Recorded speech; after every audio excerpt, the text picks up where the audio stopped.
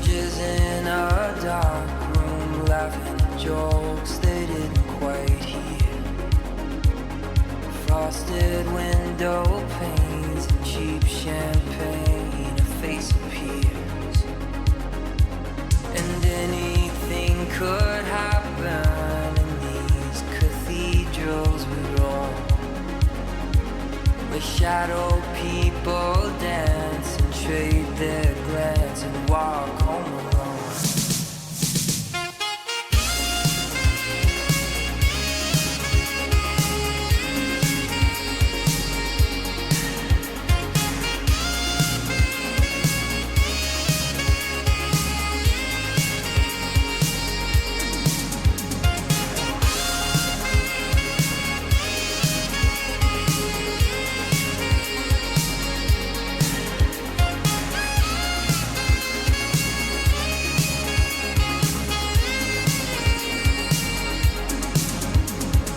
Staring out the window of the Roosevelt Hotel,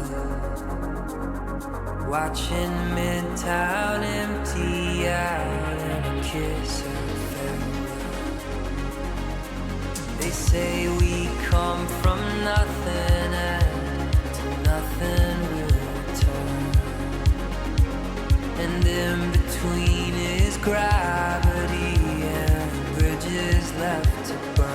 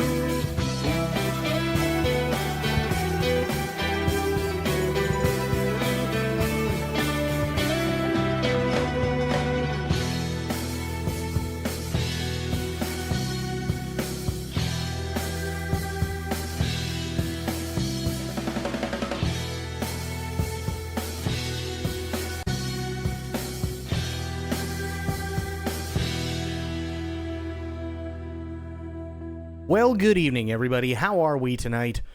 Hopefully, everybody has had a great day. Happy Thursday. We are back, and it was, I'm not gonna lie, sweet Jesus. It was a rough night. Rough night last night. Really, really, really rough night. So yeah, I'm back. I'm not 100%, not 100%, but yeah, I'm definitely getting there. Definitely a lot better than what I was last night. Sure.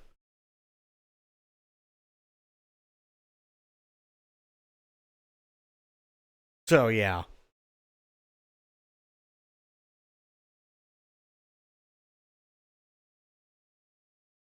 Okay. So there's a couple of things that I do want to do. A couple of things that I do want to show before we get into everything. Sorry, I'm a bit achy. I'm still like achy. I'll probably go over this more than a couple of times. Um but yeah, after I got off from the stream last night, I was not doing good. I was really not doing good. Long story short, as soon as I ended stream last night, the pain hit hard. Like real fucking hard. And I basically sat in front of my PC for about 20 minutes and just cried. And then I said, I got to do something because it's that bad. And as I had said before, I was basically kind of at the point all day yesterday where it's like you want to cry, but it hasn't hit that threshold yet where you know you're going to. So that's basically where I was. And then after I stopped streaming last night, that's exactly what happened.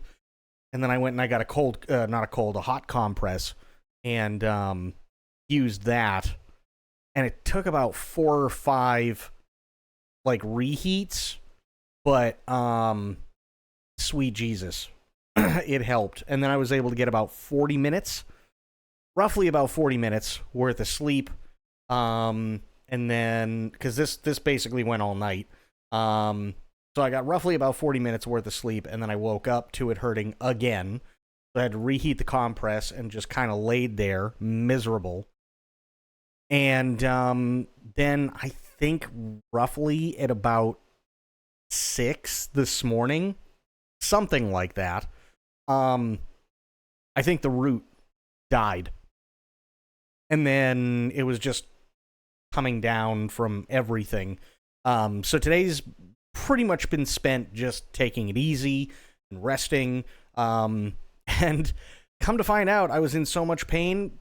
Basically every fucking muscle in my body was tense and incredibly contracted because everything hurts now. So yeah, it was one of those nights. It was a really not good, very bad night. For sure. It was actually pretty awful.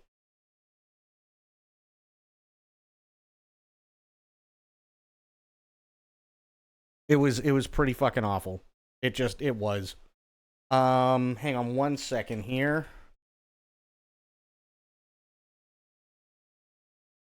I do want to show you guys excuse me, I do want to show you guys a couple of things before we get started tonight. Because it's stuff that we've talked about before. And I think it's still really, really, really poignant. I think it's still really poignant. So yeah, I do want to show you guys that stuff. Well, actually, there's only one thing I really want to show you that is poignant to stuff that we've talked about previously. However, what I do want to do is I want to show you something. But first off, we did find out some news. Lieutenant Dan is okay. Aiden Ross, yet again, being a fucking idiot, offered Lieutenant Dan a $100,000 kick deal and a brand new boat in the price range of $50,000 to $100,000, plus I think it was like a $60,000 or $70,000 sign-on bonus, right? And then, after the deal was made and the verbal contract was all taken care of and everything like that, which, by the way, a verbal contract is a legal thing, then they found out that Lieutenant Dan, unfortunately, has seen some prison time, which included assault of a woman and a police officer, and he went to jail. Now, whether those charges are true or not, I don't know, but then Kick and Aiden Ross immediately turned around and negged on the deal, and that's pretty much the end of that. So yeah, Lieutenant Dan's not happy, and honestly, I can't say I blame him. I'd be pretty pissed too. And even he said, listen, they should have checked their fucking, they came to me, right? They should have done their fucking homework before they start offering people shit. They came to me. So yeah, I'm not exactly happy. But he did say, I'm gonna let it go, because A, what the hell else can I do? And B, I got more important things to do, like live my life. So, hey, you know what? I can't say I blame him. And it is what it is. This I wanted to show you, though. This is actually really, really funny. Straps and hooks. Pedro Casares showing us his unconventional approach to keeping his Orlando home intact through Hurricane Milton. Preparing my house for the hurricane. Right now, as you can see, the hooks on the floor, they're 8 feet deep of cement. They have rods in between, and it's to hold the friction of the roof from lifting. His daughter explains the unique idea was born from experience more than 2 decades ago while Pedro and his family lived in Puerto Rico. We had a hurricane that we went through, and the back of our roof lifted a little bit. It was aluminum. Now, roughly $2,000 in for the cement. True, what's going on, buddy? To order straps from Idaho that cover the fronts, back, and sides of the home.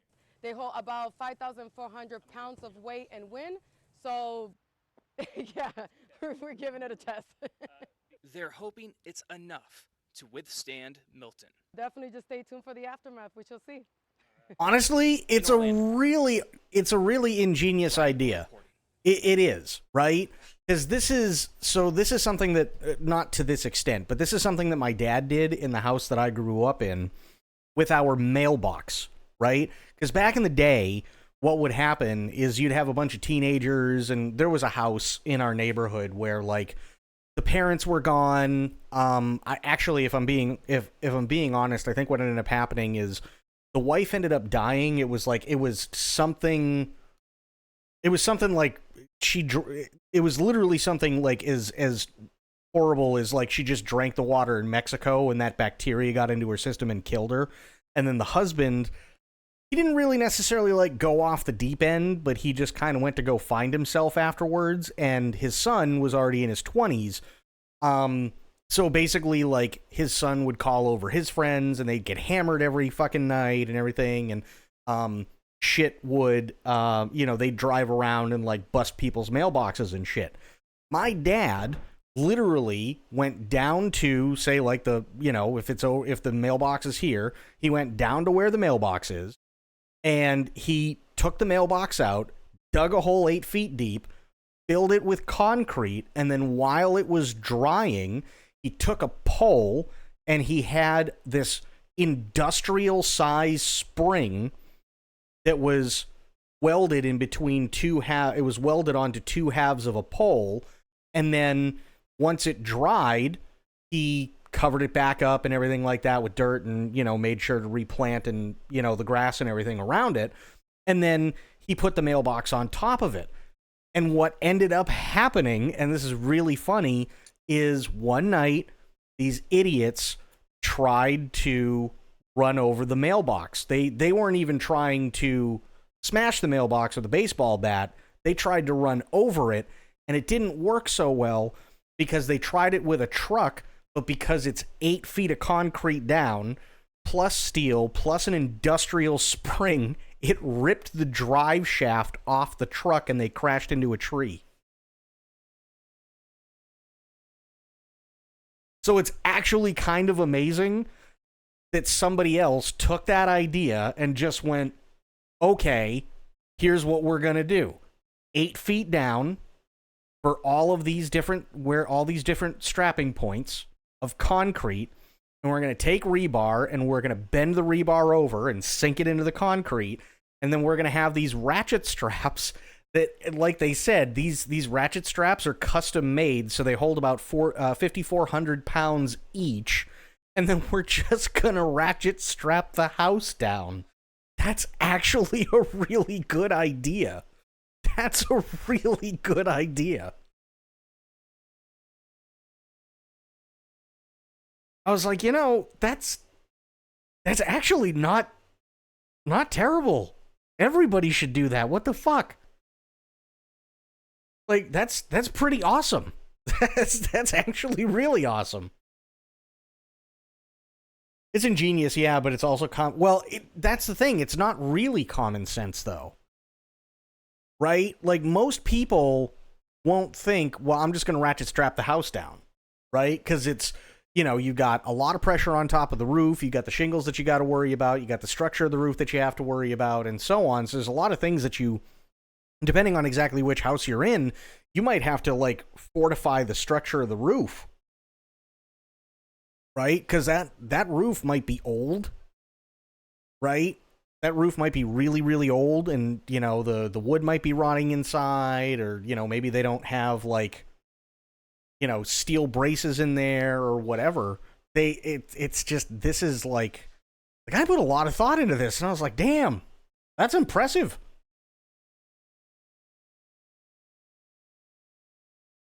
I just don't want to bother digging and getting things set to do it, so they don't. No, because honestly, like, I know I grew up with hurricanes in New England, and obviously I live with them now. It's a common thing here in Florida. But, like, here's the thing, right? So I got a friend of mine, and she lives down in the area that got hit both times, right? Worst, like, double dose of hurricanes we've had, right? In a long, long time here in Florida. Problem is it's not necessarily the wind of a hurricane coming in and, like, ripping off the roof. It's typically something like the storm surge coming in and the power of the water just, like, busting a hole through the wall, and then you're kind of fucked, right? Because it doesn't matter, like, congratulations, your house is ratchet strapped down, which hey, if it works and it stops your house from being blown away, great. But now you've also got a house that's full of 20 feet of water, right? And that's kind of the issue. So when we went through Helene, my friend's house, it had like 4 or 5 feet of water in it. So FEMA came in, FEMA came in, they demoed the walls to get all the insulation out, and some of those walls had to be demoed all the way through to the exterior wall, just so the house could drain, and then Milton comes in, right? So she was, as much as I hate to put it this way, she was kind of fucked either way. And Spoiled coming in for 45 months. Thank you so much, Spoiled. Thank you. Really appreciate that. But yeah, she was kind of fucked either way, right? Because she didn't have to worry about the wind. The wind wasn't the problem. It's not like the wind was going to rip the roof off. It was more, now all of a sudden 20 feet of water is where her house used to be, and even when it receded, there was still 4 to 5 feet of water in her house, which was just destroying everything, right? That's typically where it like, again, hey, you don't, especially for a hurricane, you don't want your house to be ripped apart and blow away. If these are holding 5,400 pounds each, and you've got like 18, 19 of them, they probably got somewhere around like 20, right? This would probably do you. But it's not typically the wind blowing your house away in a hurricane that you have to worry about. It's usually the storm surge. So, but honestly, I'm hoping that they made it. I'm really, really hoping they made it, because it's a cool idea to stop shit from blowing away. That's for sure. You got a new badge? Fuck yeah.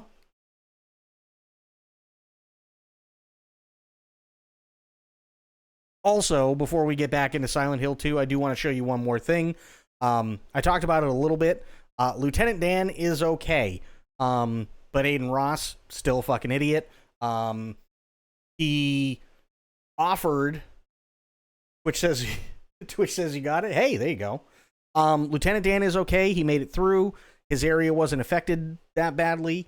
Thankfully for him. That idiot go back to his dinghy. He went back. Aiden Ross, still a complete fucking idiot. He offered Lieutenant Dan a $100,000 deal with like a $60,000 or $70,000 sign-on bonus, and a brand new boat ranging in the $50,000 to $100,000 range to stream on Kick for 100 hours a month.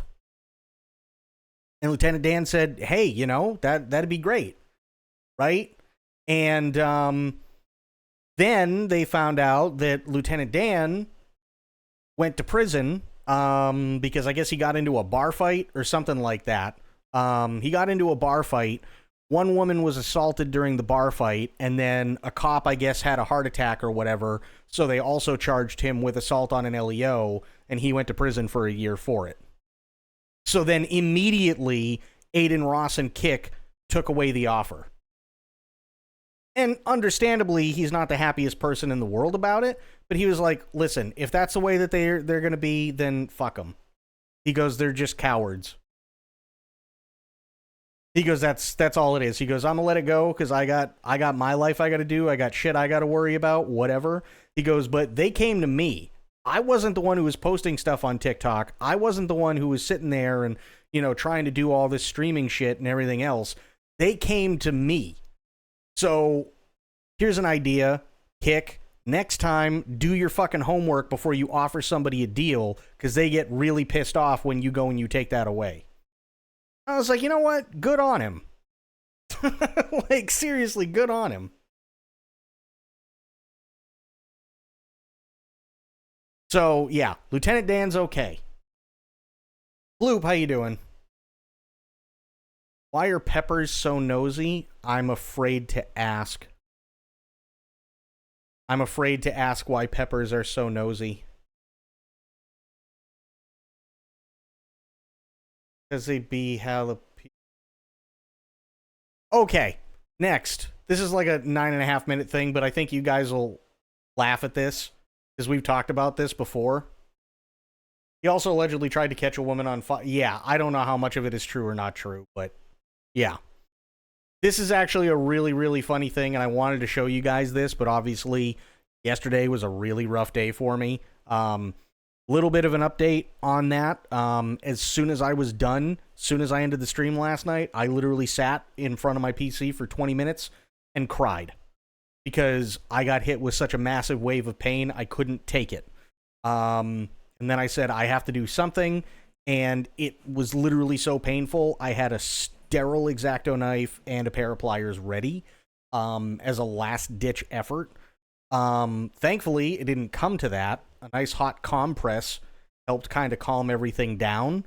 But yeah, I think after like 5 or 6 times of reheating that compress, I finally passed out for about 40 minutes, and then I woke up to more pain, took some more aspirin, and then reheated the compress, and then I think the nerve finally died. And I've been okay ever since, but I was in so much pain last night, no bullshit. When I finally woke up today after about a nice 6 to 8 hour coma, every muscle in my body hurts. Because apparently everything in my body was incredibly tense So once the adrenaline wore off and I finally woke up and I was feeling okay, yeah, I'm just really achy today. And I also do have a vocal cord that's kind of like strained. So it was a rough night. It was a really rough night.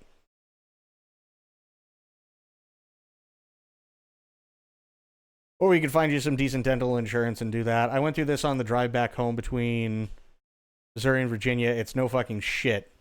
You will contemplate whether or not you'd like to see tomorrow. Yeah. Yeah, it's awful. No, the nerve died, true. The nerve died. The problem is that the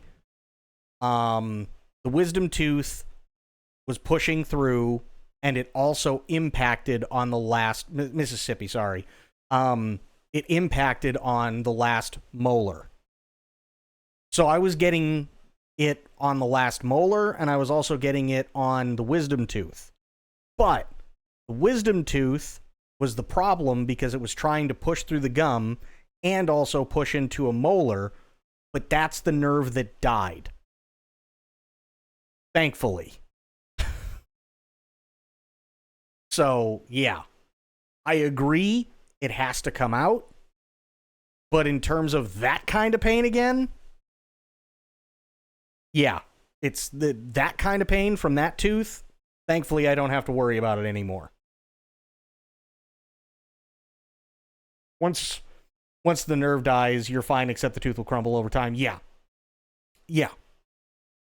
Yeah, and I know the nerve died because at about 6 o'clock this morning, there was 2 to 3 massive throbs of pain that were in time with my heartbeat, and then it just felt like a little pop. And then all the pain went away. And that was pretty much it. So that was basically the nerve just giving up.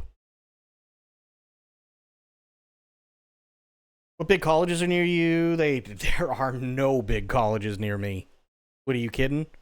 I'm like 3.5 hours from the Alabama border. There's no such thing as a big college around here.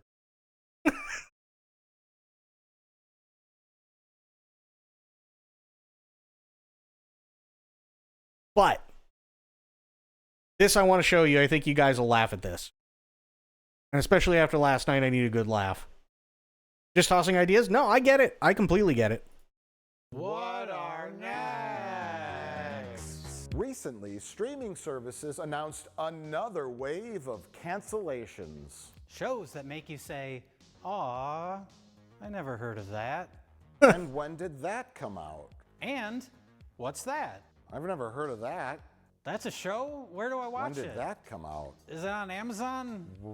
Where? Who's on it? Was that on Freevee? How do I get Tubi on my TV? Was that show a Chick-fil-A original series? You hit play and say, is this the show or an advertisement? This show's ratings were 6. When can I pirate it? Will David Zaslav delete this too? When? Where? How do I watch this? Why? Who saw it?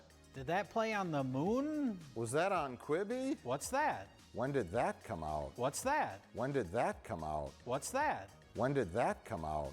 While a lot of these shows may have been great, and you personally may have loved them, the problem is there's way too many shows and way too few people watching them. True. But what's the solution, Mike? Make less shows? Make them really good? And just advertise them? No, you idiot. You know what the answer is. Recognizable IPs! New idea. So you remember how we've been talking about like remake fatigue, and we've been talking about how Disney loves to beat a dead fucking horse and shit? This is what they're talking about. Ideas can be scary, and sure, sometimes they work, but to mitigate financial risk, sometimes you gotta put your chips on a sure bet.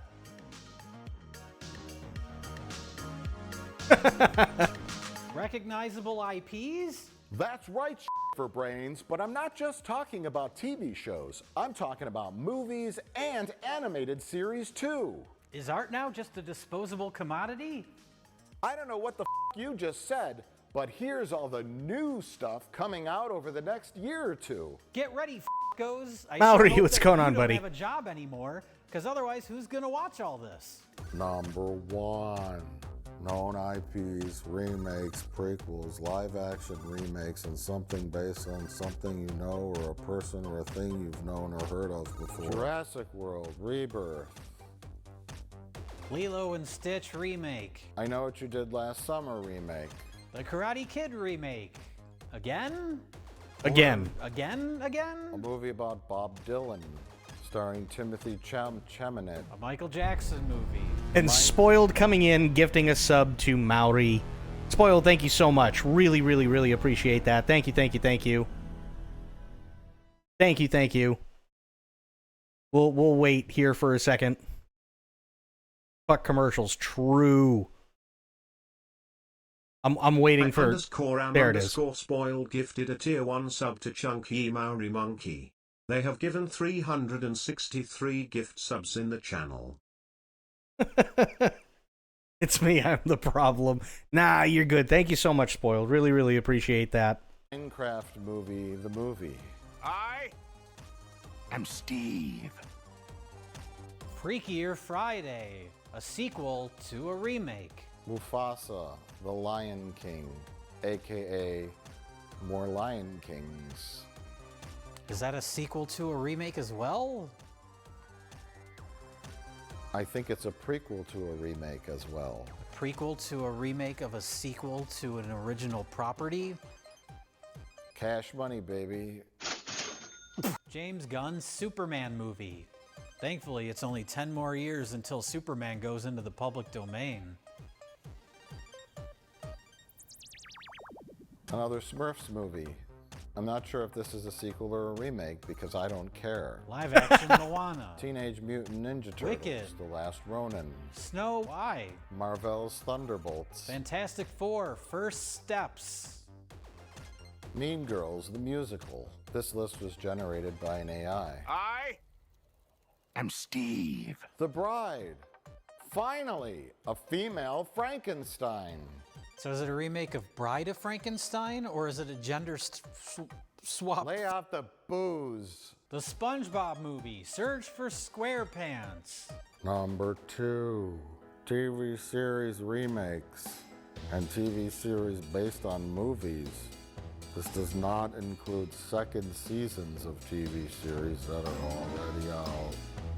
Get ready, idiots. I Know What You Did Last Summer remake. Tales of the Teenage Mutant Ninja Turtles? So wait, so they have a I Know What You Did Last Summer movie remake and an I Know What You Did Last Summer TV series coming out. Welcome to Derry, an It TV series. Told you, dummies! Twilight animated series. Dune TV series. Blade Runner 2099 TV series. Dexter Resurrection, a Dexter prequel. Not to be confused with Dexter the Resurrection of the original. Alien, Earth, TV series. I don't understand where we're going. Are we just pointing out shit we missed, or I don't get it? So you'll see. You'll see where they're going with it. Are you just saying words now? Earth. Agatha All Along, purported to be the gayest Disney product ever. They say that about every single one of them. How many gays? Star Wars Skeleton Crew. Dungeons and Dragons live action series for Paramount Plus, on Paramount Plus exclusively.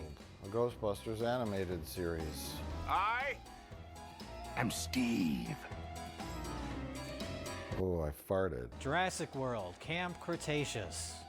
So they got a children's TV show for Jurassic World, and they're doing a Jurassic World reboot. Legally Blonde prequel series. The Office spin-off series, not to be confused with the new Australian Office series. Jay, why don't you tell us about the last TV series that's about to come out? Oh, it's the Crystal Lake TV series. Guess what? It's not going to come out. It's going to be delayed, and they're going to change all the producers. Canceled. It's going to happen. These shows have producers? Is the producer Grok?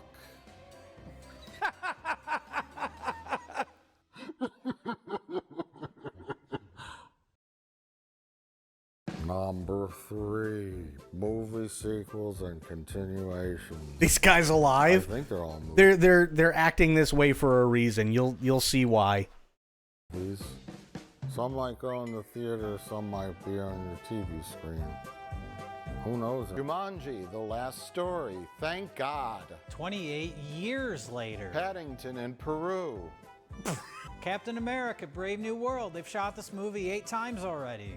Tron Ares. Avengers Doomsday. The Mandalorian and Grogu, aka Baby Yoda the movie. Rey Star Wars movie. Avengers, Secret War. Marvel's Ironheart. Beetlejuice.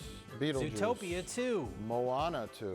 Mortal Kombat 2. Five Nights at Freddy's 2. The Accountant 2. The Bad Guys 2. Megan 2. The Black Phone 2. Dirty Dancing 2. Wicked Part 2. Smile 2. Joker 2. Frozen 3. Incredibles 3. Now You See Me 3. Knives Out 3. Avatar 3. Fire and Ass. Avatar 4. Avatar 5. Toy Story 5. Avatar 6. Avatar 7. Avatar 8. Mission Impossible 8. Avatar 9. Avatar 10.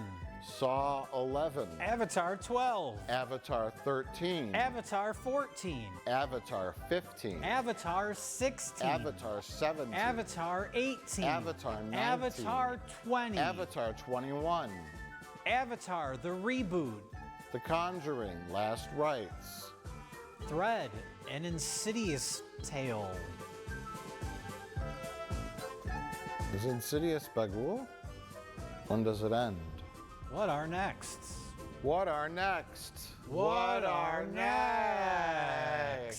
Don't ask questions, just consume product. What are next? Don't ask questions, just consume product. Don't ask questions, just consume products. Don't ask questions, just consume product. Don't ask questions, just consume products. Don't ask questions, just consume product. I am Steve. Don't ask questions, just consume Don't ask product. questions, just consume products. Don't ask questions, just I consume products. Don't ask questions, just consume product. Don't ask questions, just consume Don't product. ask questions, just consume Don't products. ask questions. I- Don't ask questions. Just consume product. I'm Steve. Don't ask questions, just consume products. Don't ask questions, just consume product. Is that there's no set formula to this, that you don't need big stars, proven IP, long-running series, catch-all storytelling to have a hit. Don't ask questions, just consume product. Don't ask questions, just consume product. That'll reach all the audience. Don't ask questions, just consume product.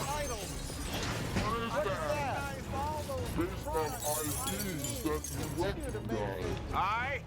Don't ask questions. Don't ask questions. Just consume product.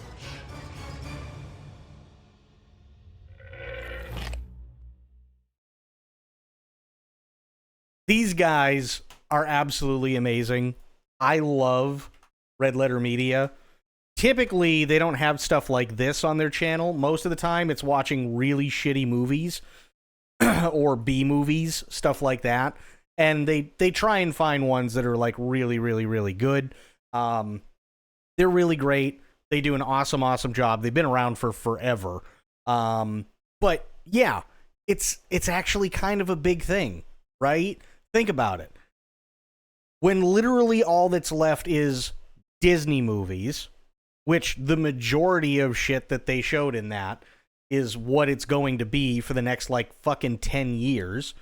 And if it's not Disney movies, it's stuff that's going to be remade, where the only reason it's being remade is because it's a recognizable IP, and the original IP that is still recognizable is quite literally 20 years out of date because it fizzled out, because it had its time. There's kind of a problem. They're not looking to do anything where they can take a chance on like a really good movie now, or like a real, come up with like a really, really good script. They just want you to piss away your money for literally anything and everything because it's a recognizable IP. That's what they're talking about. And to be honest, I can't say I disagree with them. I really can't say that I disagree with them because that's pretty much how it's going, right? Joker 2, more like Joker Poo. Doesn't matter. That's the whole point. It doesn't matter whether you liked the movie or not, or whether it did, whether, Lady Gaga was really, really good in it. What matters is that they can make some sort of money because the production house ordered a mandatory sequel for it. And that was the only way that the first one could get done. So now they're just throwing everything at a wall and going, oh, well, fuck you. You don't like it. Don't watch it.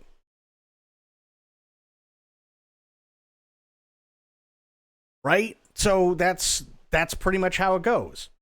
Or they give Robert Downey Jr. more than enough money, so now all of a sudden he's kind of conflicting when it comes to whether he's Tony Stark or whether he's Doctor Doom, and now literally everybody and their mother has to go, oh no, well, it's because of in the series, there's this alternate thing. Nobody gives a fuck. The usual everyday person doesn't care. They don't.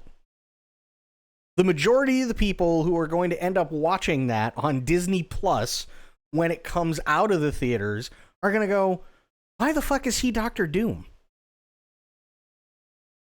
They don't care about the comic book nerds. They don't care about like all this other shit. They care about making money, and they don't care how you feel about it. That's the point.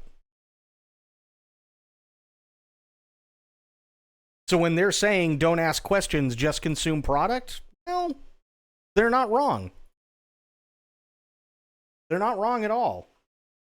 Like, am I excited for Tron? Maybe. I like Tron. The original Tron is great. Tron 2, for all of its flaws, still pretty decent. But it should have come out in 2015, 2 years after Tron 2. And it didn't. Why? Because there weren't enough people that were interested in Tron 2. So now they're just redoing the IP again. And it's just, they're picking up basically where they left off. And it's like, but what changed? Nobody asked for a Tron 3 in 2013. So why are you doing it now? Because it's a recognizable IP.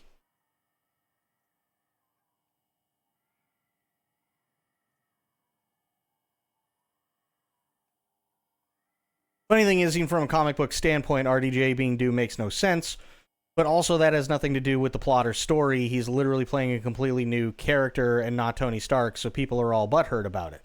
Again, that's the thing, right? Everybody knows Robert Downey Jr. as Tony Stark. Now all of a sudden he's Doctor Doom. Is anybody gonna is anybody gonna sit there and defend it? Probably not. Instead, most people are probably gonna be a little confused by it. But Disney is like, nope. We got to have Robert Downey Jr. Got to have him back because when he was doing Iron Man, we were making bank.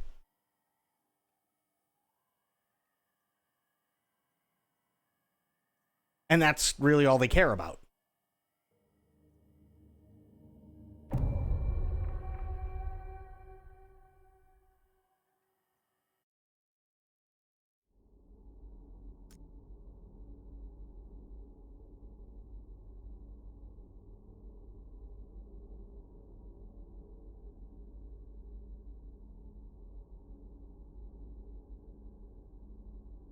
And the guys from Red Letter Media, they do like a bunch of different things, right?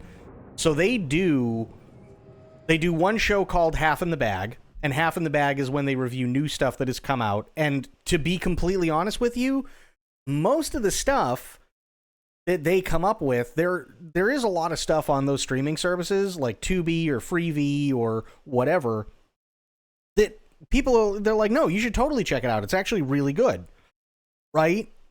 They didn't do any advertising for it, so this is really the only advertising it's going to get.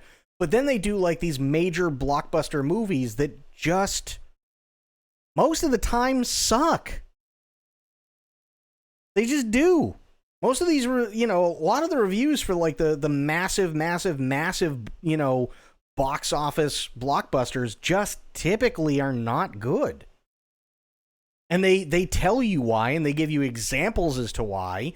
And then there's another show that's called Best of the Worst, where they literally have like awful B movies and stuff like that sent to them. And even through there, they sit there and go, yeah, no, some of these are actually really fucking good. You can have a good time hanging out with friends and watching these, like Miami Connection or Hard Ticket to Hawaii or anything from Cameron Mitchell, or like there's a bunch of different movies and stuff that people never knew of until Red Letter Media started doing this stuff, and it's like 12 years ago. But yeah, it like you can clearly tell that James Cameron doesn't want to do much of anything else because he's so hell-bent with Avatar, which was kind of the point, right? And you can also tell that Disney doesn't give a shit because they're doing a Moana TV series, plus they're doing a Moana 2, plus they're doing a Moana live-action film, plus they're taking Mufasa, which is a prequel of an original... it's a prequel to a live-action remake of a sequel to an original IP. How insane is that?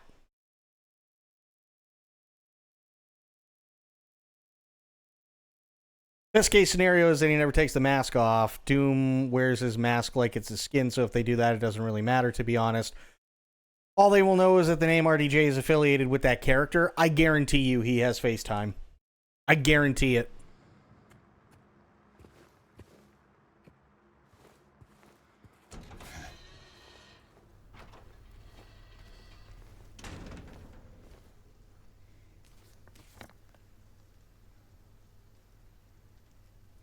Okay. I gotta get in the treatment room, but I can't. Forgot the Lilo and Stitch, whatever. Yeah. I kind of think what I just mentioned will be the case, which is why they straight up announced him as Doom the way they did instead of revealing it in the movie. So now people already know RDJ, and that's enough to bring people in for just for him to not take his mask off. I mean, it's Disney, so honestly, I really wouldn't put it past them. I really wouldn't put it past them. I mean, think of all the dumb things Disney's done in the last 10 years. RDJ removing his mask as Doctor Doom is probably the least dumb thing they could come up with.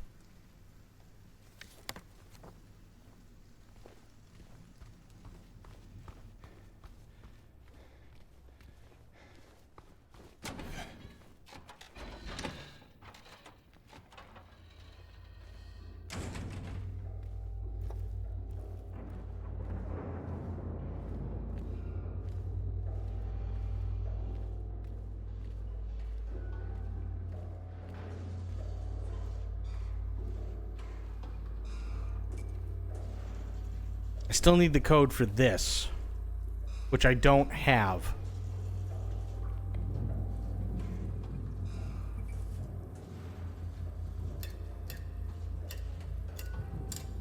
Was worth a shot.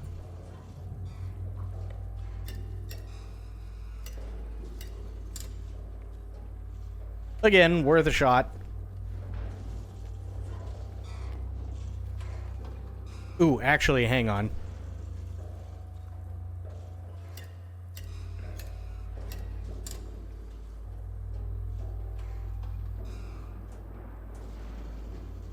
Main issue with Doom in general is that he should have been the next big bad after Thanos to begin with, but they went with Kang and did all that build for him like they could have done with Doom, but now it's rushed and Doom has no build-up. Well, yeah, but he also has no build-up because literally every single Fantastic Four movie that they've put out has not done well.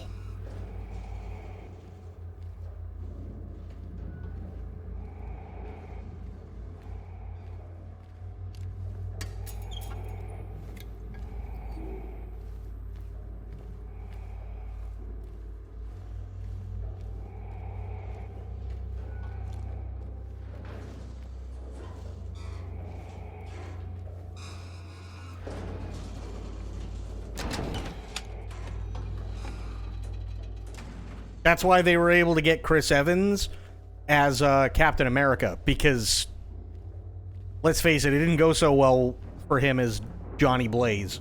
You know what I mean?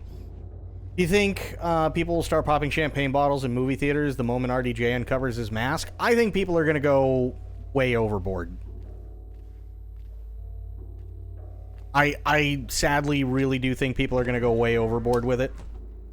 Does it surprise me? No.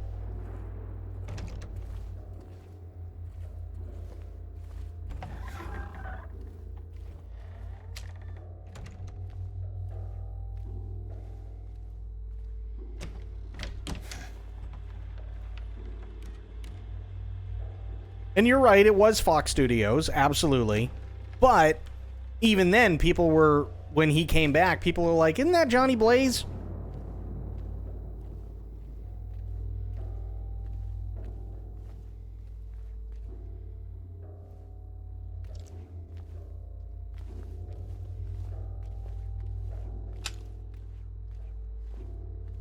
And here's the thing, and you have to remember this now.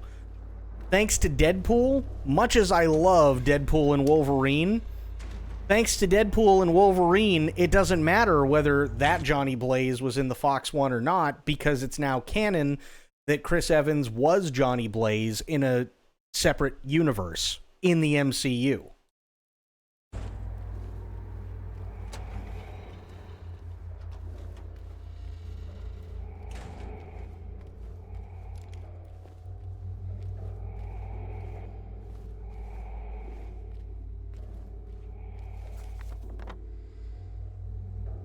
You can't get in there. Who's in? Oh yeah, that one's barricaded.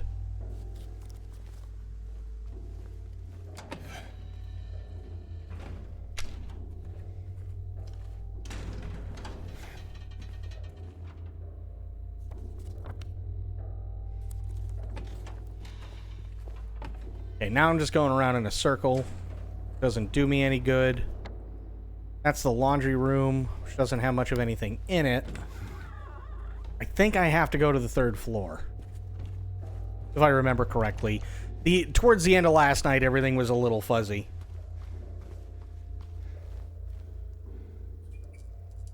They did.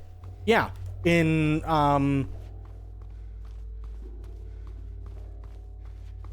Deadpool and Wolverine. Yeah. So it is now canon that Chris Evans was Johnny Blaze in another universe.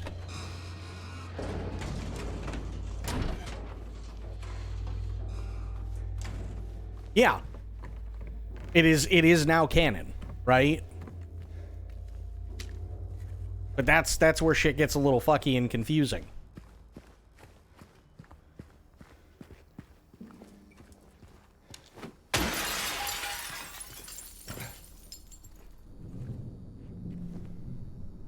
Nick Cage. No, Nick Cage can't be part of the MCU because he was supposed to be Superman. Which, I'm sorry, even if he was supposed to be Superman, I totally would have watched that movie just to see the absolute dumpster ass fire that would have been. I totally would have watched that.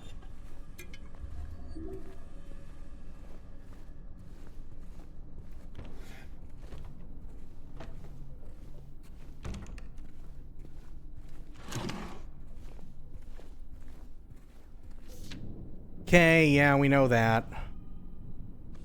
Gotta grab this. Okay. So now, take this, flip it here. Yeah.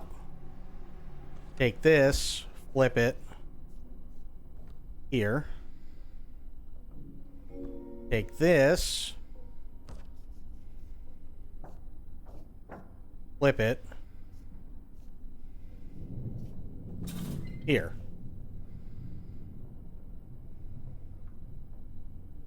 And then I still need a fourth X-ray. What was the key that I just got? Inner ward. Okay, so now I gotta go back down to the first floor.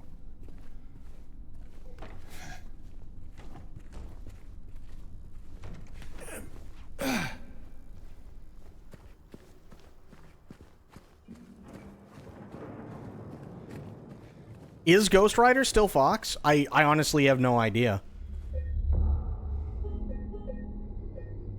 Oh, is it Sony? Oof.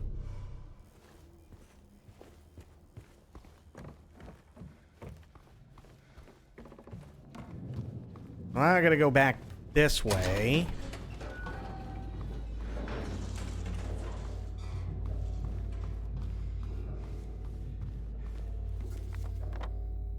Yes. Go back this way, go to the elevator.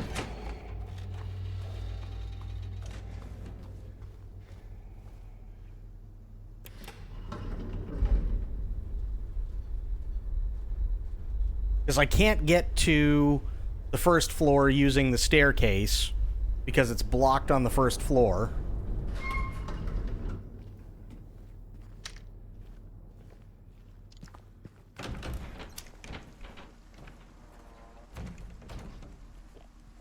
And the nurses are gone because they're back up. God damn it. These nurses, man.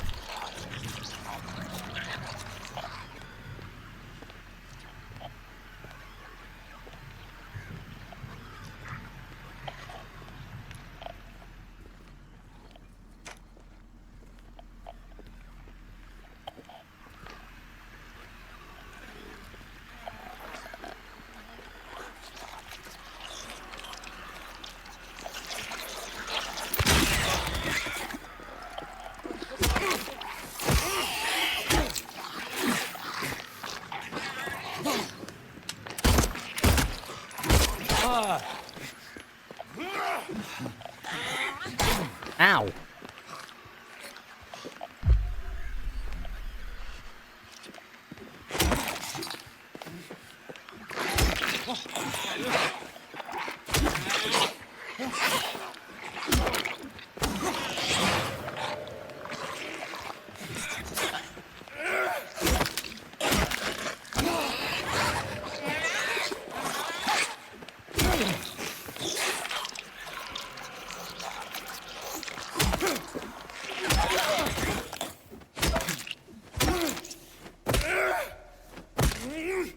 There we go.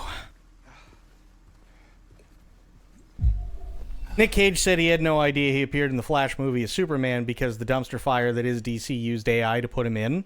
I'm not surprised. Not at all. Same with an actor for Superman who killed himself and they didn't ask the family. I read something about that, and I very well could be wrong. But the one who killed him, because the problem with Superman is there's always been this what they call Superman curse. But from what I understand, because of who owns the rights to it, there's some sort of like legal like loophole where they didn't necessarily need to ask in his case.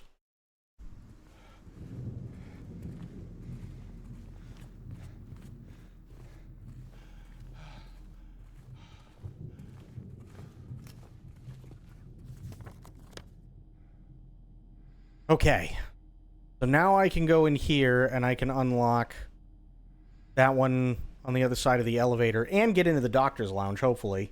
That's a little odd. It all comes down to copyright. Always, sadly.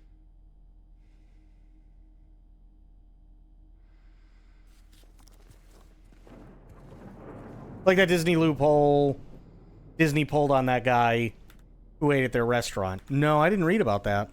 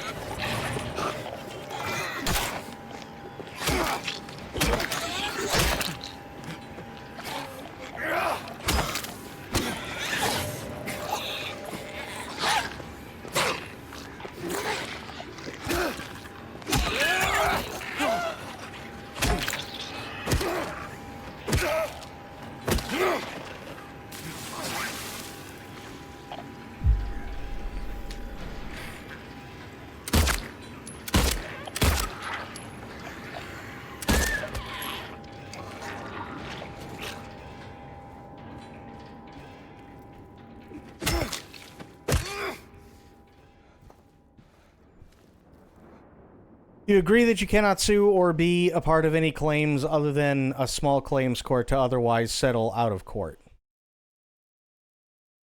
What was it? Disney dropped subscriber agreement clause wrongful death suit? I want to say I heard about it, but I never actually read much into it. It sounds familiar, but yeah.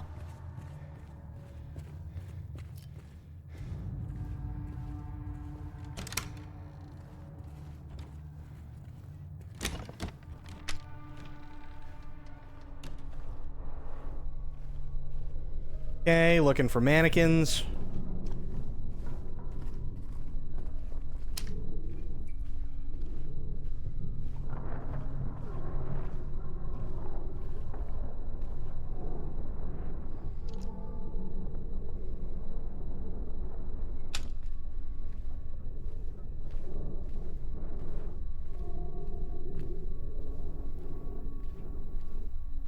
Okay.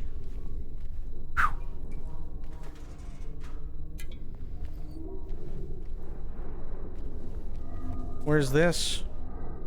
Oh, that's the locker room. Okay. Cool, actually.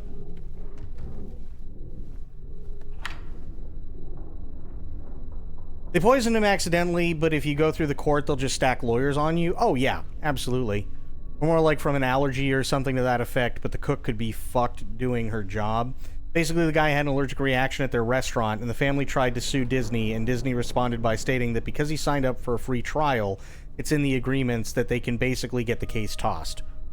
I'm not surprised.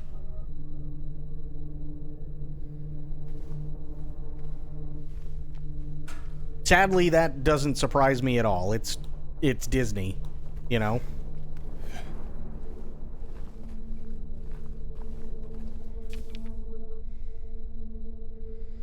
Oh. 3578. Gotcha.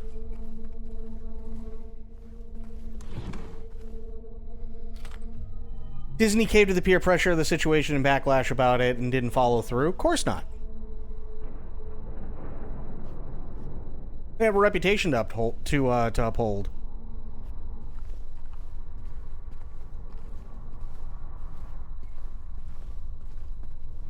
Or they would have to settle for a smaller amount than usually them having to go through something like a wrongful death civil suit. Yeah. This case bears a disturbing similarity to the situation that took place in the facility a few years back. The patient was admitted on a court order, but with the consent of his remaining family, his condition appeared to be improving for the first few weeks. The administered medications paired with individual sessions with a psychologist and art therapy alleviated his avolition, anhedonia, and social withdrawal. There was no reason for concern. They didn't even know anything was wrong until the night guard reported one of his keys was missing. When they found him, it was already too late. Oof. Well, that's not good. So, we got that. Something possibly in the pool. So I should probably go check that first before I go back up to the third floor. Or second floor, rather.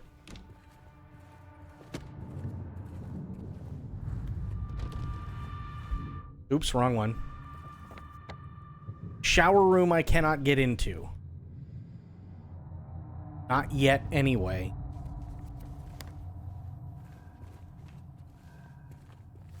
This is what? That's a dead end? I'll check it. I don't think there's going to be anything over there other than ammo. Yeah. But I got ammo. And this is what? This is the day room.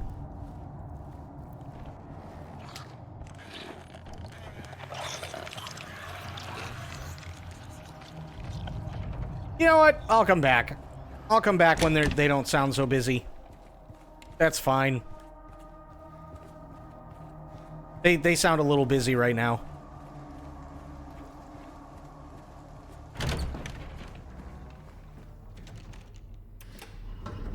Reputations. But more than just litigation, otherwise a certain person wouldn't be able to run for president, meaning Disney isn't going to have a slimy rep beyond how many white-collar lawyers they stack against people. I mean, here's the thing, right? The last thing anybody wants in Disney, sadly, is they want Disney to always have the greatest place on earth feel to it. So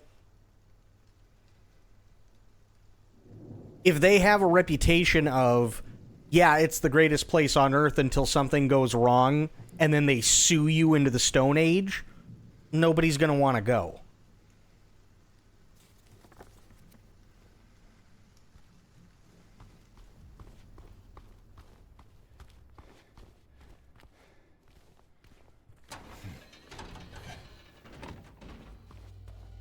No, there's still a lot of people who do think that. There's still quite a few people who think exactly that.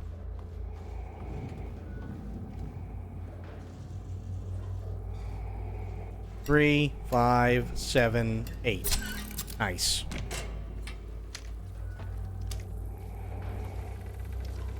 I hear Sloshy.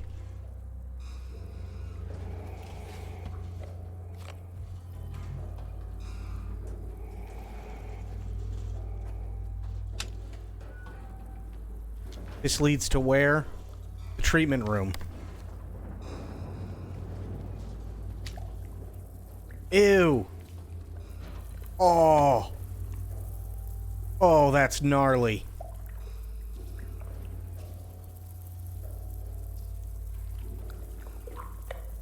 Oh. Oh, I don't like these sounds.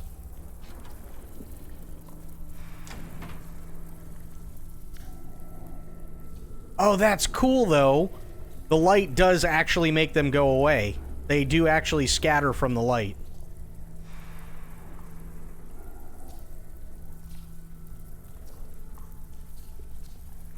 All Facebook and Twitter adult Disney fans have an overactive imagination. You gotta remember, it's not just Facebook, though.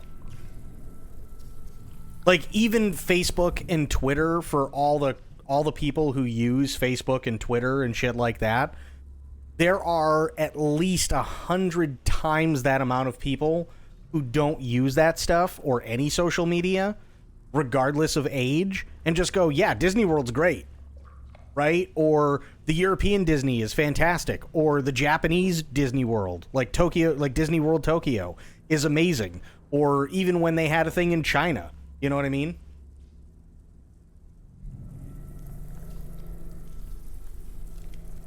There's tons and tons and tons of people.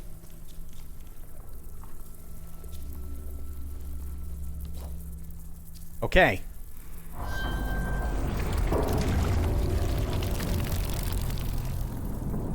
What the fuck? Didn't like that.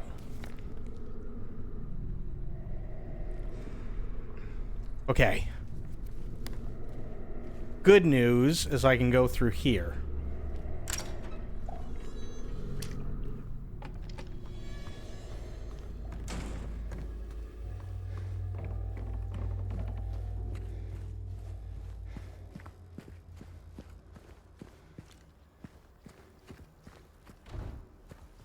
Oh yeah, because that one's got a thing in front of it.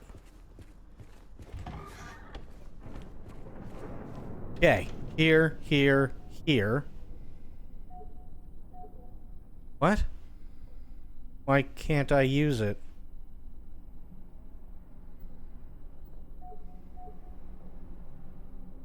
Is it because it's moldy? Hang on. Almost entirely covered in mold. Combine. Well, bent needle's not going to do it, which means I have to find some sort of, like, bleach or fluid, like cleaning fluid or something.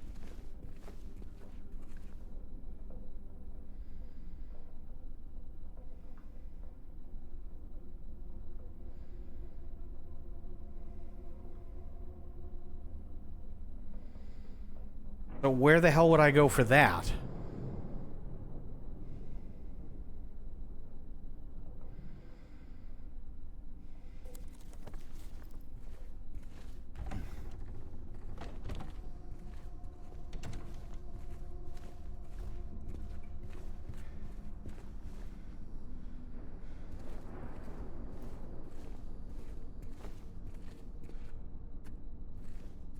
Jesus, and now I'm getting Alan Wake 2 and Silent Hill 2 mixed up. I just sat here for like 2 minutes thinking to myself, wait, where was Alice's dark room again? Because that would have cleaning fluid.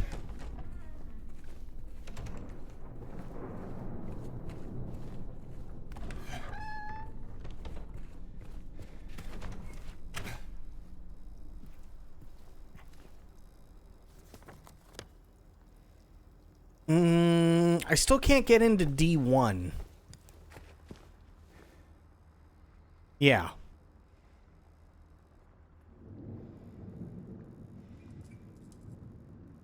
Alpo, what's going on? How you doing, buddy?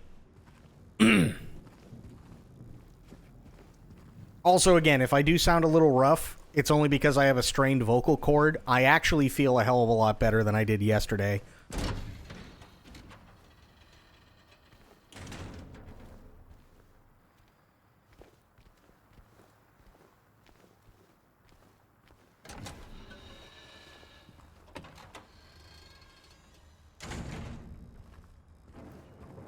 Is what a remake bloop. This game?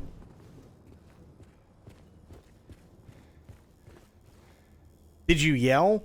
No. No, unfortunately. Yeah, this is a remake, yeah. No, I wasn't yelling. I had a wisdom tooth that pushed through the gum and impacted on the molar in front of it. But because of the nerve pain, it tensed up my vocal cord.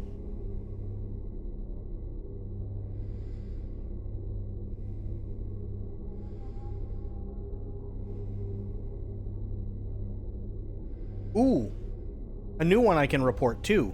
Nice. Hang on.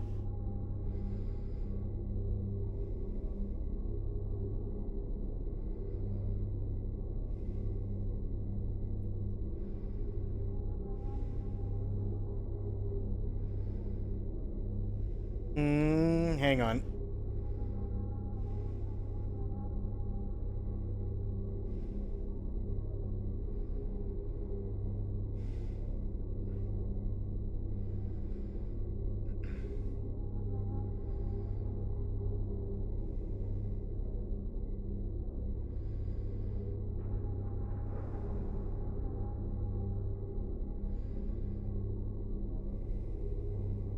Yay!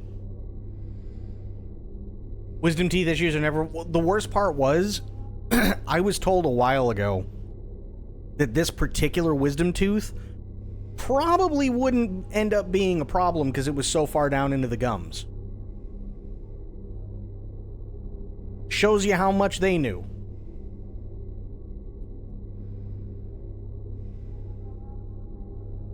Because it started 2 days ago, and I was like, okay, well, you know, I mean, it's been a few years. Things are kind of moving around, no big deal. And then yesterday, it was really bad. Really, really, really bad.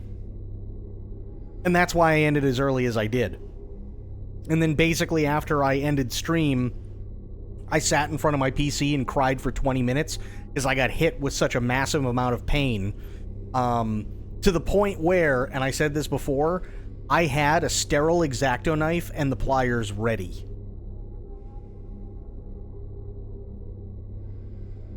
And thankfully, a hot compress after about 5 or 6 times finally calmed enough stuff down to the point where I could actually try and sleep, and then I slept for 40 minutes and woke up in more pain, took more aspirin, used another compress, and then while I was using that hot compress, there were like 2 or 3 last throbs of pain, and then there was just a tiny pop, and all the pain went away. Because the nerve died.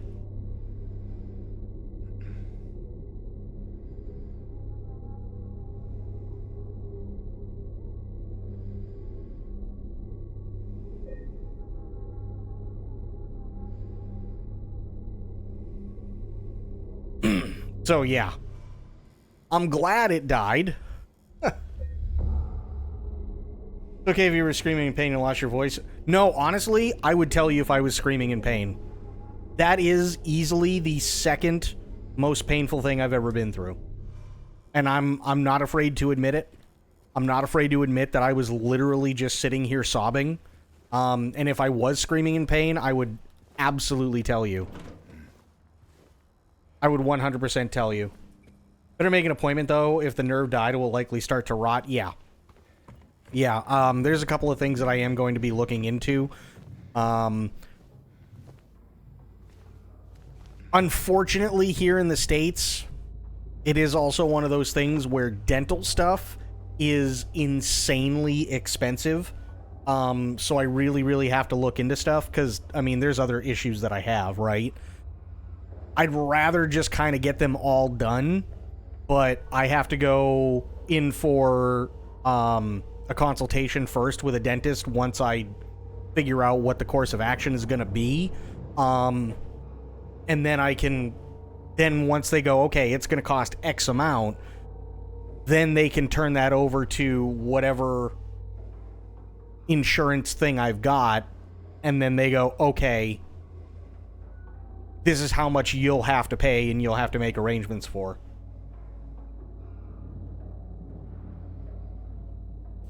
So I definitely have to look into that for sure.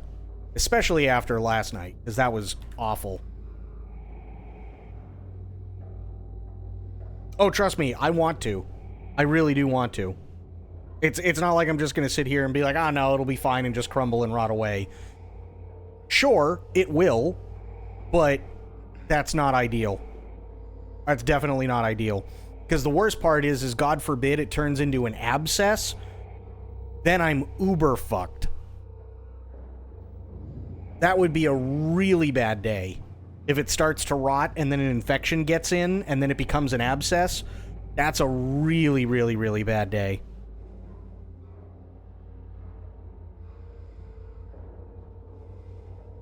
Oh, you're going to drop it's free to pay healthcare, everyone's getting sacked in healthcare, yeah. Or it gets infected and the infection starts... Well, that's what an abscess does. That's what I'm talking about. An abscess is literally an infection inside, right? And I've already had that. That was the worst pain I've ever had in my entire life. Years ago, I was working for hospice, and I was on my lunch break, and I cracked a tooth. Didn't think anything of it, but I called my dentist, and I went, hey, I need an appointment. I cracked my tooth. It needs to come out. They said, okay, quickest we can get you in is a week from now. I said, all right, that's fine. 2 days later, I woke up, and my cheek was the size of a baseball. So I had to have my mother... This is on Easter weekend, by the way. I had to have my mother drive me from where we lived down to Boston to Mass General Hospital so I could sit there for about 5 hours so that they could get the oral surgeon in, because they took a look at me and they said, you need to have oral surgery to get the tooth removed first. Then I had to go across the street from Mass General to have the tooth taken out, and then sent back to Mass General, wait another 4 to 5 hours, so that then they could get a regular surgeon in there, so that he could slice along the gum line and slice the inside of the cheek, so that he could scrape and drain everything, but because the infection was so bad, it kept sucking up all the lidocaine. And they didn't want to give me any more, because they were afraid that if they gave me too much and they overpowered the infection in terms of sucking it up, that they might actually stop my heart. So the only course of action was to go in and dig everything out along the inside of the gum line, as well as inside the cheek, and suck everything out with no local anesthesia.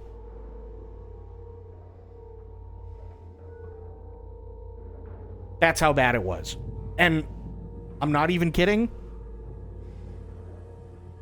I bent the bed rail. It hurt so bad.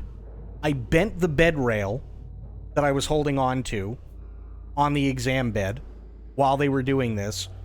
And because it was so fucked up, my mother, who was sitting next to me, said, just squeeze my hand. I squeezed her hand so bad, I bent her wedding ring.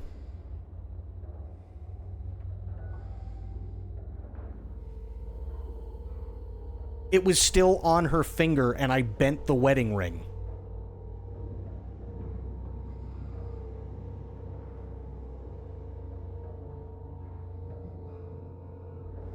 That was the worst pain I've ever been through in my life.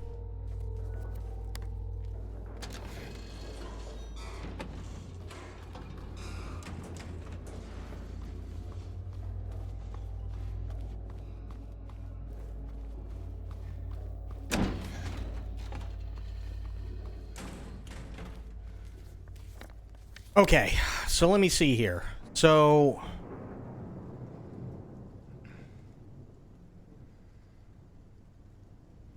Restroom.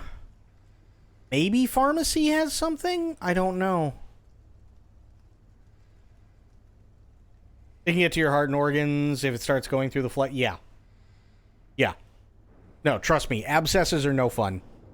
They're absolutely no fun. They have to be drained. Everything has to be, you know, scraped out. And it's awful. It's absolutely awful. It's literally the worst pain I've ever been through in my entire life. So I wouldn't recommend it. And I agree that, yes, something absolutely has to be done. Excuse me. And I absolutely will be looking into it. 100% I will be looking into it. You see there was a comment ratioing KSI's video thick of it, and the loser deleted the comment. It had 330k likes over his 220k likes on a lighter note. Was a comment ratioing KSI. Well, I haven't heard the song yet, but from what I understand, the song really sucks. And, like, generally, everybody hates KSI anyway. I don't know why. He's not somebody that I follow all that closely, and I couldn't really care less. But yeah, apparently the song is just terrible, and everybody was, like, clowning on him because it was just that bad.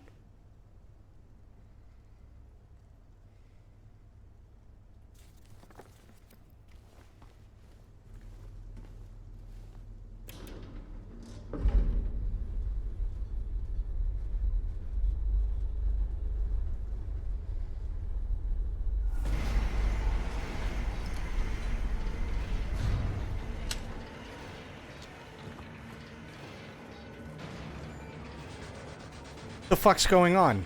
Hello?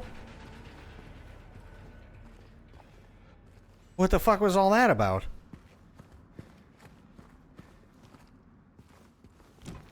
Do I even want to know?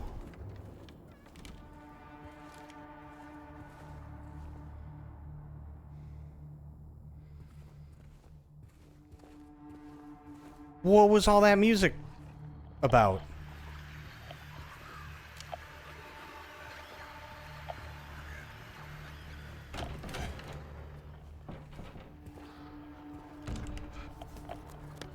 Pharmacy. Fuck. Is that another elevator? Yeah. Interesting.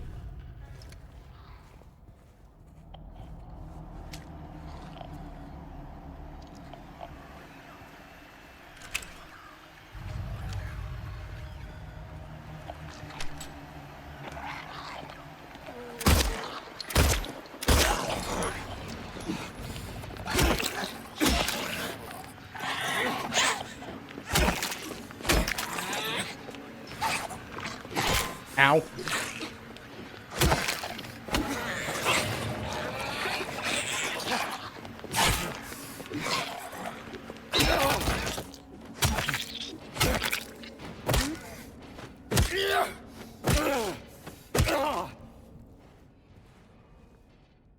Jesus. He is here? I don't know. I hope he's not here. That would be a frowny face day.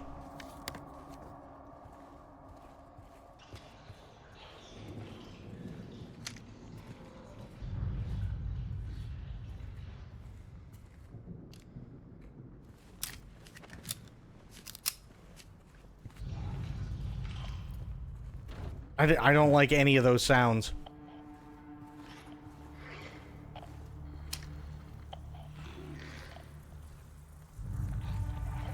None of these sounds are good.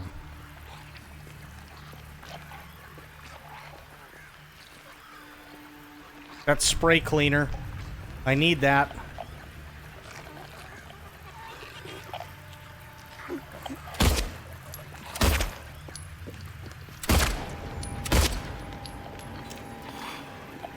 Come on, lady.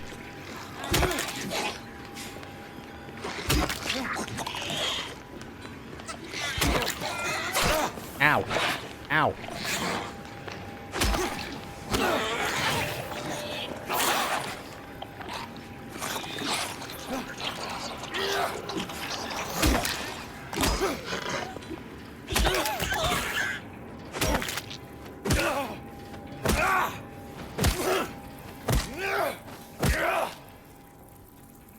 Definitely need that. Mold remover, yep. If it had a different beat, different melody, different lyrics, different sound effects, different artist, different message, and different genre, it could have gone hard.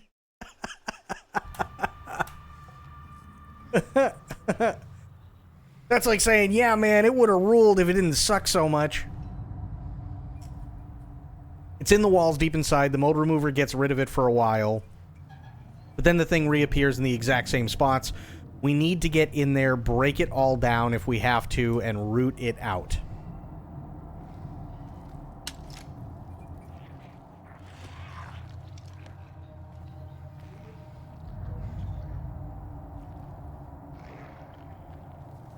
Where the hell am I? I'm in the kitchen. Okay.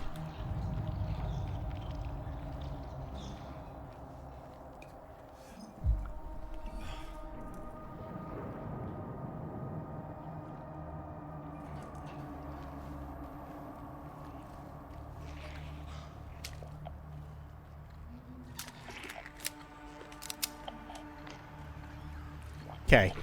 It's a nurse.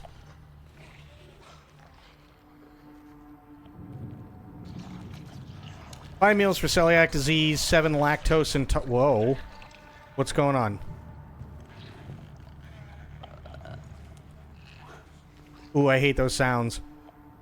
Running low on potatoes and rice. Patient broke a whole cart of dinner plates. Need to stock up Monday. Breakfast, oatmeal with fruit. Lunch, baked beans, sausage, eggs, side of salad. Dinner, pork cutlets, potatoes, and grilled veggies. Actually, that sounds really good.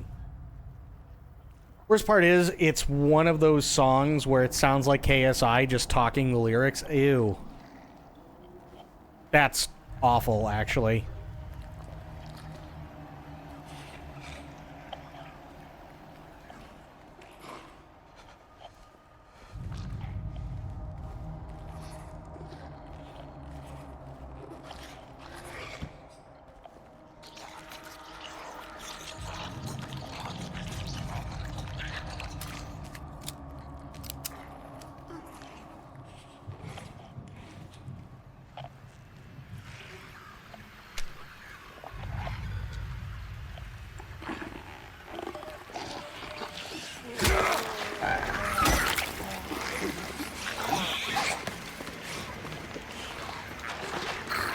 Oh, shit. Okay, back up, back up, back up.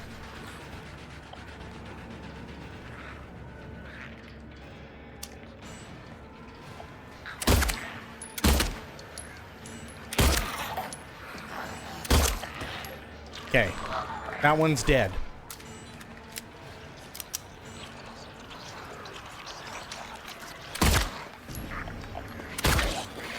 Boob shot. Is she stuck? Ow. She's not stuck no more.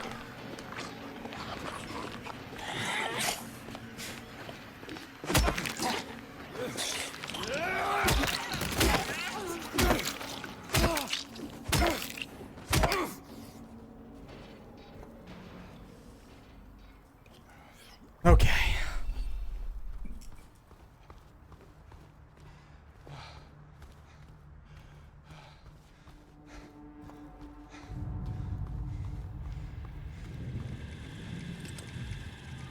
Yep, definitely want that.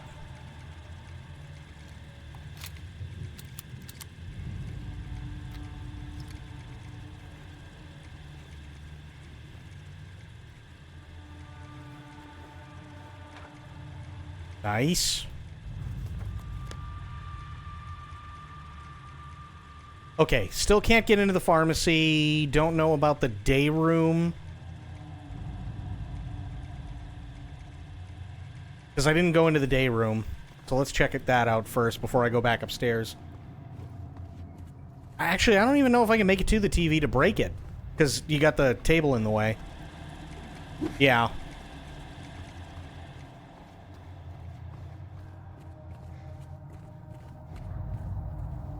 Oh no. Definitely need those.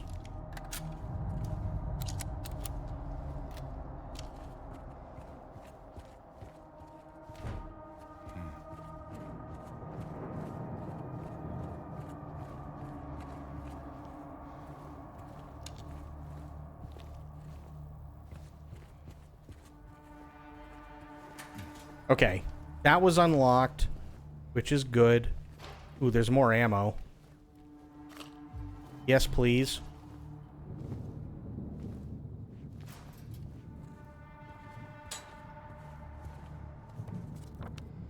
That's the pharmacy, which I can't get into. Yeah, can't get into that. At least not yet, so it's the day room.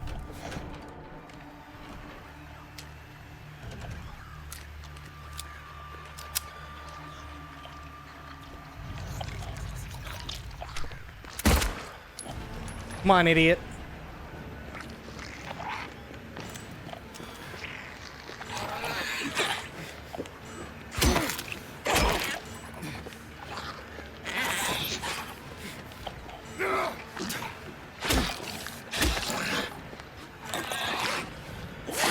Ooh.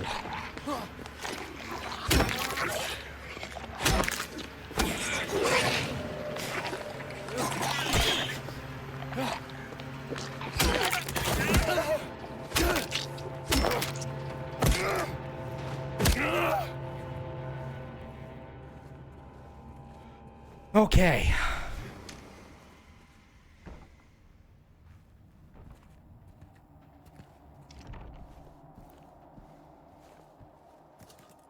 Nothing. Shit.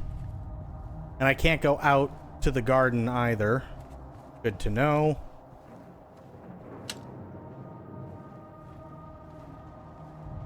Oh no.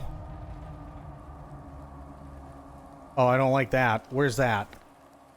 Great, pharmacy. Lovely.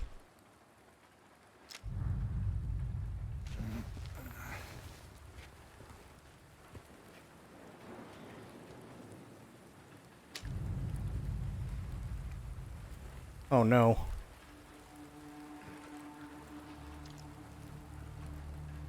Oh, I don't like any of this shit.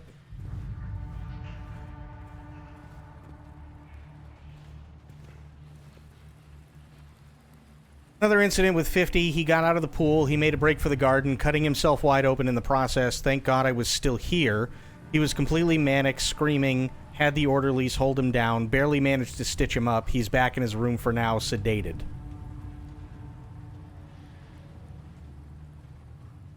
Jesus, what is it with these people around here? Definitely unlocked that.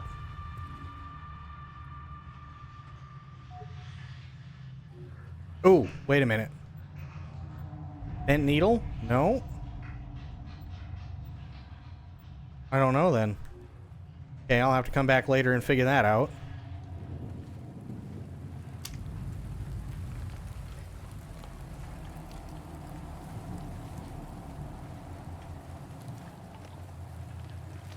Oh no.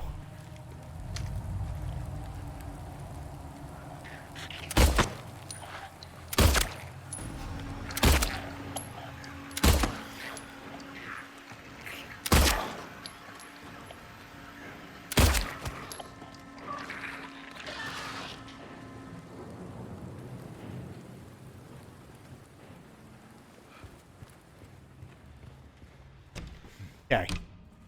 So now I can basically get wherever I need to go, which is cool. But I gotta go back up to the 3rd floor.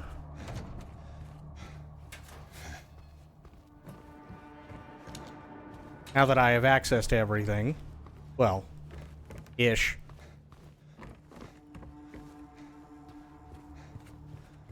Go in here.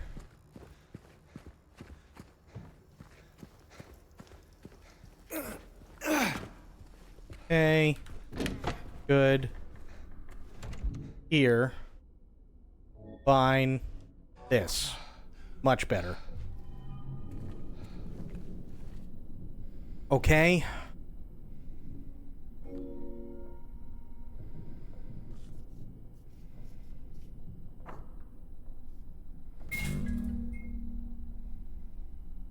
$437.12.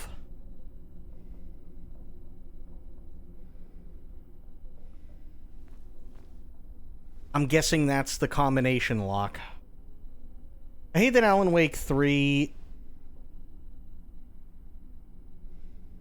Alan Wake 3?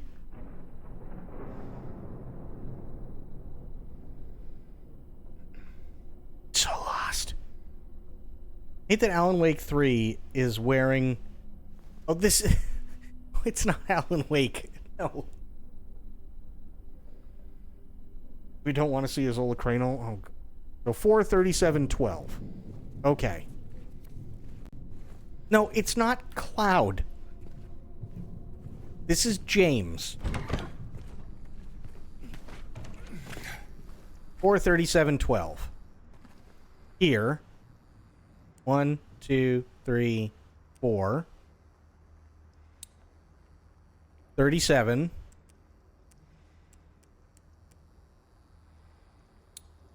12.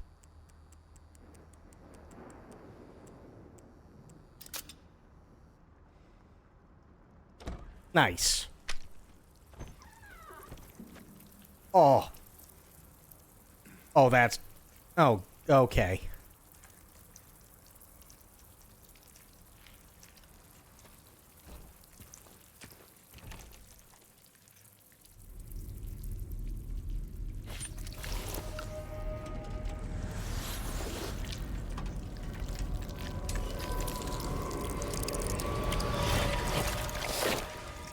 Yeah, why would you look, bro? What's wrong with you? Ew.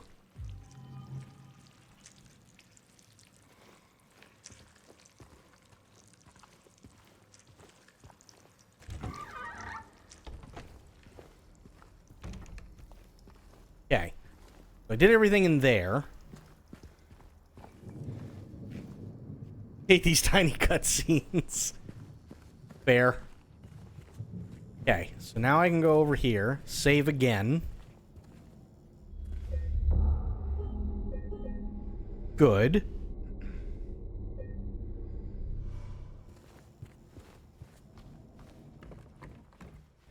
Actually, let me look.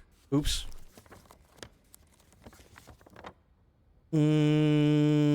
Okay, so come out, take a right.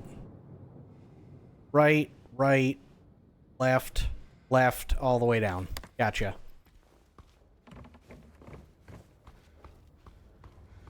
Right.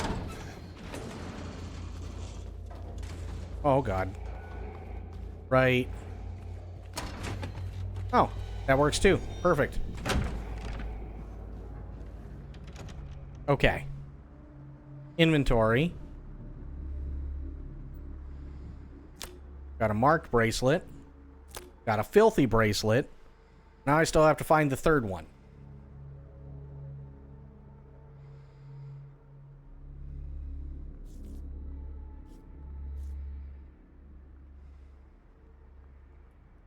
Problem is, I don't know what any of this stuff means. Maybe I have to line them up? I have no idea. Call it Fisto. Oh, God.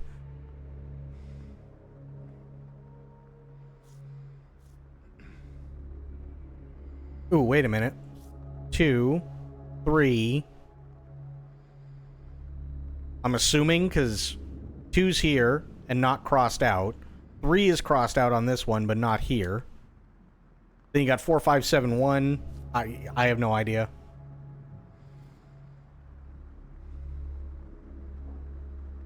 Mumbles something about the anal. Oh, God.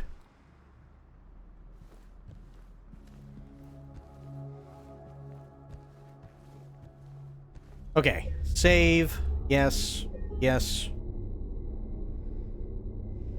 Good. And... still have no idea what the fuck to do with any of this. Zero clue.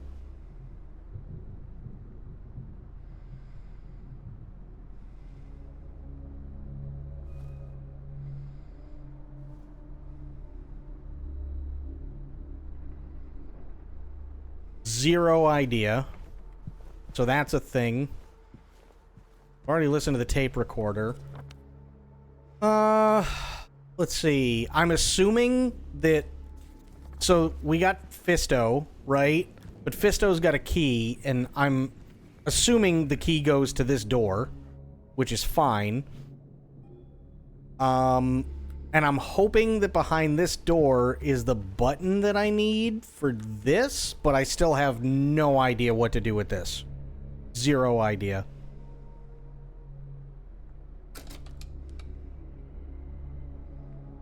Yeah, no clue.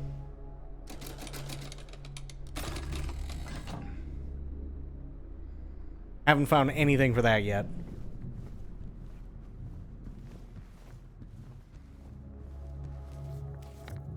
Okay, so...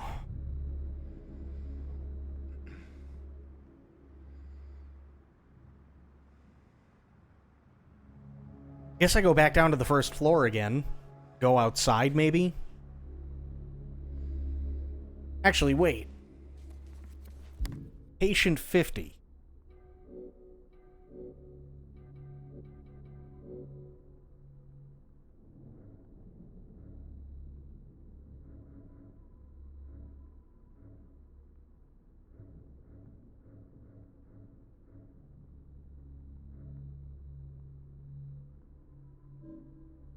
Does it say read?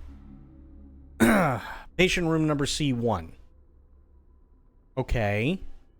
But we just did C1, didn't we?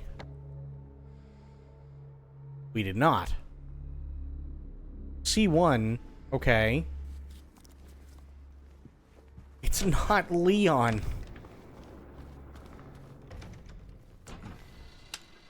So this was C1, which was patient 50.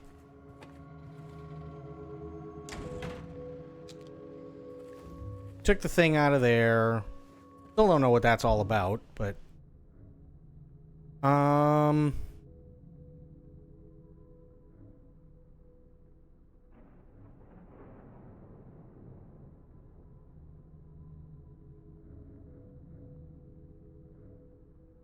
that was C1. This was what? L1. Okay. And that was D1. I know we did C1 and D1, but have we done L1? Because D1 is on the 3rd floor, and that was the one with the padlock, right? Yeah. That was the one with the combination lock, so we did that. L1, though...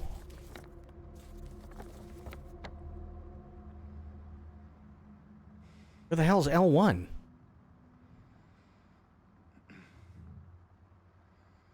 Leon kicks rocks barefoot. Oh boy. BRB, my glass is full of air. Positivity. No. Leon doesn't kick boulders. Chris punches boulders.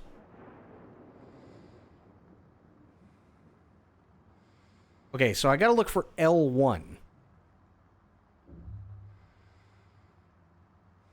Or did I read that wrong?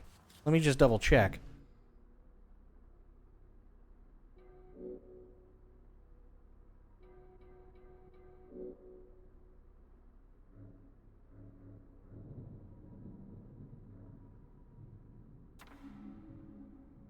Used to be S3, but moved to L1.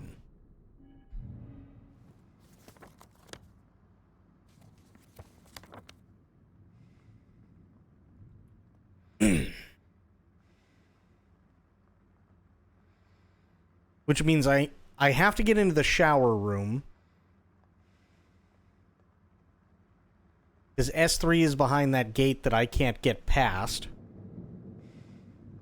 So it looks like currently everything is pointing to me going into the garden. Hooray.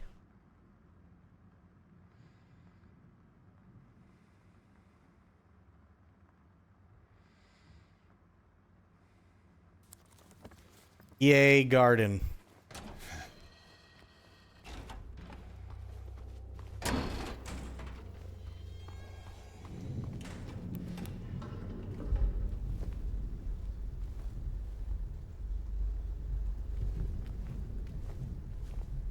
Wait, where's Maria? She's in C5.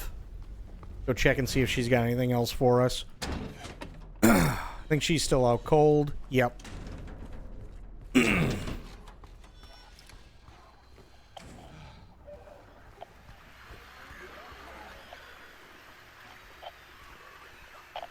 know what? Not dealing with it.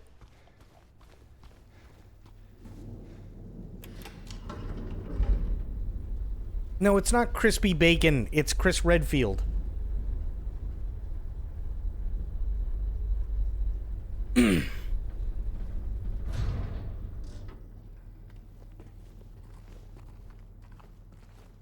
Okay. So, drain. Yeah.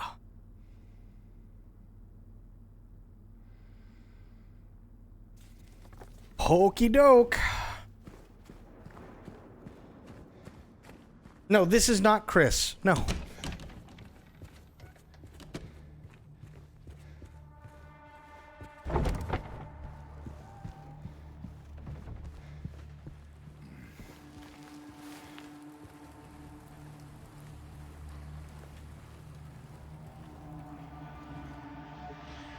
I still can't use this bent needle for anything. What the fuck?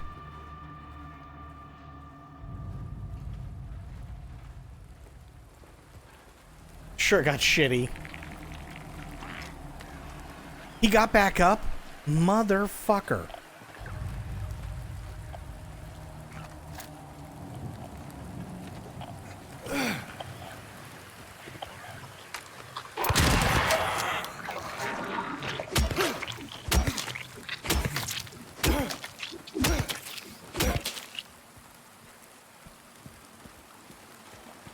Anybody else? I don't know. I have no idea, Spoiled. We already had to fight him once, and that was awful. Actually, it wasn't really awful. It went a hell of a lot better than I thought it would. Oh, you bitch.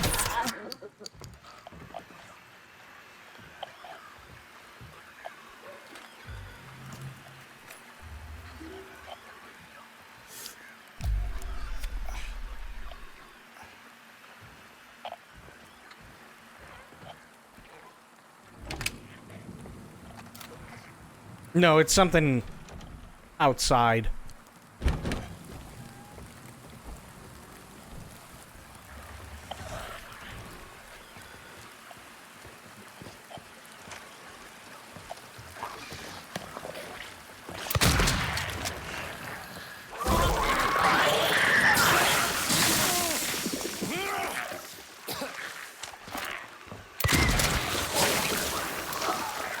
Aw, shit.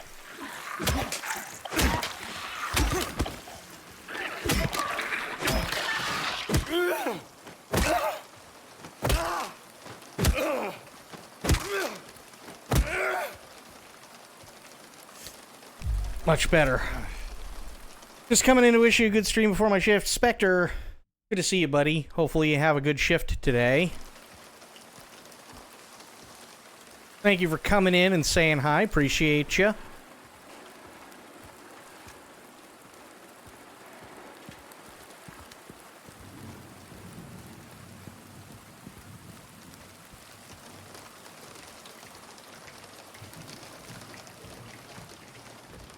Remember to mew?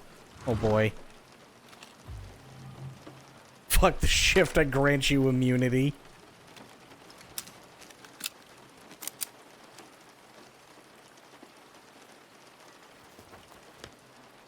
Okay.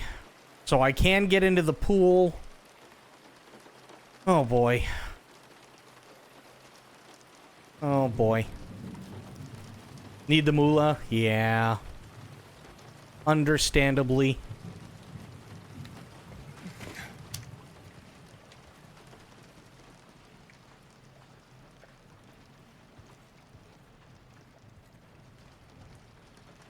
Yeah, I really hope you have a great shift today, buddy. And hey, who knows? Maybe you'll catch me on your break again.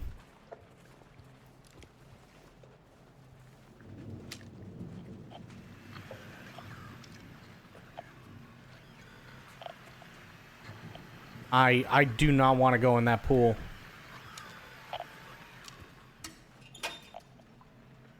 I get to sleep in, we can hang and figure out the next best thing to Anna. Well, shit. What?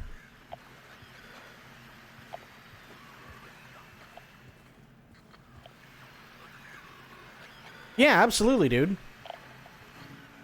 Bent needle? No. Oh, god damn it.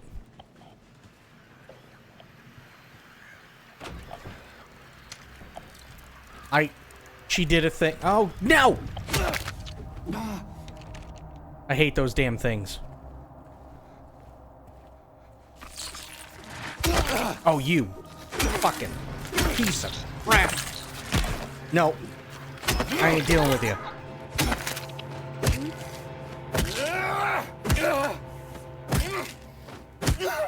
Hi, Sophia. How you doing?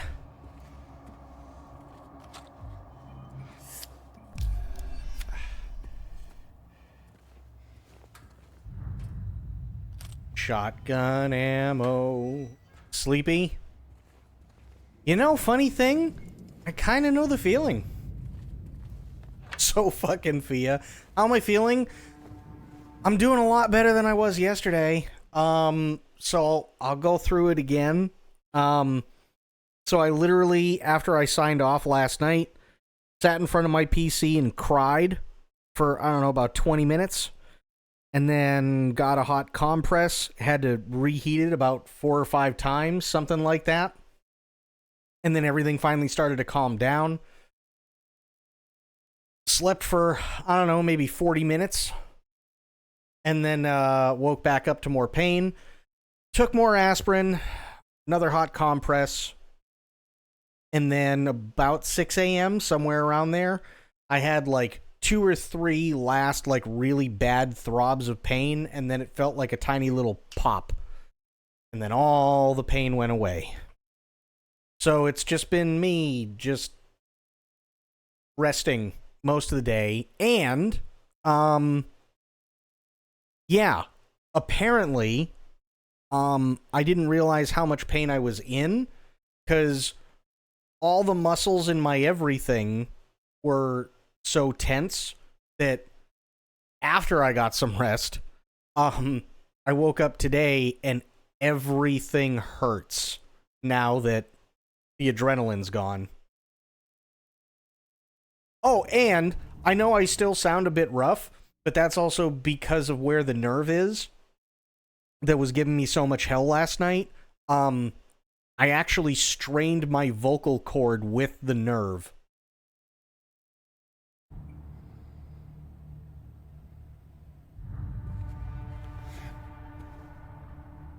Yeah, so, you know, got that going for me, which is nice. Medical tube.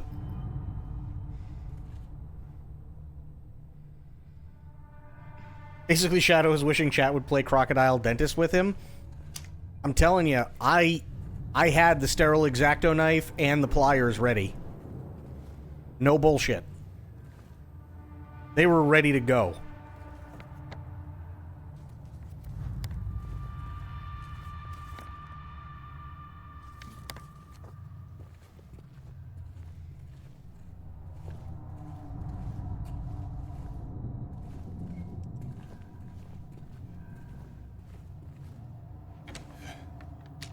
And the nice thing, the really nice thing, this is why we get clones now and then. The really nice thing is that Spoiled understands how much that shit hurts, because she was talking earlier about how she ran into the same problem when she was driving back from Mississippi, and how you really contemplate whether a brick wall at 70 miles an hour is a good idea.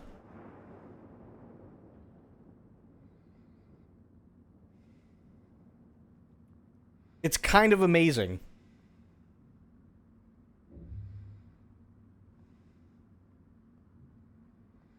No wonder torture works so well.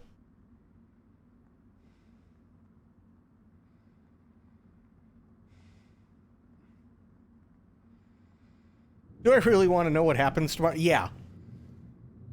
Yeah. And then it's like, you know what? No wonder torture works so well.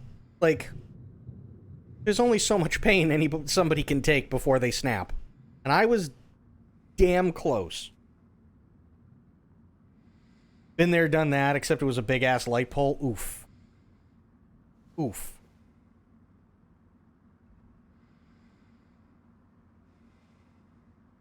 I'm telling you, that shit is just awful.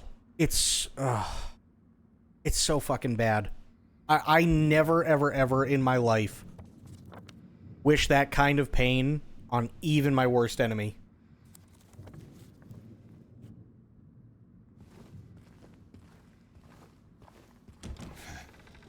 And that was the motherfucker. What now? Oh, you bitch. Ass shot. You have a new asshole.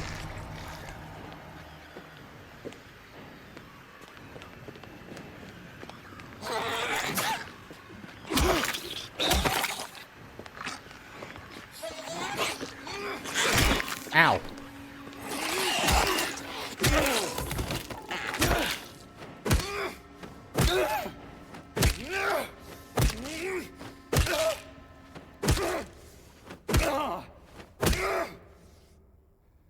There we go.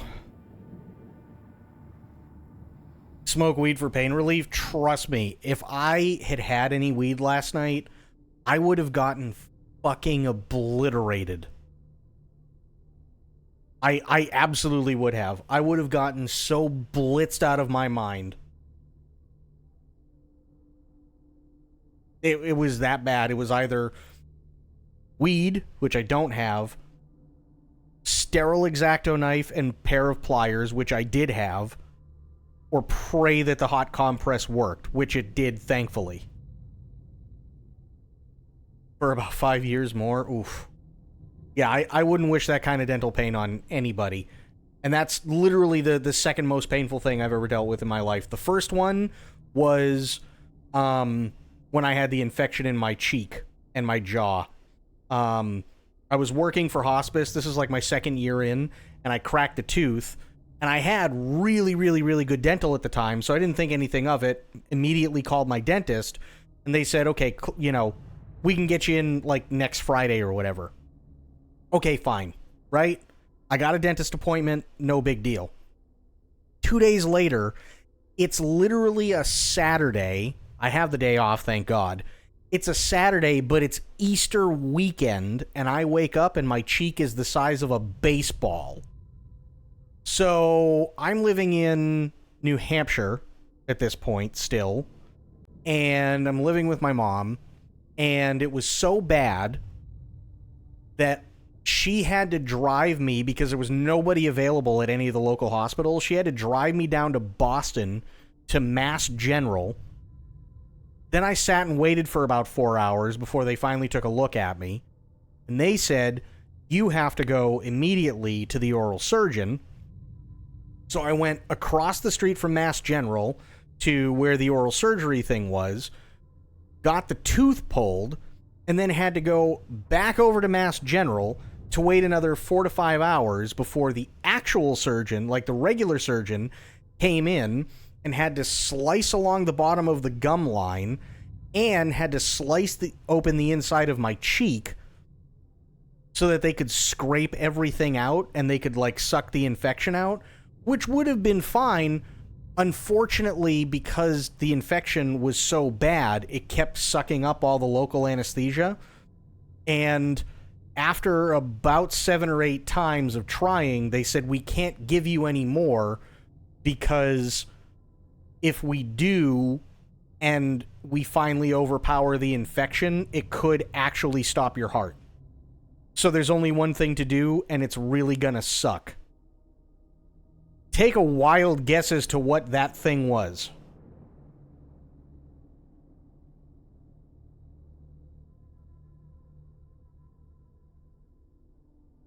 They had to go in and scrape everything out along the gum line and scrape everything out of the cheek and suck it up, all without any sort of anesthesia.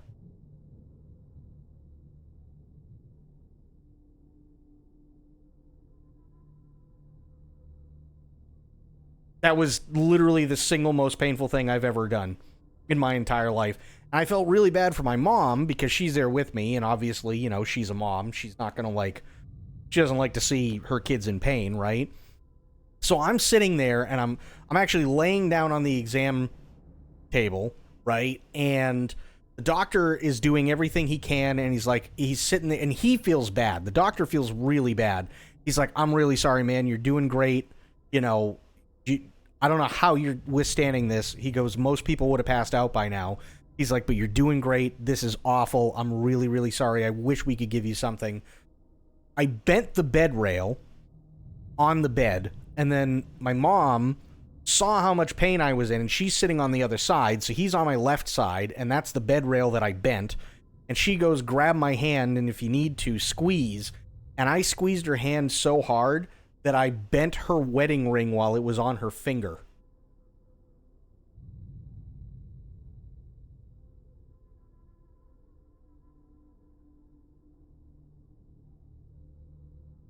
That was the single most painful thing I've ever been through in my entire life.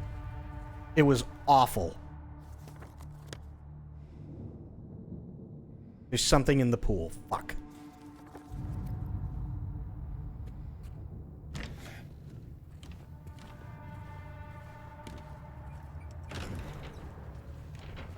So yeah, by the way, don't recommend going through that. Her hand must have been crushed. I felt so bad. I felt so incredibly bad. I honestly thought I broke her hand. I did. I really thought I broke her hand or something. I felt so fucking bad. I was trying like hell not to, and I was holding back and everything, and I could have gone even harder, but I didn't want to break her hand. And then knowing that I bent her wedding ring while it was on her finger, I felt miserable. I felt so fucking bad. I couldn't apologize enough. So then afterwards, once it was all said and done, she finally gave me her wedding ring, and I unbent it.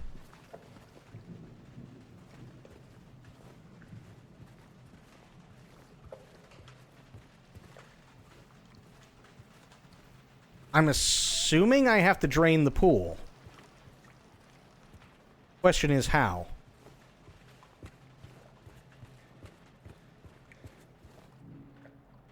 Medical tube? No. No. I need a screwdriver, it looks like. Okay. Where am I going to find a screwdriver? That's the pool pump. Yeah.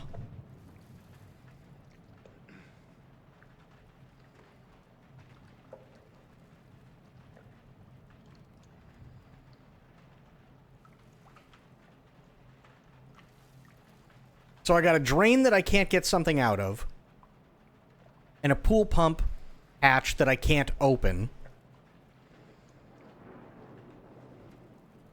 Maybe storage. Maybe. That's not a bad call. Yeah. Yeah, let's try storage.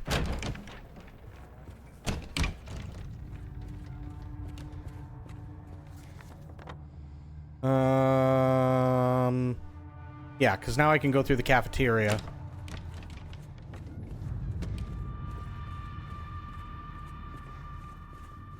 Stop doing this. There we go.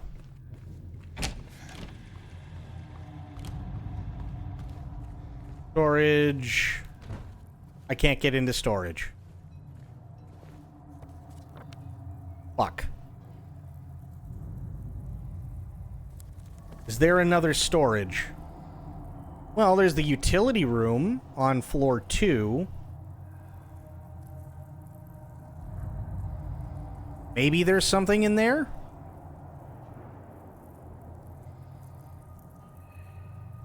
Oh, there is also another storage as well. Okay. So it looks like I'll have to try floor 2. No, I mean, it's not a bad guess at all. Definitely not a bad guess. So I'll try utility room, and I'll also try the storage room.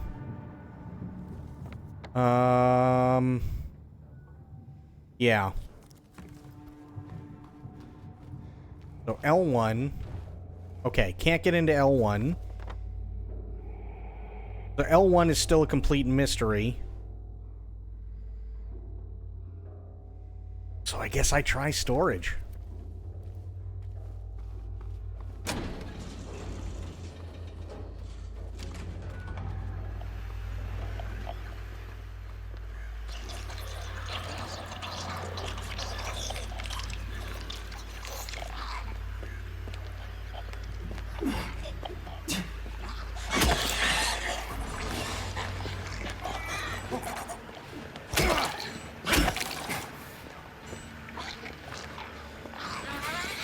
Ow!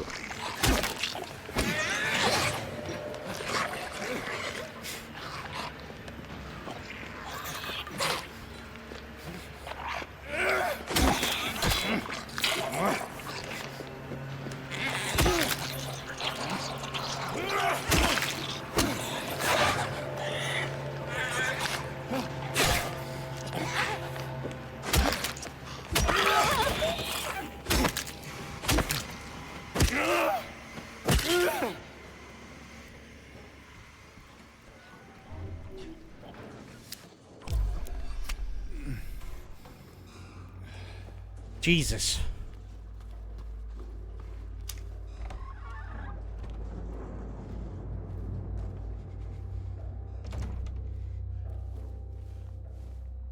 I'm not seeing anything in storage that's gonna help.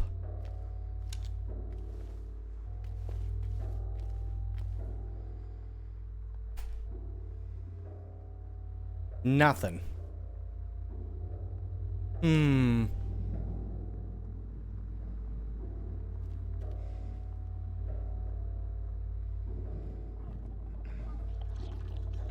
What the fuck?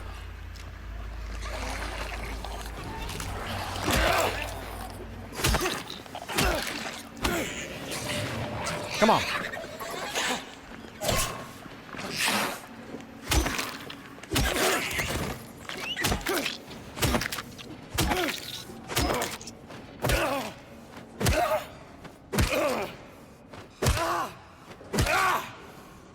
Yeah, literally, if you don't kill them enough, they'll get back up.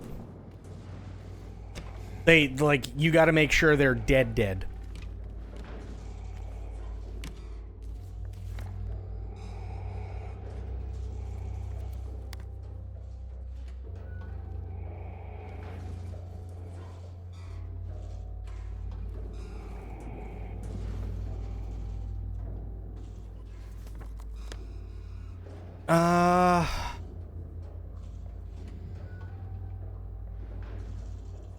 Shit.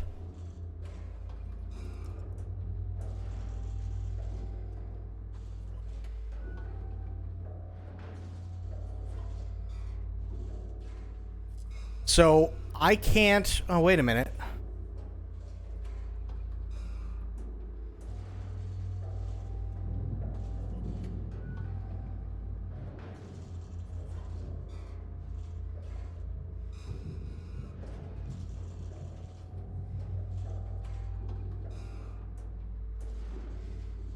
Wait, how would I know that the utility room can go into L1 if I've never been there before? So the question is, how the hell did I get into the utility room?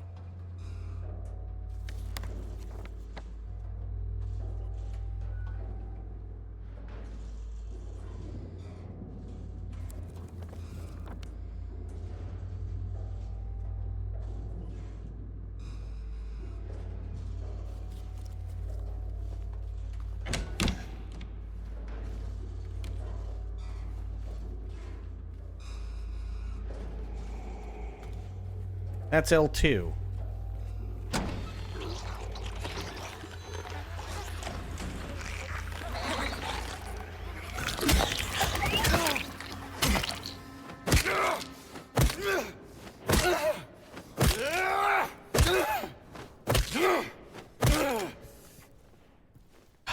God damn. Okay. Let's try the restroom.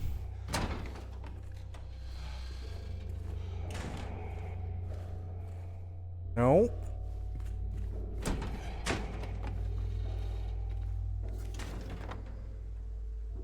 How the hell did I get into the utility room?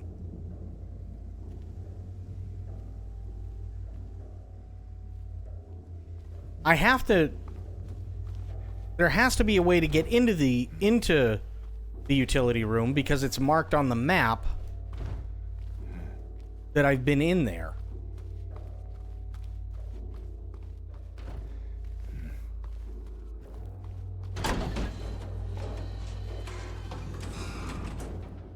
Okay. Well, I tried something dumb, but thankfully it didn't do that.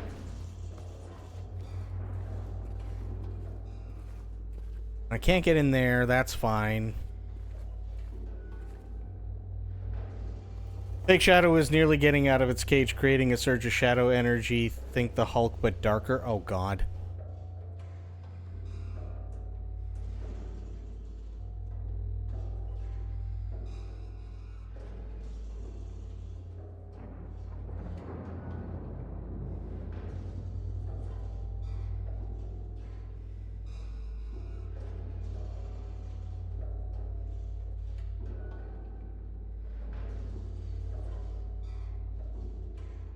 I think I might have to go back down into the garden.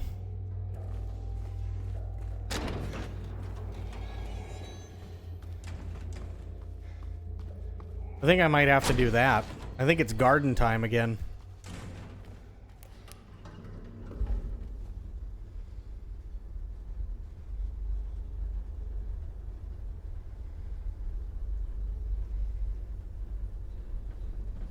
Why is this taking forever? I didn't like that it was taking so long.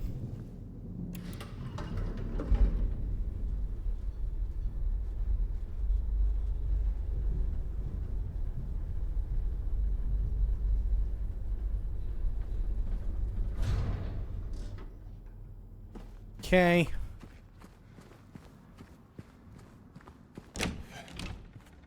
Good. Here. Cool. What was that noise? Didn't like that sound.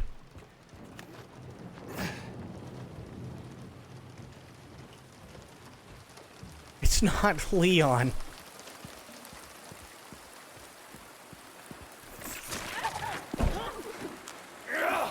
I saw you.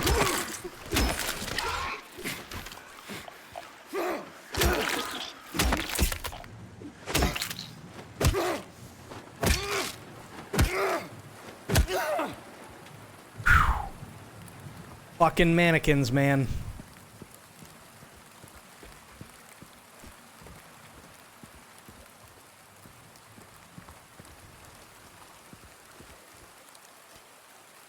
Finally saw the northern lights outside across the street, still in my pajamas. Way cool. Hell yeah. I still have yet to see the northern lights.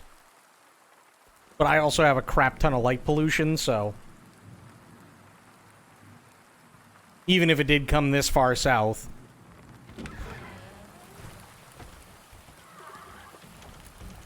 Yeah, definitely. Please do.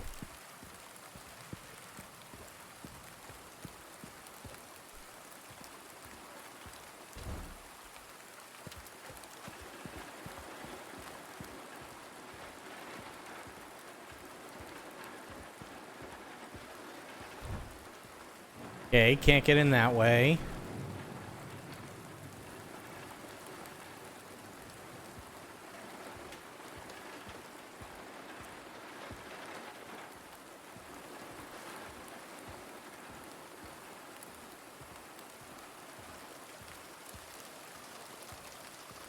Ooh, ammo.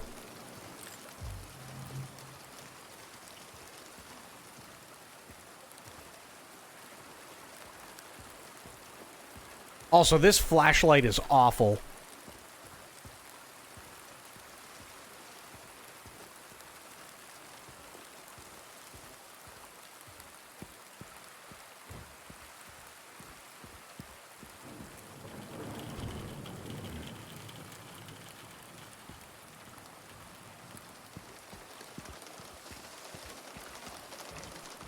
I've literally had toy flashlights that work better than this thing.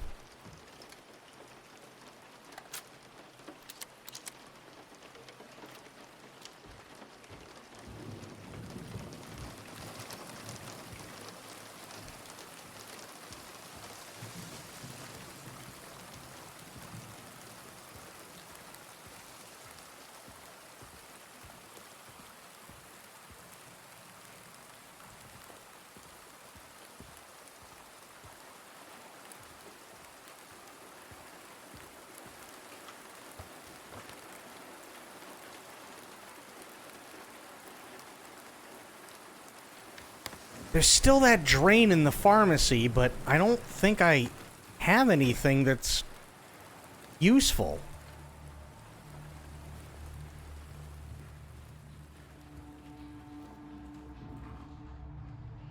No. And no.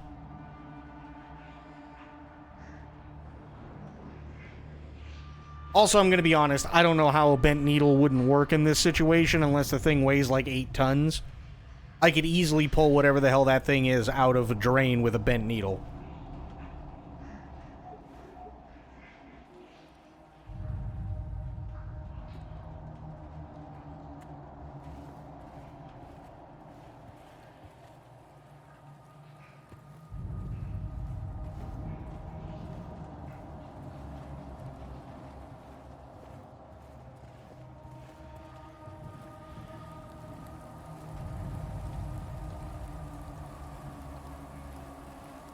Line tube and needle and make a... Is it really that simple? Am I just that dumb? Oh my god!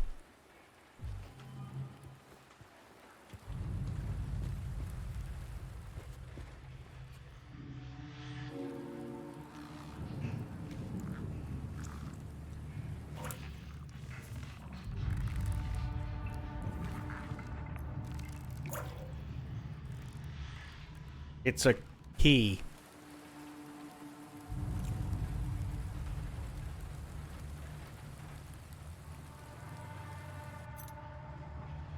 To the pool. Okay. Nice. That's for the pump. Ooh, give me that. Definitely taking that.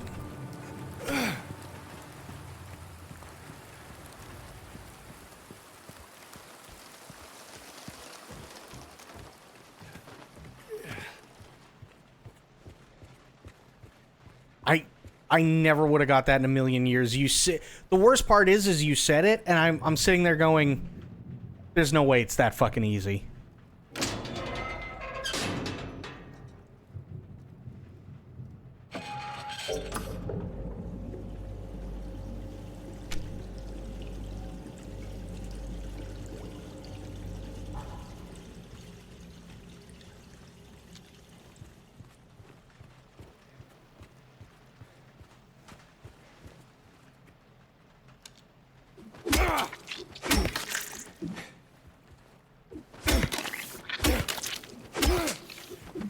Gotta make sure it's dead.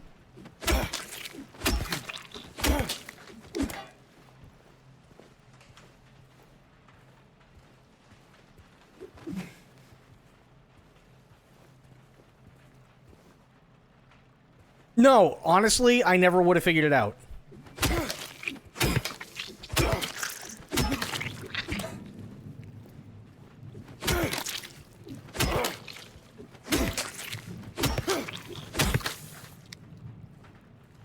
break the wall. There's the third one.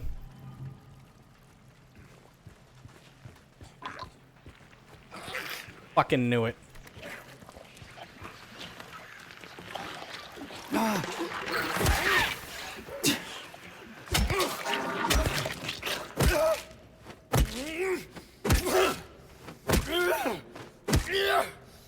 No, you're totally fine, Alba. I was just like, the worst part is I never would have gotten it. That's the honest to God truth. I would have sat here for another 3-4 hours going, what the fuck am I missing? There's got to be something I'm missing. And then as soon as you said it, I went, really? Could it be that fucking easy? Am I like that dumb?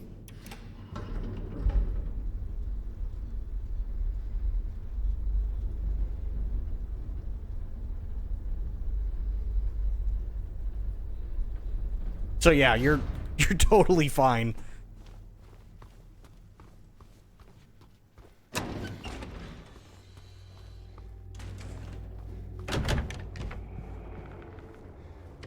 Sometimes yeah, I mean, every once in a while, you need one. Okay. So.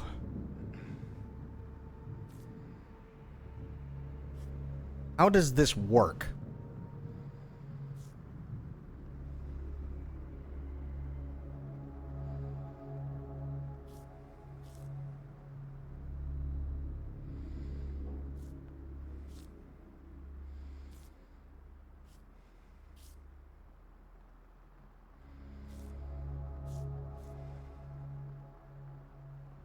How long is that? It is a very long pinky finger. Wow.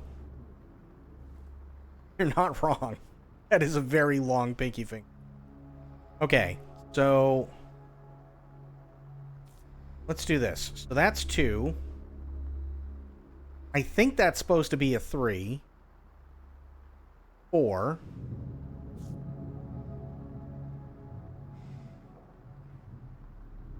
2, 3.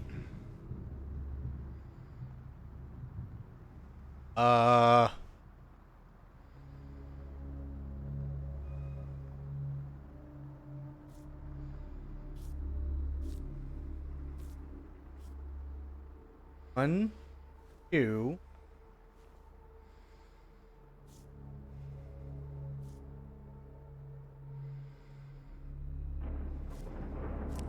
Do I even have them in the right spot? I don't know.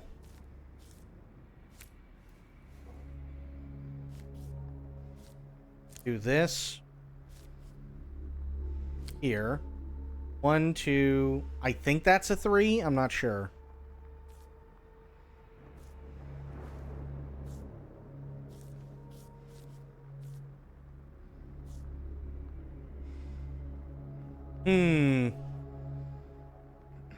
Oh, wait a minute. I wonder. Hang on. Try something.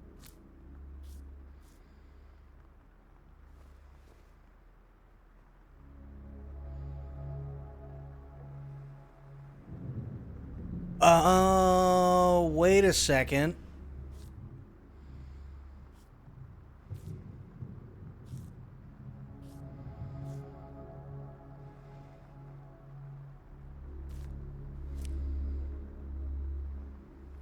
Four, 5, 9, 2, 7, 1. Maybe? Because you see how they're showing up in the cracked plaster?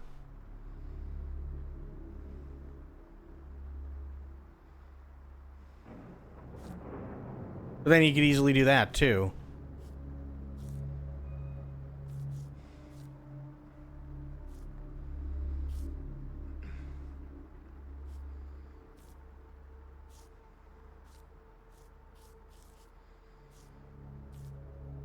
Obviously, I'm not getting it.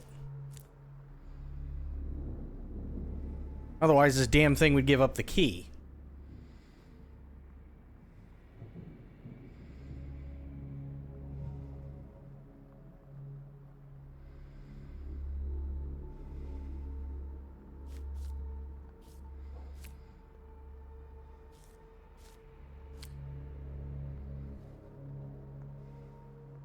Okay, well, that's obviously not it. 1, 2, 3, 4, 5, 6, 7, 8, 9. But I don't have this one. 2, 3, 4. So I'm missing number 6. So 4, 5, 9, 2, 7, 1? No. Was worth a shot. 714592? Maybe? 7 1 4. Oops, shit. 7 1 4 5 9 2.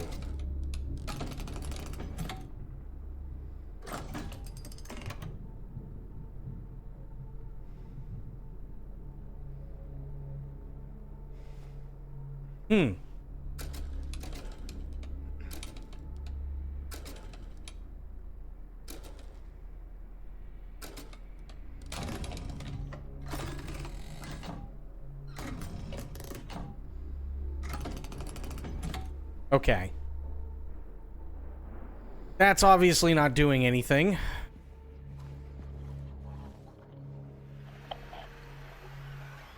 There's one outside again.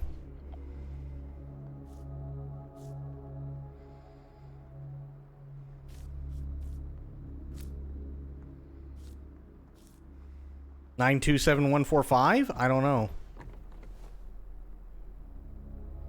9 2 7 1 4 5? No. Shit.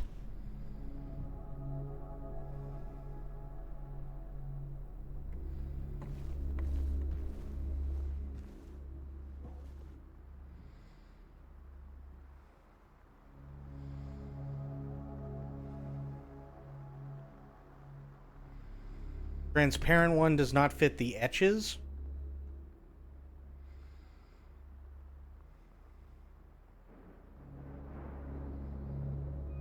Which one are you talking about?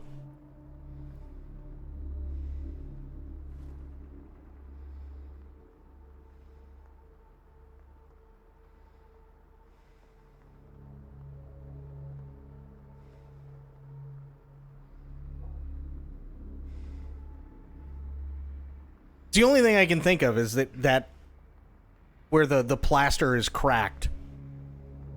That's where the code's supposed to be.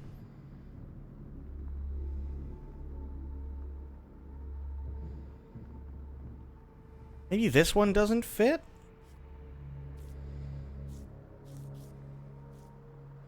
I mean, that's the closest. Oh, cut marks on the... You know what? God damn it, you're right. And it matches. Okay. So, 9-2. I need to... Okay.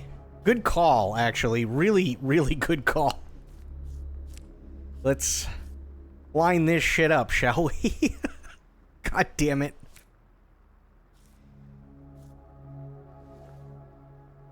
That looks correct.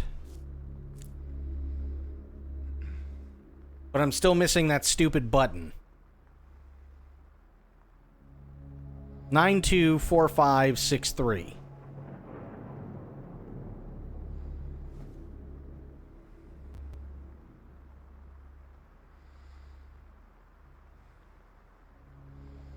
No, you're right. I'm sitting here going, why isn't this fucking... And then you said it and I'm like, oh, God.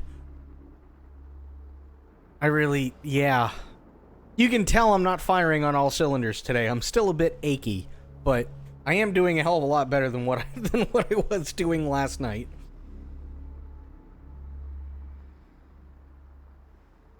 This is my derp night, apparently.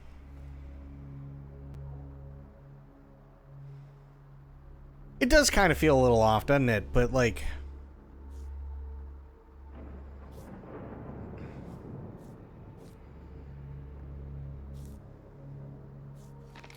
Oh, Jesus.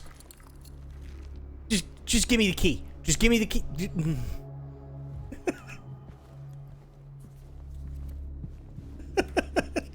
God damn it. Okay, I'm gonna save really quick. Huh. Listen, it's been a long couple of days, okay?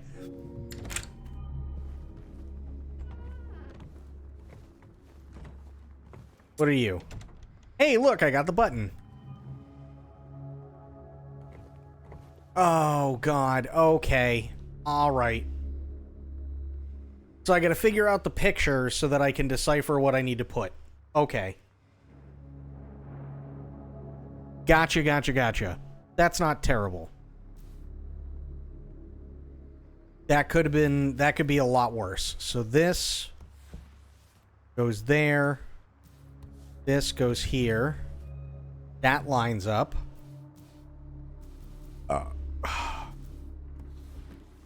That lines up. This one goes here. Okay. So it's that.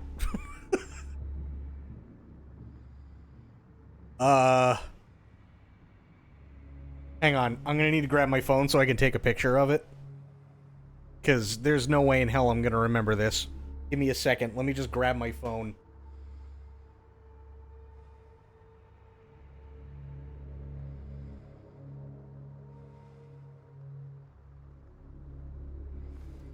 Okay.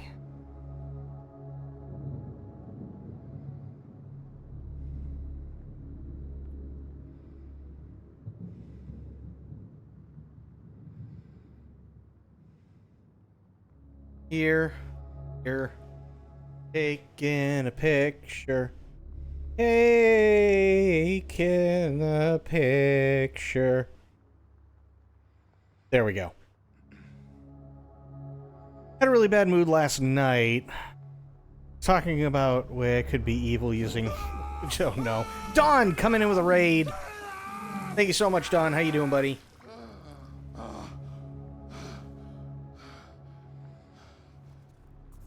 What the fuck are you doing here? You are feline evil? Oh no. Gloomy! How you doing? It's good to see you.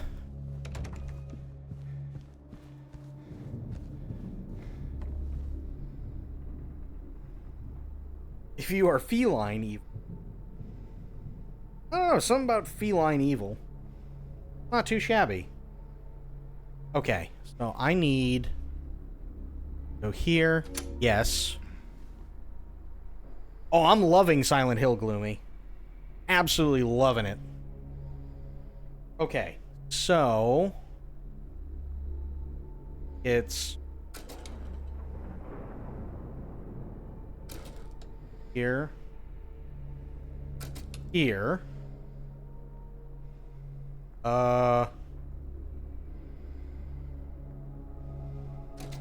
Here. Here. Here. What? Crap. It's very silent.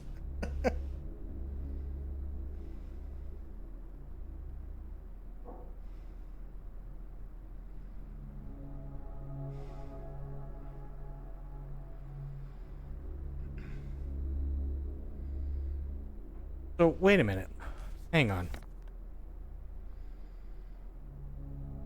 Yeah, we got that. Now it's just trying to figure out the safe. Okay.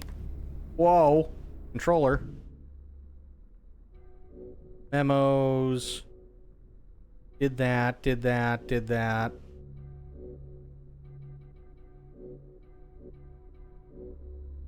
Oh yeah, I got Angela's knife. Hey, Angela. That's a reference like only maybe 2 people will get in this chat, but it's fine.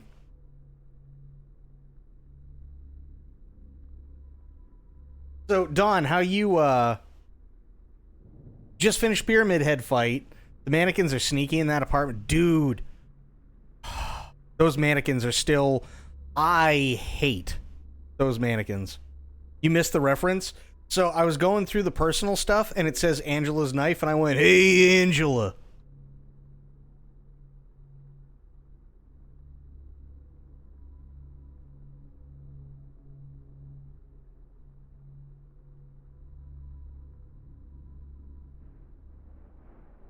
You don't get it? Who's the boss? Tony Danza?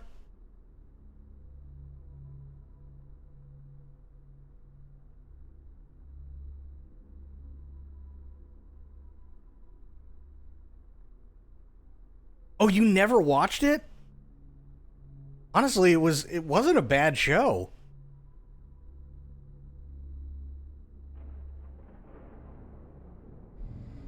Okay, so let me take a look here. So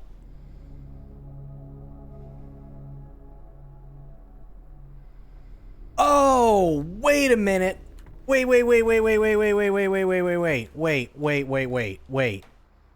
924571. And I have the primer. Oh, okay. 9245. Okay. Was it in the 80s? It was like late 80s, early 90s.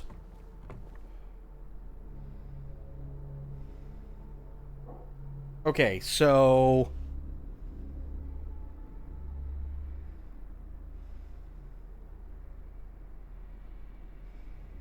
nine, 2,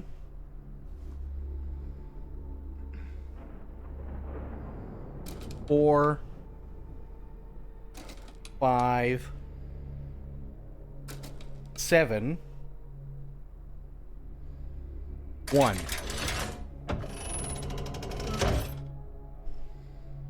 There we go. Rooftop key.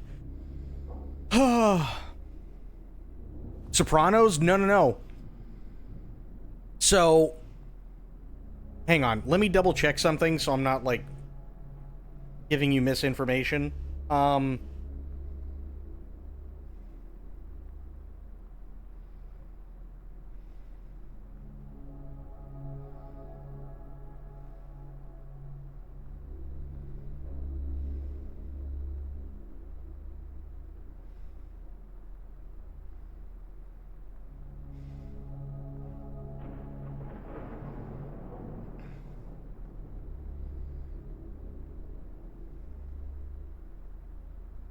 Okay, so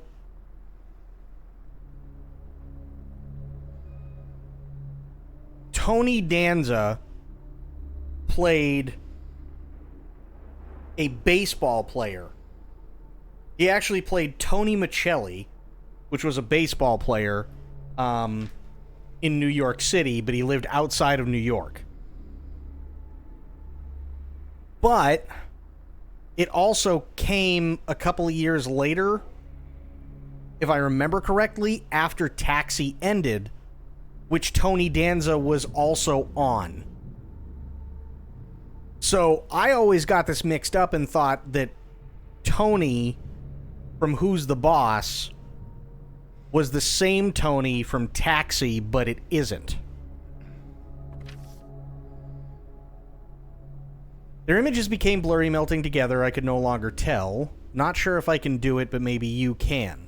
This will take you to where you need to be, though probably not the way you want to. Oh, that sounds lovely.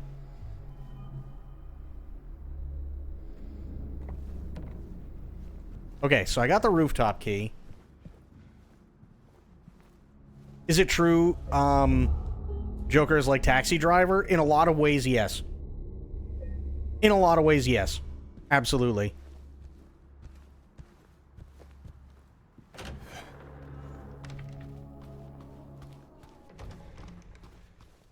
It's not one for one, but it's pretty close.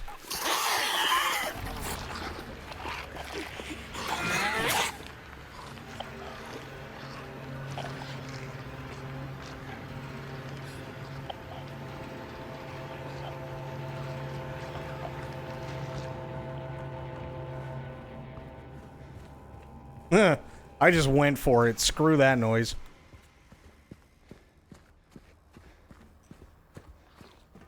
Taxi Driver was a good movie. It's old, but Taxi Driver is a good movie. But if you watch Taxi Driver, you can absolutely see why people are saying that Joker and Taxi Driver are alike, for sure. It's not the first time somebody's had that premise for a movie. It's wrapped in a different package, but it's the same premise.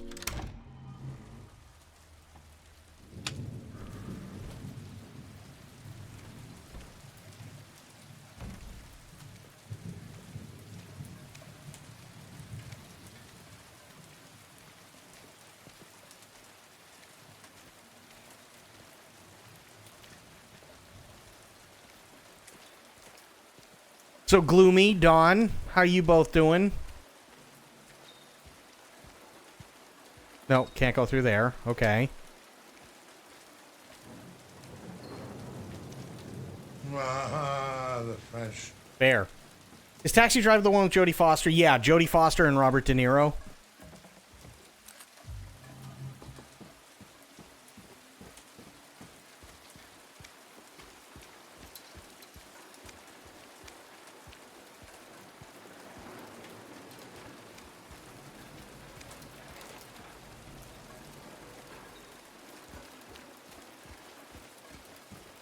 Ooh, thank you for the hydrate. Which, coincidentally, and this is really, really, really weird, and I don't know how the two fit together. For the life of me, I still have no idea. But apparently, the guy that tried to assassinate Ronald Reagan fell in love and became obsessed with Jodie Foster from Taxi Driver. No bullshit.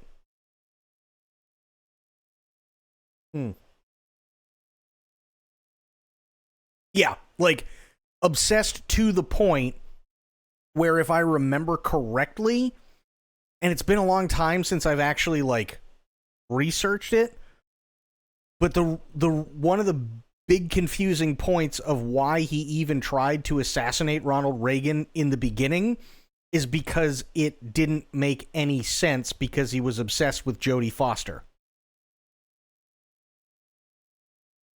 Should you get the Krabby Patty meal? Oh my god, dude. I'm not gonna lie. I really want to try the Krabby Patty meal. He also condemned assassinating presidents. Yeah. Which is just like, what?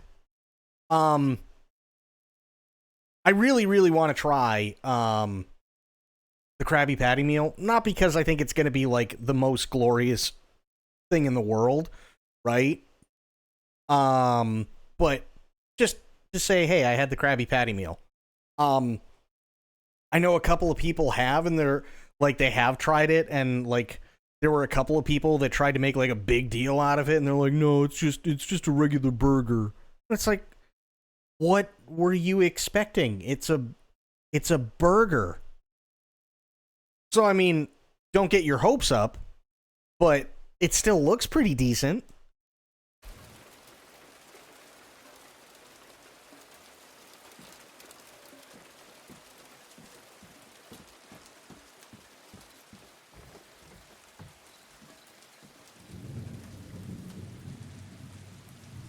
Expected to change your fucking life. Yeah, I don't know how that's gonna go.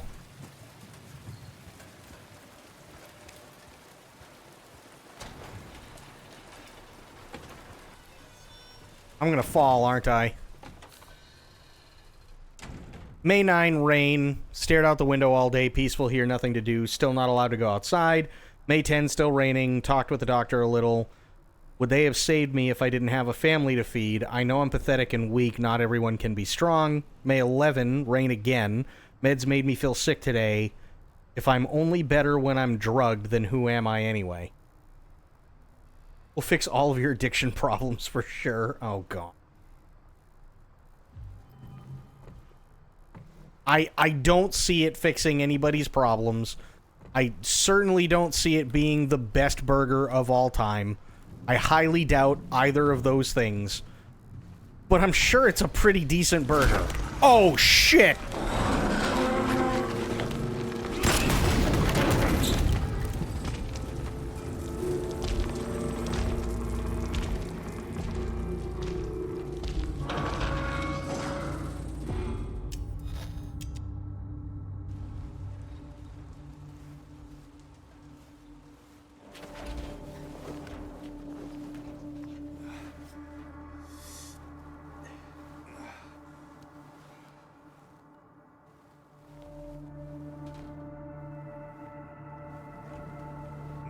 I'm not gonna lie, I might have peed.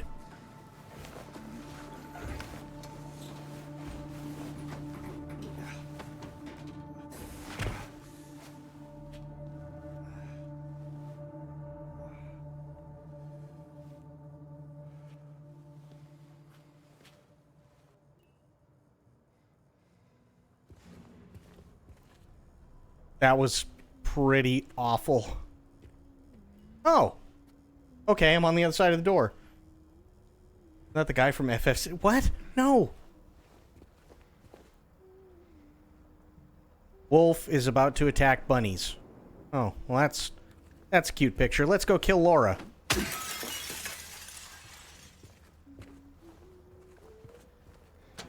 You know why? Because she deserves it.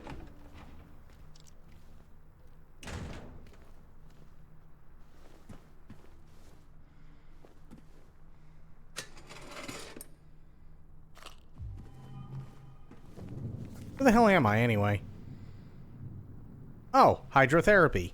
Got it.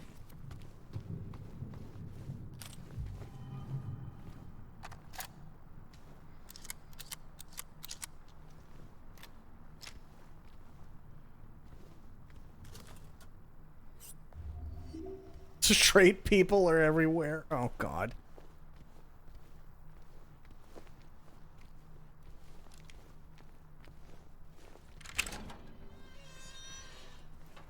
Okay. Hydrotherapy is unlocked. Ooh, you know what?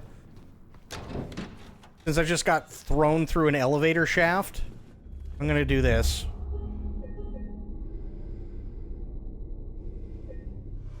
There we go.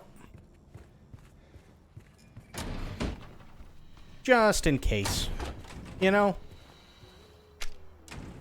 Okay. Now we should totally go kill Laura.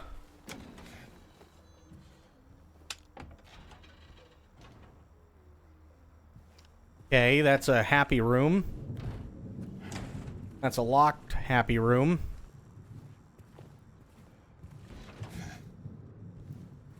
Another happy room.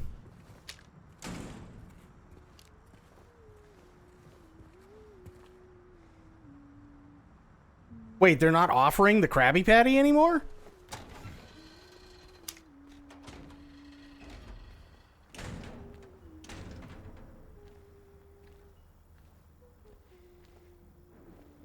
It's a burger. How? What?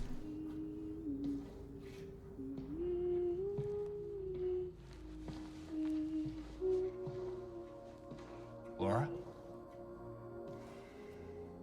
How do you know my name? Eddie told me. That big, fat blabbermouth. Laura, why do you keep running away from me? And how do you know about Mary? I just do. What's the big deal? Why can't you just tell me? You gonna yell at me if I don't? No. I won't. Please, just... I need to know. Mary's my friend. We met at the hospital last year. Stop lying! Laura, I'm sorry. Fine! Don't believe me! See if I care! Hey! Let go! I'm sorry, Laura, but I can't let you just run around this place. You might get hurt. Hurt by what? Look, just stay with me, okay? This is no place for a kid. Fine. But there's something I gotta get. No, don't believe her. It's important. Kill her right here. What is it? A letter. For Mary. It's not a letter from Mary. She's full of shit. Kill her. I hid it. In there.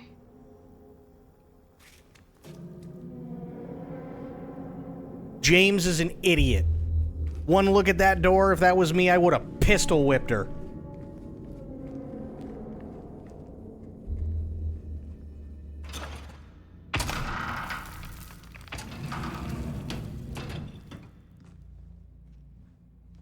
You sure this is where you left it? It's in the back. Behind an old pipe. Okay, wait here. James. Laura?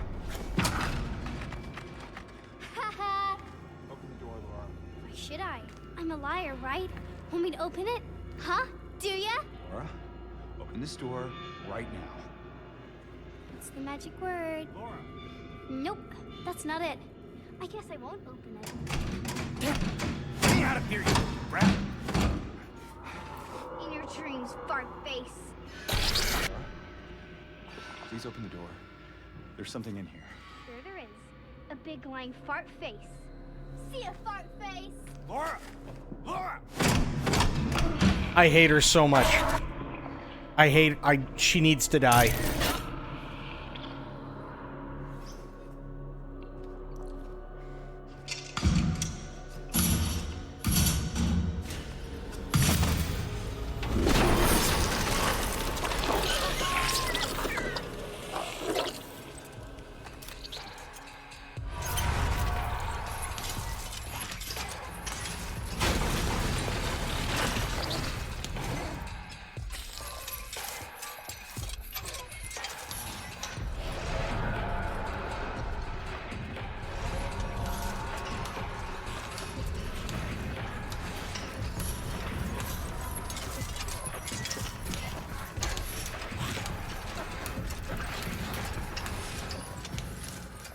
Okay, so what do I do?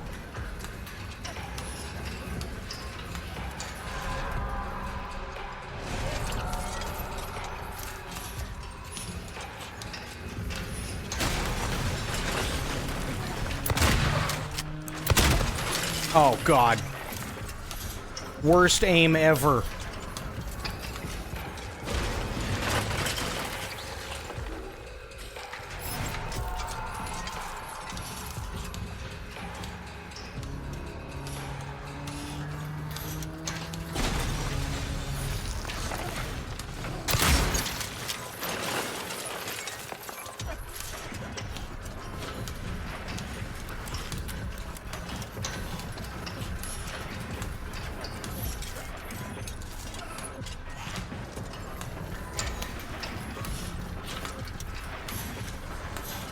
I'm trying to kite it, which is not working.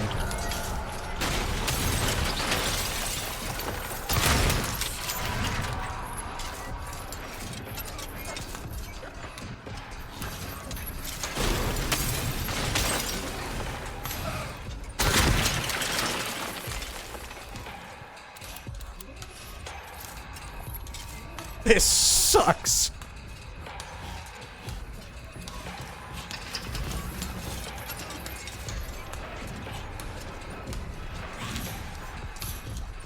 Oh, that's fucking weird.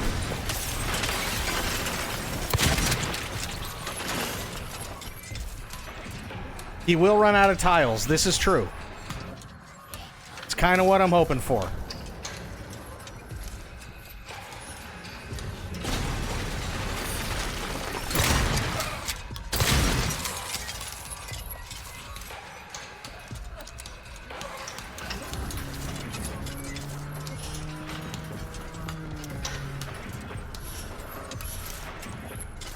Why is it getting darker?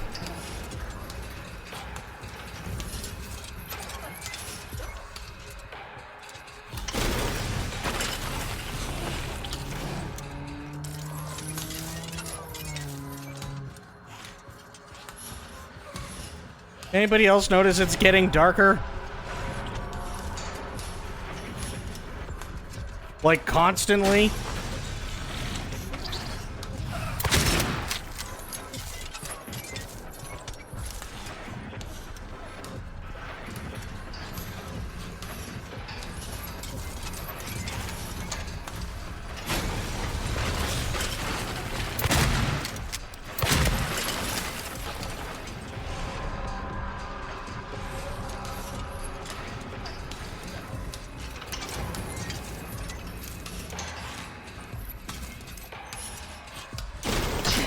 Oh.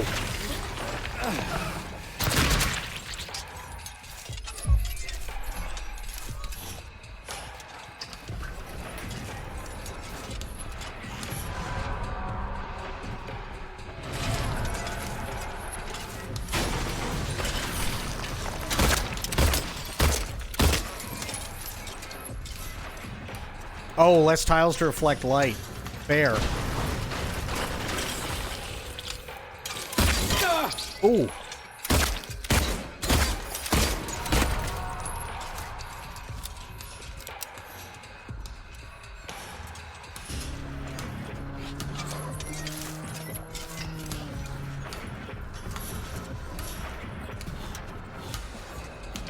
Not really sure what they want me to do here.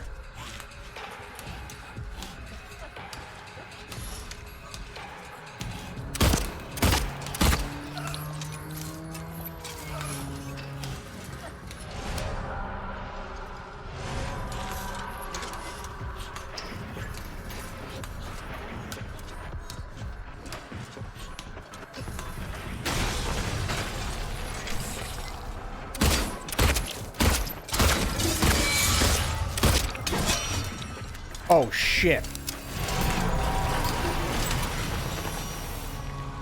That's not good.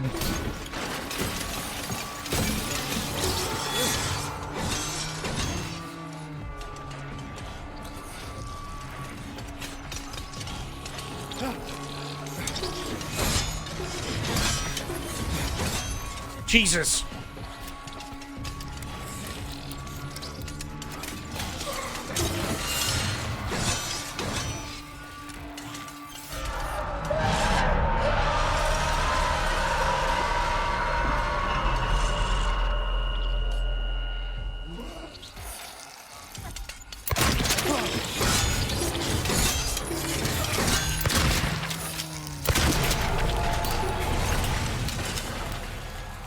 Holy shit.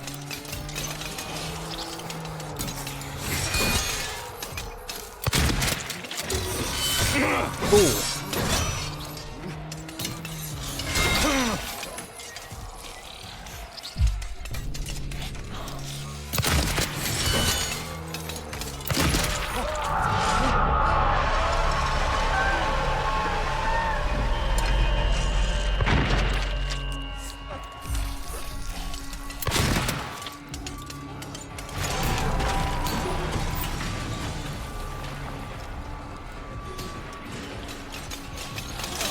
Oh!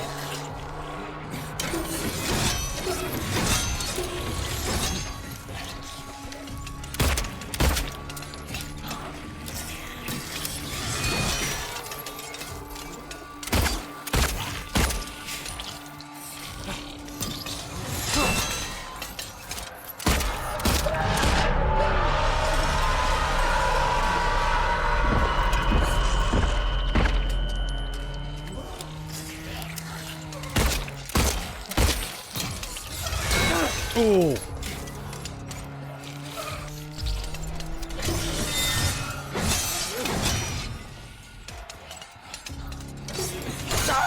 Ow. Jesus.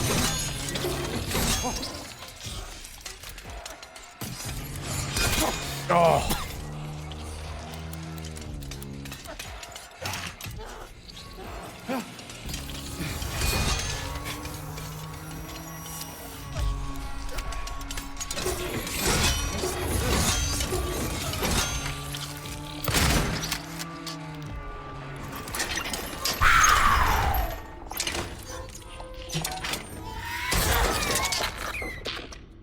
Holy Christ.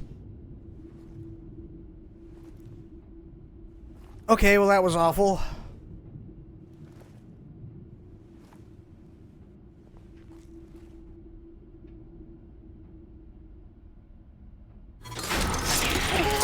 Oh God.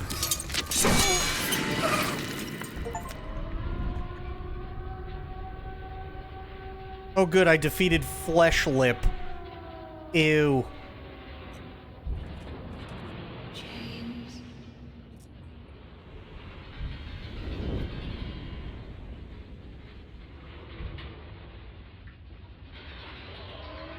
Oh, I don't like this.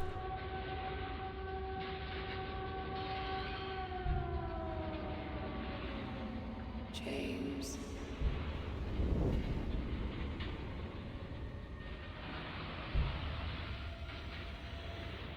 James. I mean, it could be Botox Lip. You never know.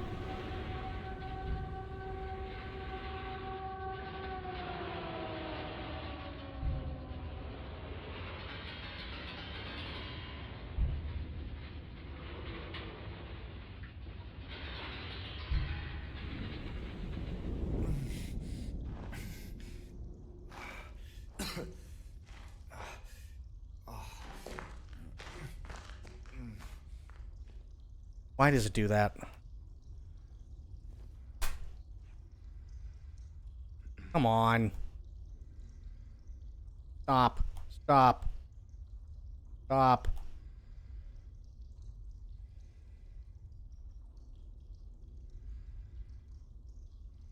Stop. Hang on.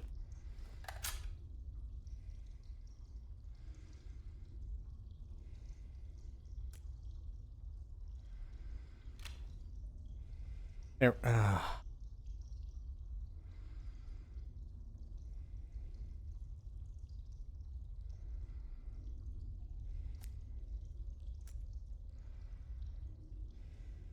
That's gonna get me killed, like it almost just did. Hang on 1 second. I need to go get rubbing alcohol. I'm gonna fix this right now. I need to go get rubbing alcohol. I will be back, and then we'll keep going. But in the meantime, now's a good time to get up, stretch, do whatever you need to do, grab a snack, grab something to drink. I'm gonna probably grab some rubbing alcohol, stretch a little bit, and then come back. I'm gonna fix this, and then we're gonna keep going. So give me a couple of minutes, and yeah, guys, get up, stretch, do what you need to do. I'll be back.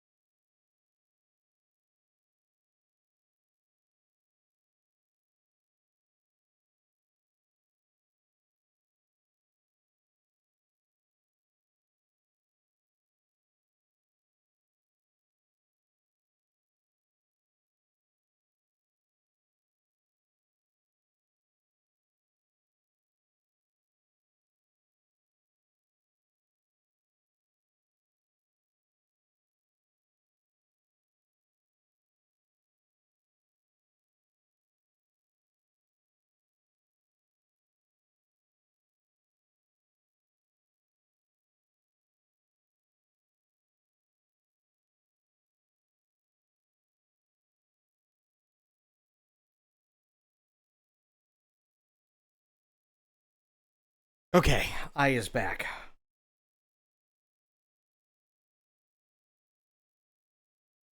Okay, let me see here. Did I fix it? Yeah, looks like I fixed it. At least for the time being. Nice.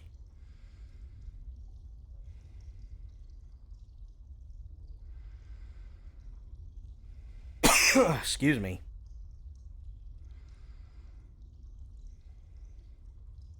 It's the only thing I don't particularly care for with these controllers is, like, I love the PS5 controller. I love the feel of it. But what really sucks is you get, like, even the tiniest speck of dirt in where the analog sticks are, and you're kind of screwed. Because it gets in the sensor.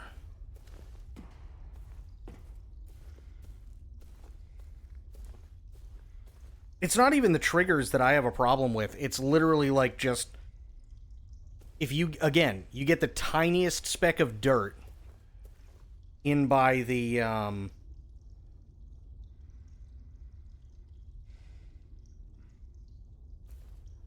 analog controllers, you're done. Like, that's pretty much it. That really sucks.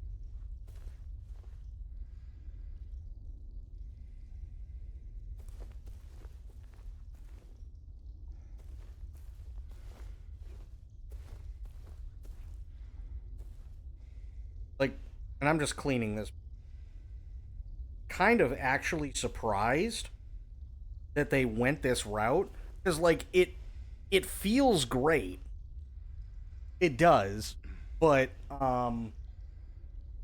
like the analog stick movement feels fantastic, but I don't know why the opening is so much bigger.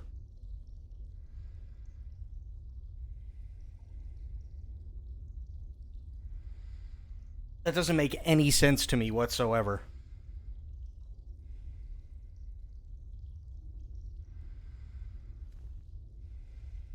Adaptive triggers literally just feel like my triggers are sticking. I can't stand it. Doesn't feel good at all. I mean, to be fair, I don't have a PS5. I've only got the controller. So I haven't really had, like, much of an experience with the adaptive triggers. I don't even think anything that I've played so far, whether it be, like, the PC version or anything on, like, PlayStation Plus, because it doesn't have support for a PS5 controller, which I think is dumb, I don't even think they have stuff for adaptive triggers on there, so I wouldn't really know. Okay. Both of these are working a lot better now. Like, what are they supposed to do? I honestly have no idea.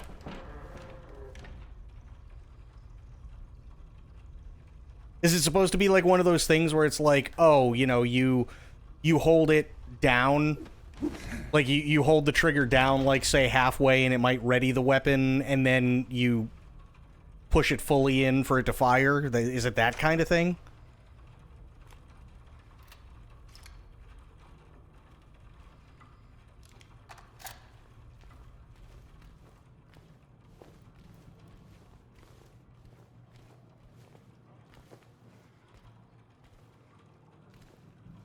It's just how hard it is to press the triggers in, depending on the action triggers are used for. Oh, that...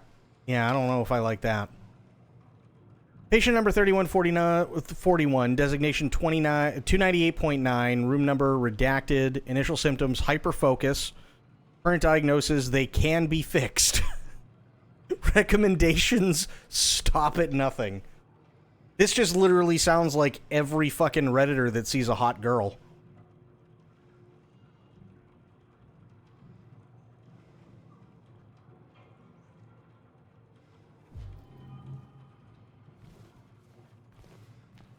So, like, if you have to hold R2 to open a door that's heavy, it will make the trigger harder to press in to make it feel like it's actually... Oh, okay. I see what they're trying to do. I don't know if it works all that well. I mean, I get the idea, right? But I can see how that would also be problematic.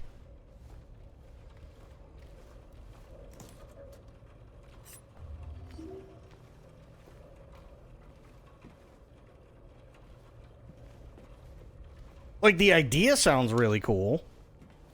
But, yeah, I don't know. Yeah.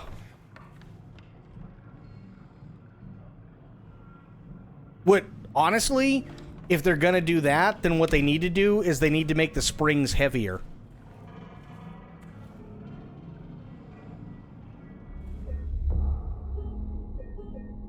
Should be able to use it? I can't.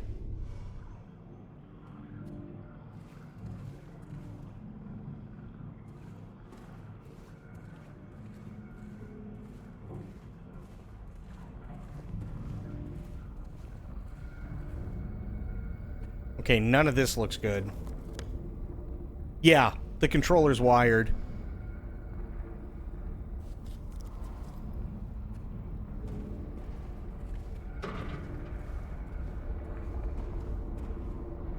Okay, so I'm definitely in the other world, which is bad. There is no good place for me to go. Yeah, here's the thing, though, and I don't know why it does this. For whatever reason, it just keeps popping up as a generic analog stick controller, not a PS5 controller. So, no idea.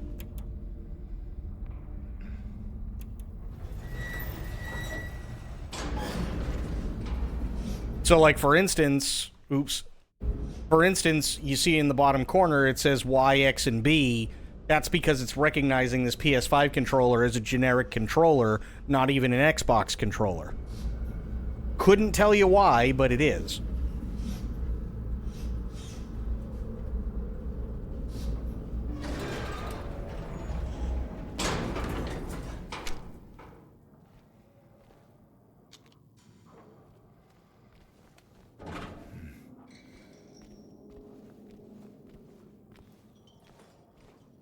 Oh, that looks fun.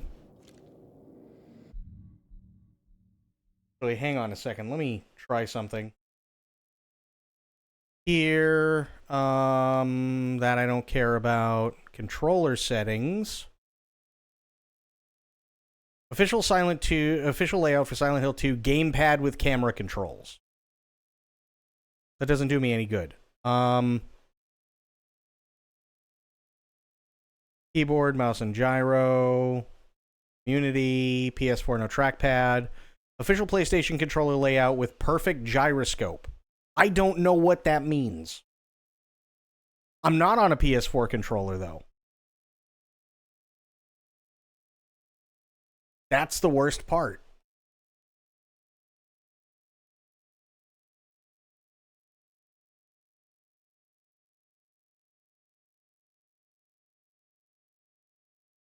So, hang on. Let me go back. Go to settings, maybe?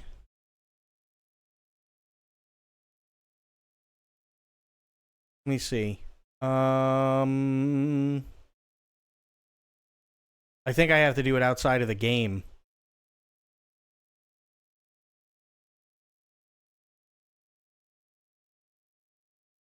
I think I might have to do it outside of the game.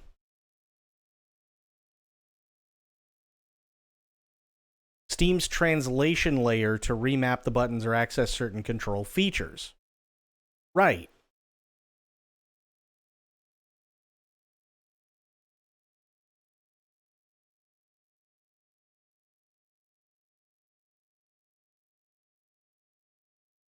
Using the game's built-in support. Let's try it. Controller was disconnected. So it doesn't like that.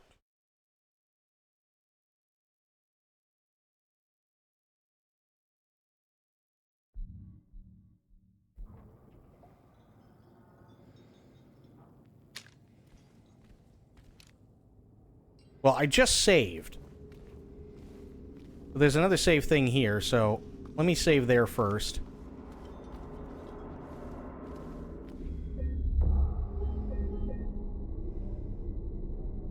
Good. Now I'll do this. Or not. Yes. Exit game. Then I'll go into Steam. Store. Steam. Friends, games, help. Where would it be? Settings, maybe?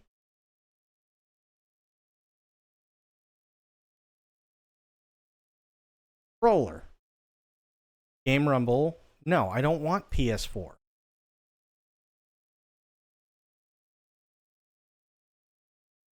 I barely use a PS4 controller because mine sucks. PlayStation controller support is enabled. Yes.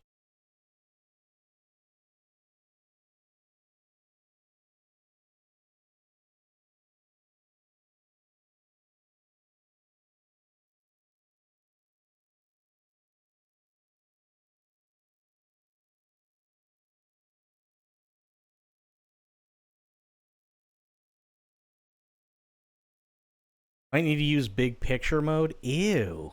Really? That's dumb.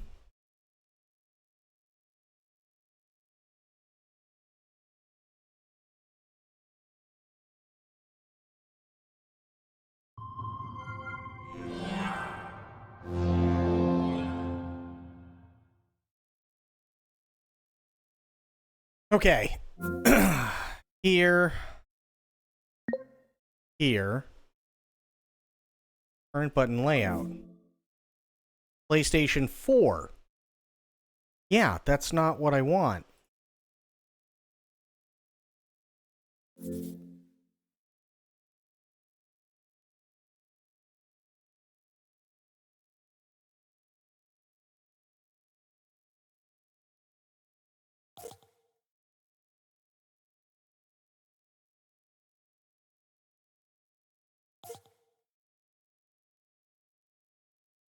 Built-in gamepad support intended for dual stick games such as twin stick shoot. No. Keyboard, no. Gamepad. Yeah, see, it doesn't have a PlayStation 5.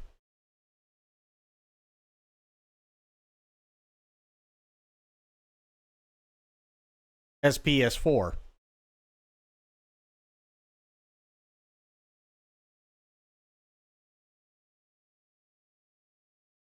Gamepad in mind, but also support a desktop mouse for camera control aim. No.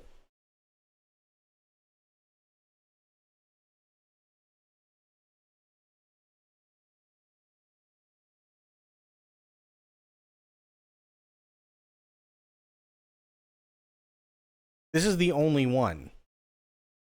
Built-in gamepad support intended for dual stick games such as twin stick shooters, side scrollers, whatever. Mouse and gyro, no. Keyboard and mouse, no.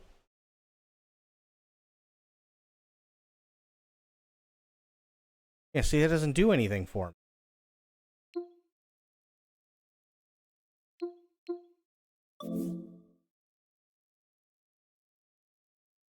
No.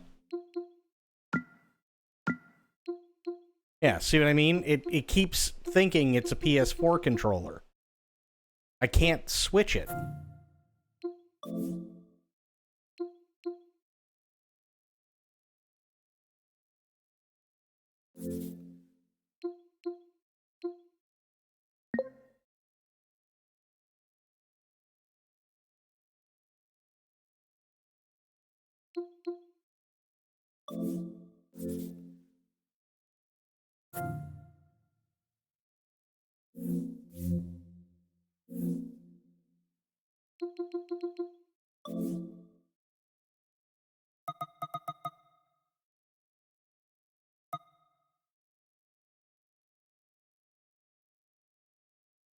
See if it'll do this.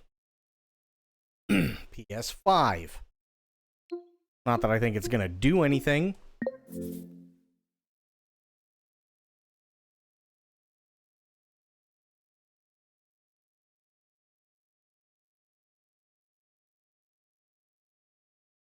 Yeah, that's not doing me any good.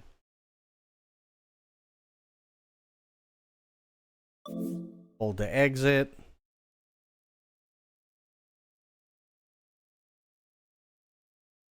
What is this?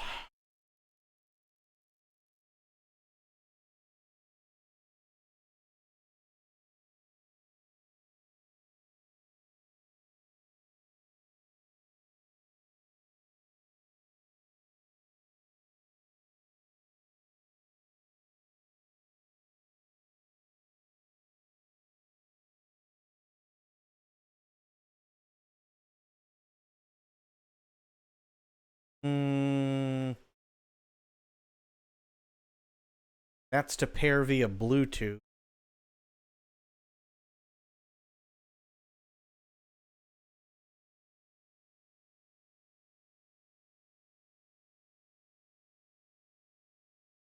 Let's see. Added initial port DualSense back in 2020 is continually improved. Yeah. Wire Bluetooth is described. Once you have it connected, open Steam and click Settings Controller. From this part, you can now click Desktop Configuration to check out and customize the button layout. You should see the DualSense is now recognized and listed as a PS5 controller.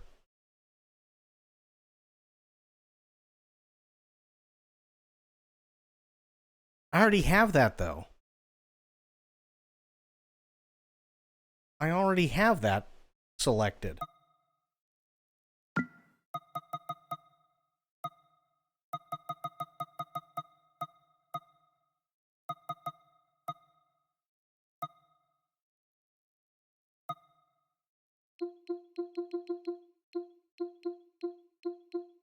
And it specifically says it'll run into the same problem anyway.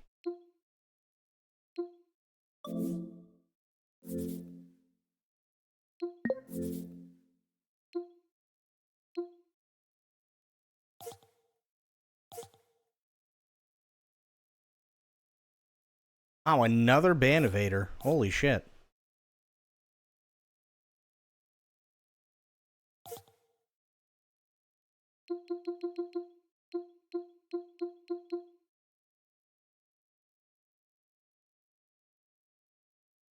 Yeah, see, that doesn't do me any good.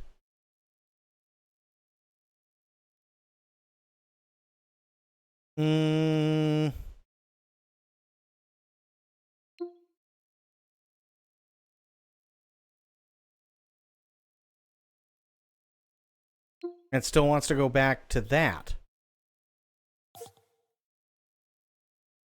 What?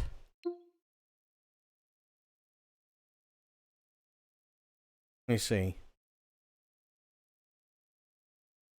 Okay, open Steam Settings Controller. From this part of the settings menu, you can now click Desktop Configuration and check out and customize the button layout. You should see the DualSense is now recognized and listed as a PS5 controller. Steam will automatically configure the keybinds to mimic an Xbox controller layout. Triangle is Y, square is X, that's fine. You can choose to calibrate to tweak joystick sensitivity and preferences to give the controller a name, enable, disable rumble, and configure color and brightness of the LED strip around the touchpad. So basically it's saying it has support for it to pick up the DualSense controller, which is what I'm using, and everything is working exactly as it should, but because it's a PS5 controller, it's only going to give me Xbox controls, because it automatically matches it to Xbox controls, and Xbox controllers don't have a touchpad. Essentially.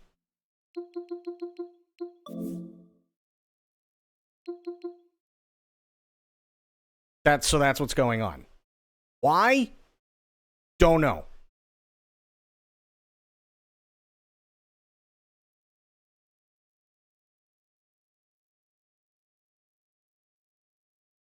How you doing, Medicine?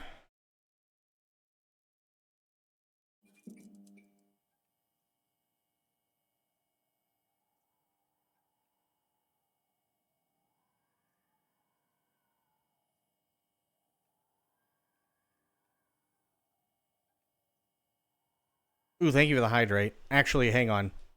Let me do something here really quick. Let me do this. Back into here. Door. Should have just gone to settings beforehand. Controller. Scroll down.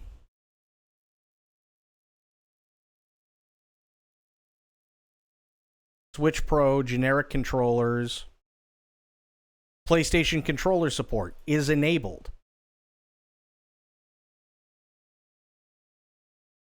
Damn, they are really coming out of the woodwork. Sony refuses to publish PS5 controller drivers for PC. Yeah. So I think what's happening is that Steam changed something.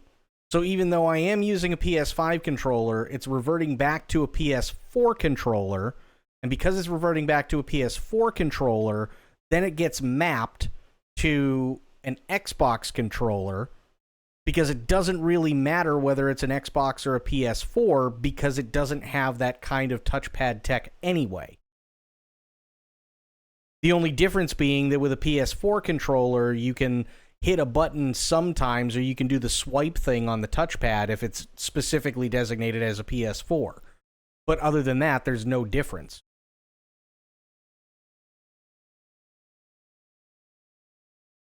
We've already been through it. It comes through as a generic wireless controller, which is what the link that True sent to me. It'll show up as a generic wireless controller.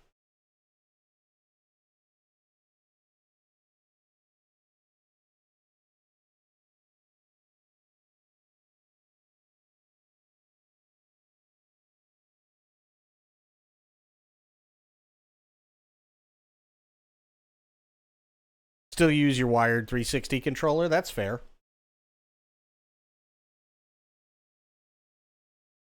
Works like a charm. Oh, I don't doubt it.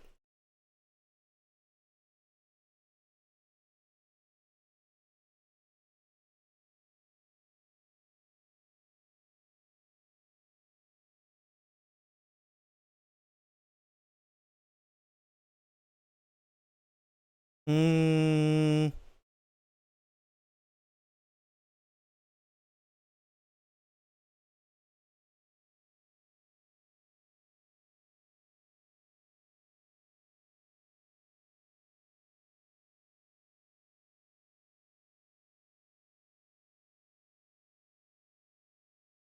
Yeah, it's only going to pop up as a wireless controller.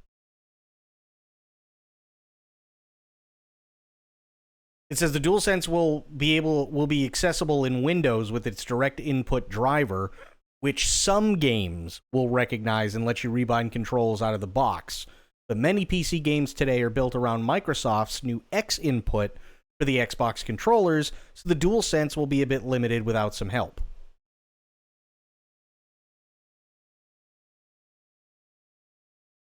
Now it says, okay, hang on.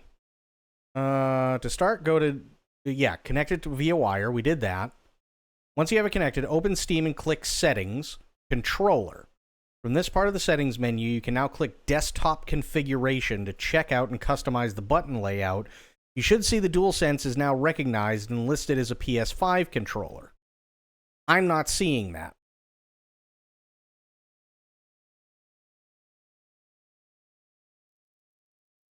But they've also changed the entire way that this runs. Desktop layout.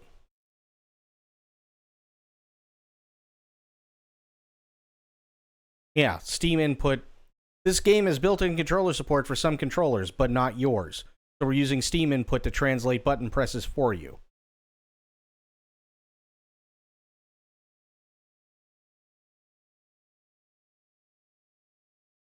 Yeah, I think it might be my controller. For whatever reason, it just doesn't like my controller, and I don't know why. I have no idea. Oh well, not much I can do. Because I've already updated it and everything. What happens when you press the PS button?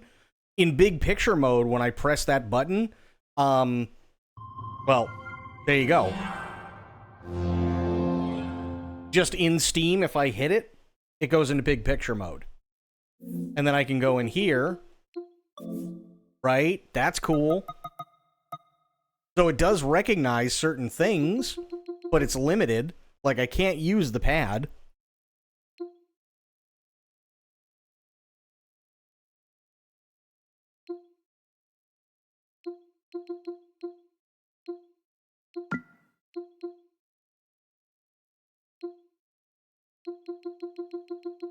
And it says PlayStation controller support enabled.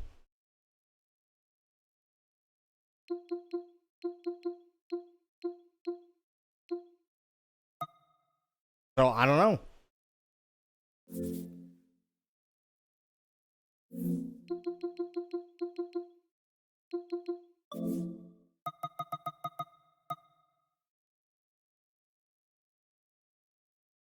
Yeah, I don't know why.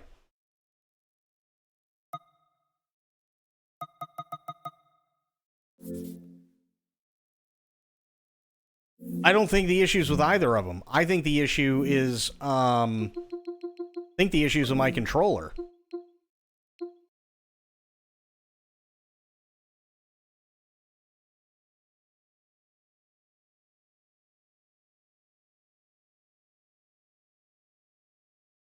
Because my controller only ends up getting recognized as a PS4.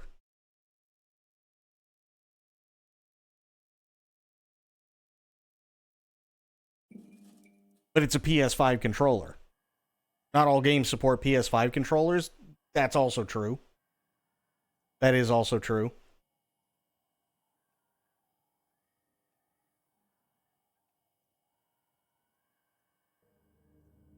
This might be one of them. I don't know. You get scammed and got a PS4 controller and PS5 pad? No. No, because I bought this, directly from Best Buy, and it cost me $80. Most likely Microsoft being shitty, they want you to use an Xbox One. Yeah, and I refuse to use an Xbox controller because I really, really, really love the feel of the PS5 controllers. I mean, it's not a big deal. Like, typically, if they want you to use the touchpad, typically I just hit the share button and it does the same thing. Right? So it's not that huge of a deal. I'm not missing out on a whole hell of a lot.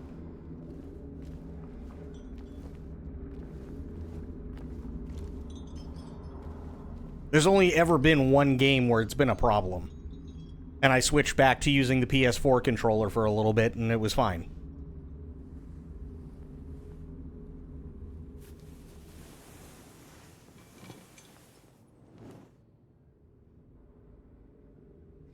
Oh boy.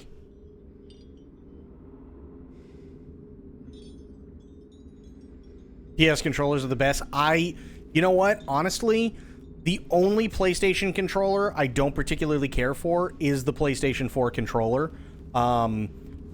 It's just too small. It doesn't fit in my hands very well. But the PS5 controller is on point.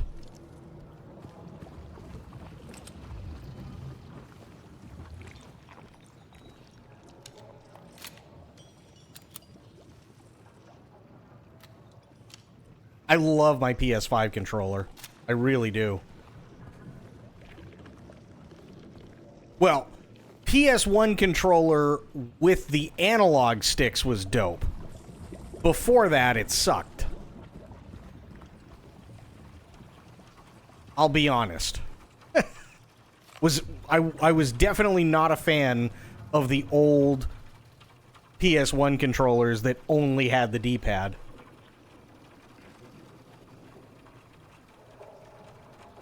The reason I use my 361 is because I've had it since '07 and it holds a sentimental value. No, that's totally fair. Absolutely, that's fair.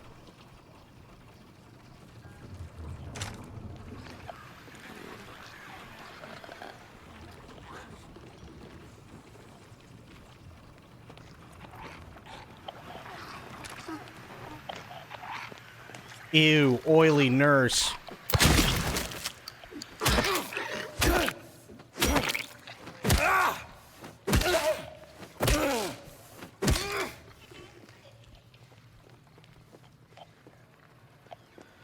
You know, any other day, I'd love an oily nurse, but not in this.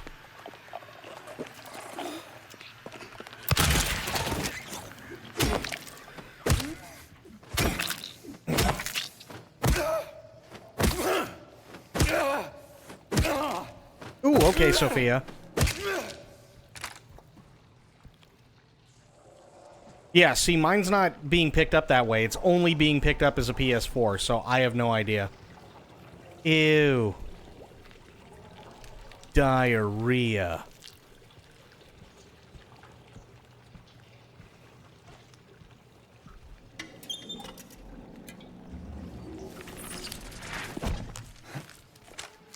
I saw you, idiot.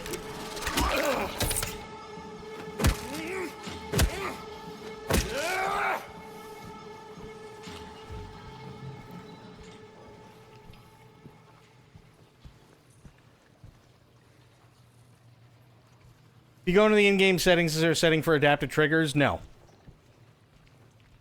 No, I don't think so. Let me check. Controls. Aim sensitivity, look, invert. Adaptive triggers, it says it's on. Enables adaptive triggers, which provides resistance when holding down left and right trigger buttons. So yeah, I think honestly, it's either Microsoft being shitty because I've got something that is or isn't clicked, or it's the controller itself which is just being dumb. Couldn't tell you which one, because it's not the first time I've tried to remedy the situation, but either way, it is what it is.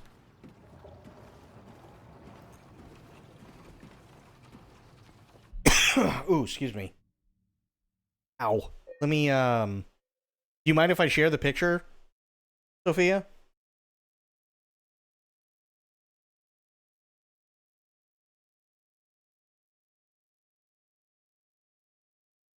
Go ahead. All right. The Northern Lights. See, like, I'd love to see those, but there's no way in hell. That is really cool. But yeah, sadly for me, there's absolutely no way in hell I'd get to see him. Yeah, not in the South, no. Sadly.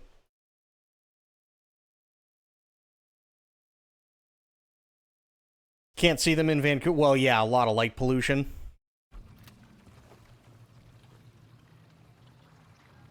Have a video of them moving, people have to download it. Gotcha.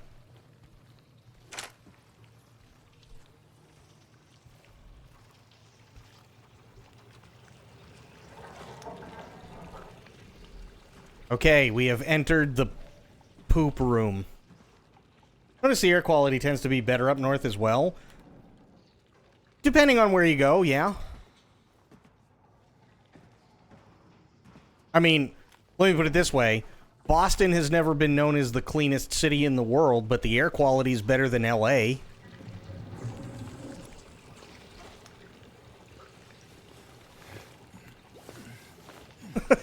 You know what I mean?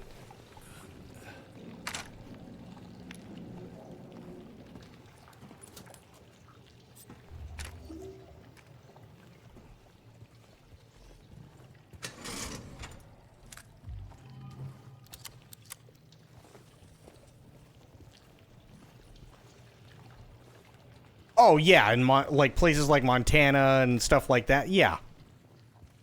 Yeah, I could totally see the air quality being a hell of a lot better, for sure.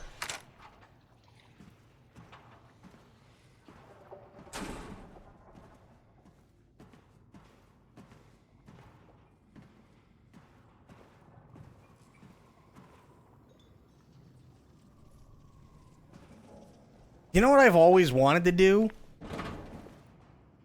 I've always wanted to go to places like Colorado, because Colorado is one of the few states that I've never been to. And go to a place like Denver and actually, like, be able to feel the difference of just breathing in because Denver's a mile-high city.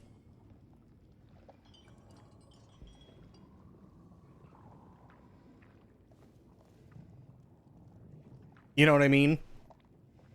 I've never been able to do that.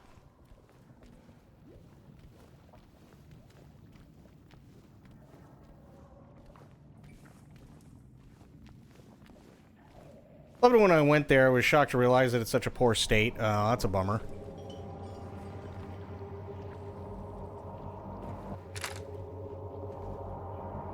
Cost of living makes me want to move there. Not sure about the cold, though. You get used to the cold. As somebody, no bullshit, as somebody who lived in the cold for a very, very, very, very long time, and it does get bitterly cold, especially in a place like Denver, there are ways around it. The reason why I moved, obviously, you know, I had stuff going on with my family and whatnot. We've been through that. But the other thing is that I had to work out in the cold, right? So if you're just there and you don't have to work outdoors, it's actually not too terrible.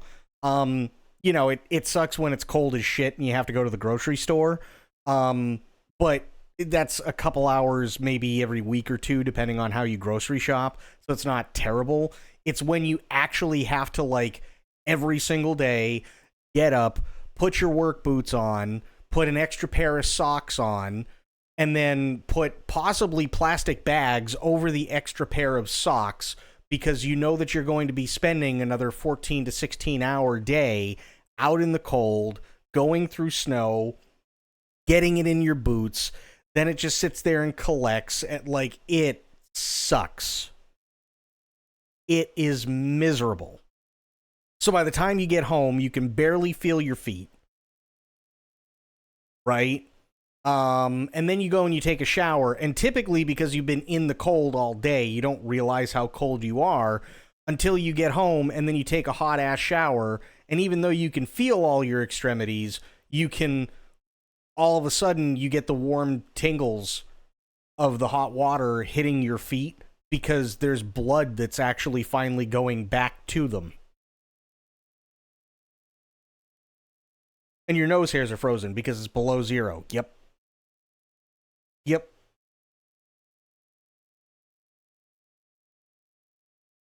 That's the part that sucks. That's the part that really sucks.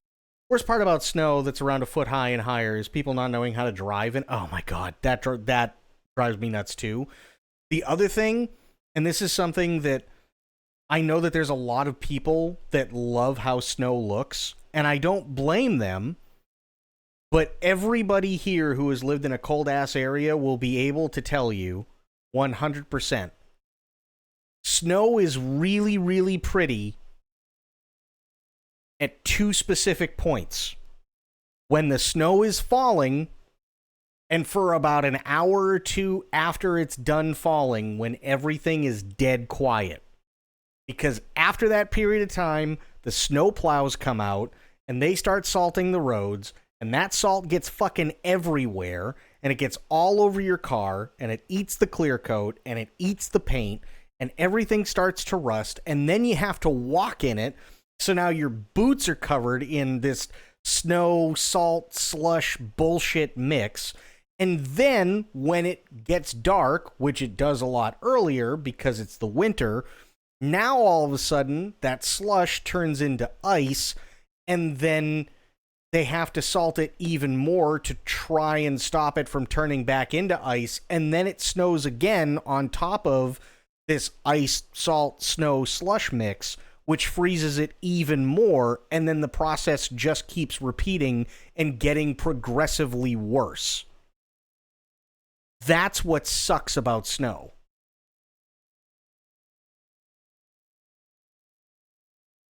Then it looks like utter shit when it's packed down and plowed. Oh, it's awful. It's awful. Like, it's really cool. Like, when I was a kid, it was really, really, really cool to, you know, like, open up my door on, like, Christmas Day because I wanted to go out and play with my friends and everything, and there's, like, a fresh coat of snow, and everything looks really nice, and because it's a holiday, you know, the snow plows may be out, but they haven't hit our road yet, and even if they do, they only do, like, 1 or 2 passes, and it's just to get the heavy stuff off the road, and that's fine, right? And then the next day comes, and instead of it being nice and white and pristine, everything just turns to brown. So you've got patches of really nice white and diarrhea all over the road.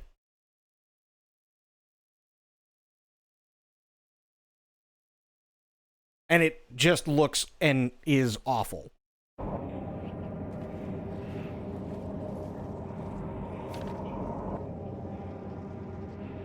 Oh, how we danced, arms flailing, our bodies in perfect synchrony, and the music played, but in any dance there comes a time one must take the lead, and the music got louder and louder, pounding, piercing, and then silence.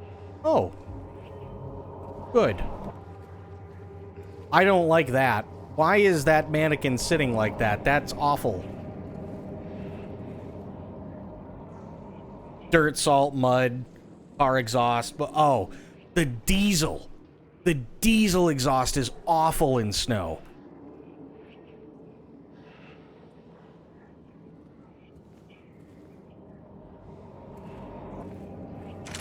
People do that co-rolling bullshit in snow, it drives me up a wall.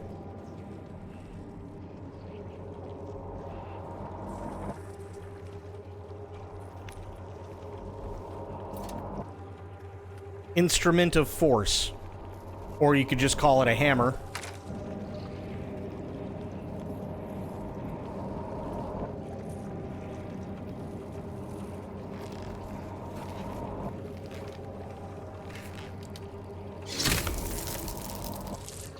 I don't know what I just did.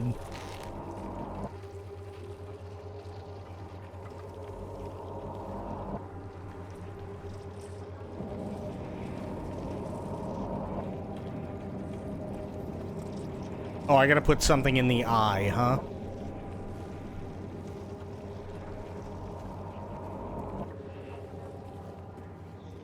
How would you compare this to the RE2 remake? So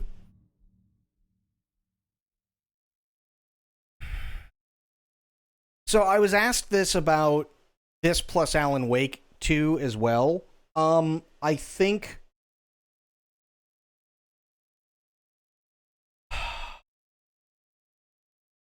the controls.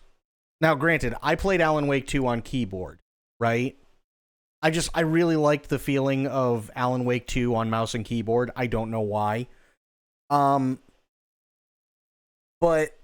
I think if you took RE2, RE2R, RE3R, Alan Wake 2, and Silent Hill 2 Remake,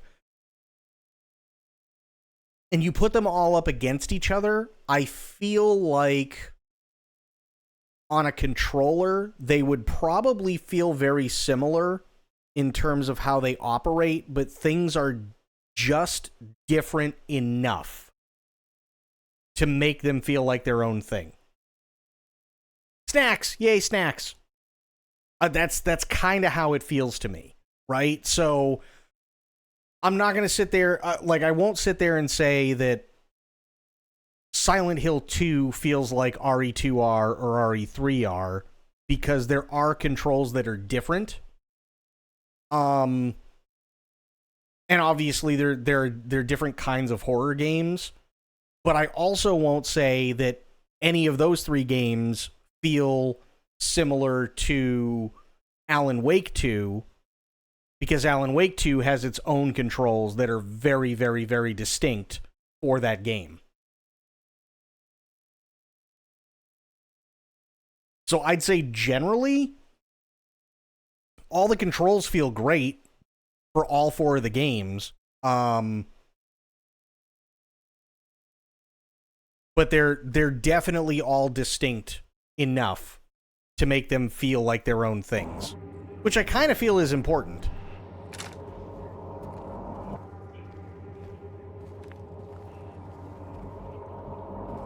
Does that make any sense?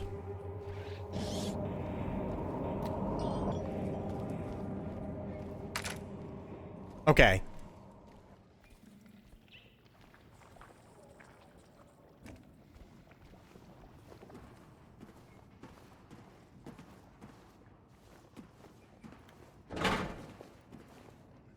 I will say that in terms of how the games respond, and I think this is important, how the games respond to the controls that they have, they all respond really, really, really well.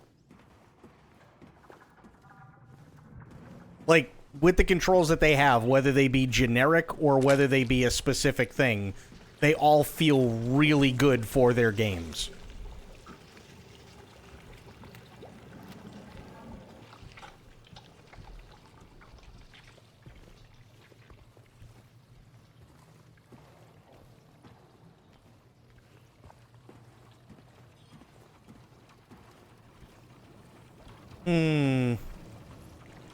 Ooh. Wrong one. There we go. Nice. Wrong gun.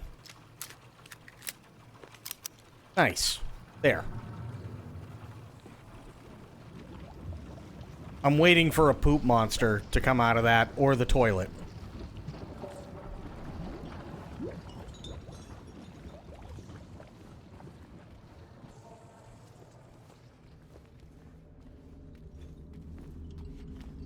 Okay, so I came from over there. Let me see, where the hell am I? That was the nurse's station. Okay. That's the chained box. Let's go see what's in L3, I guess. Yeah, there's a lot of poop.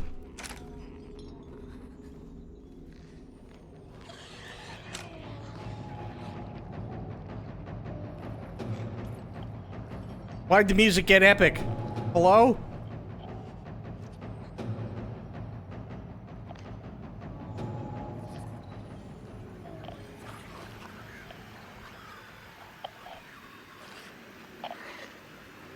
I did watch Chernobyl. I really liked the Chernobyl miniseries.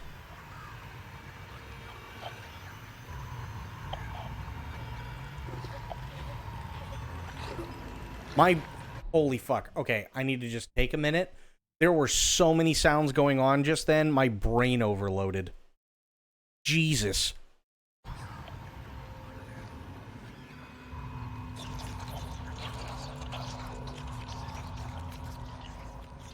That was really fucking creepy. My brain just completely overloaded with that many sounds going on at once.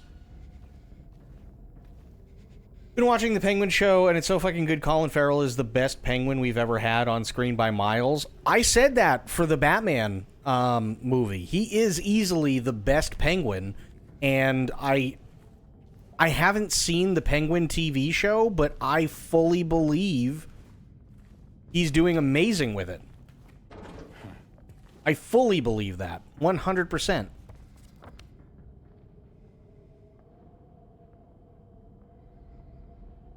Restroom.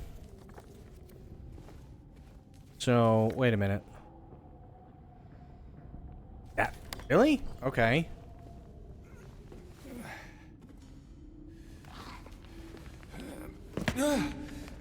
Oh, shit. You seen The Gentleman? No, I haven't.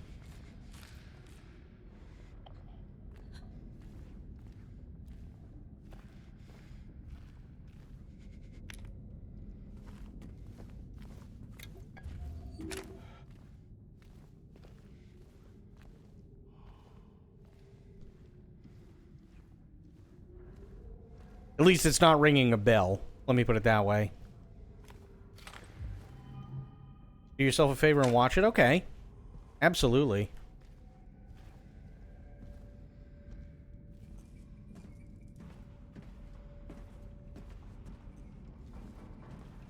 Where'd that nurse go?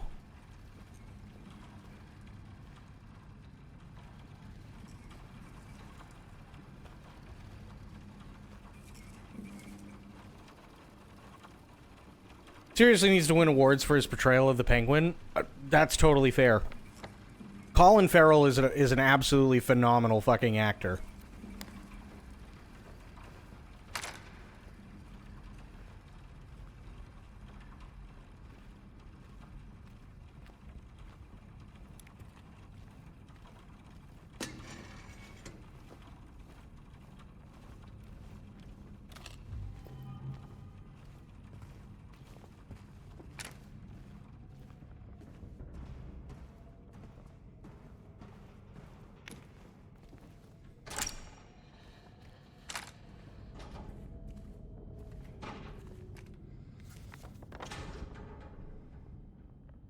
Okay. That's the restroom.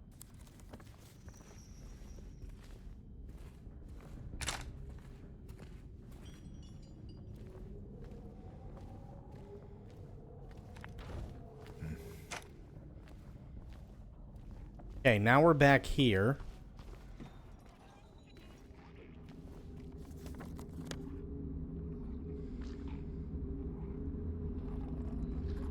Okay. So, I want to go back this way then. I think. Trying to retrace my steps.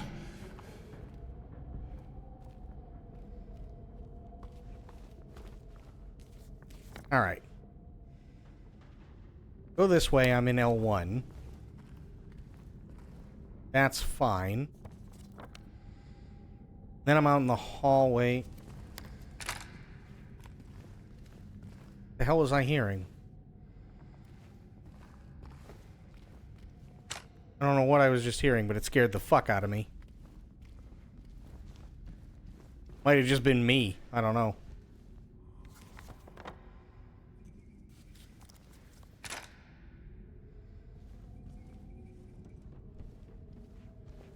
No, there's something running around.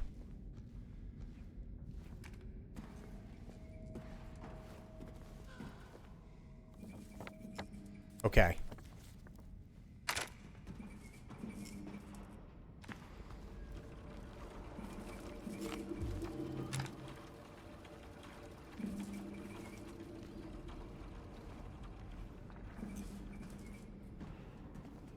Okay, that's a chain. Shotgun shells. I like it. Oh no.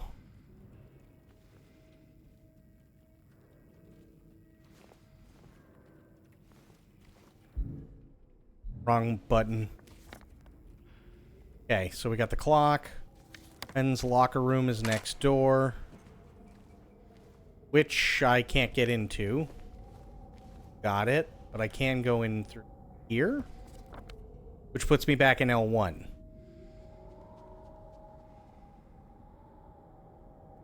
Huh.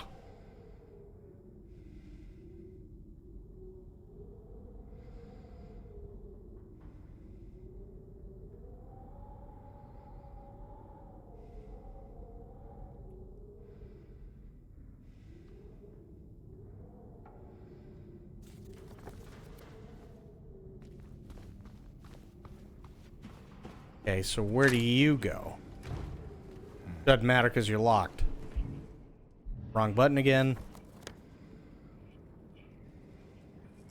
That's M2. Okay.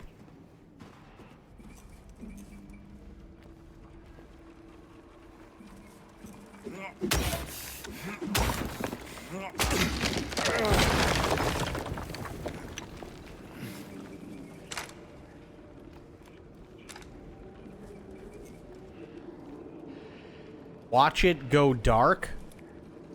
What if I don't want to watch anything go dark? Pills.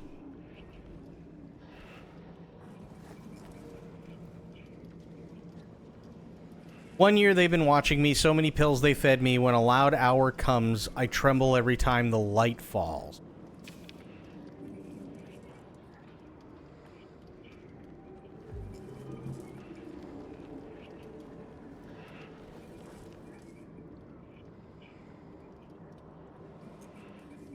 Six. Okay.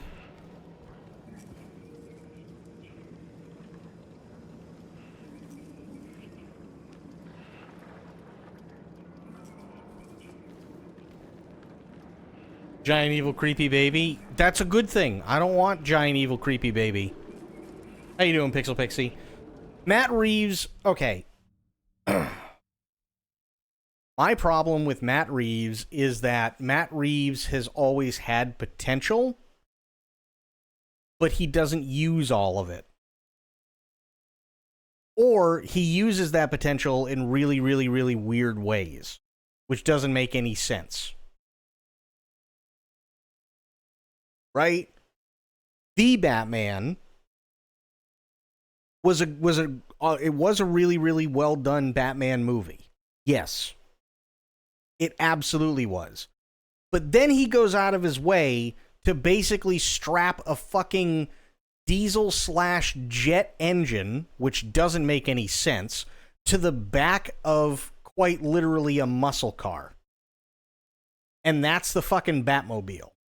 Doesn't make any sense.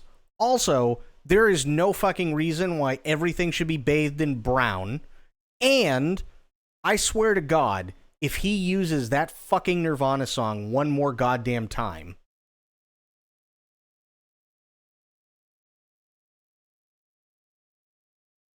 because it doesn't fit Batman.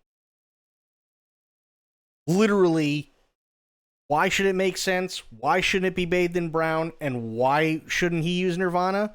Because none of it fits Batman.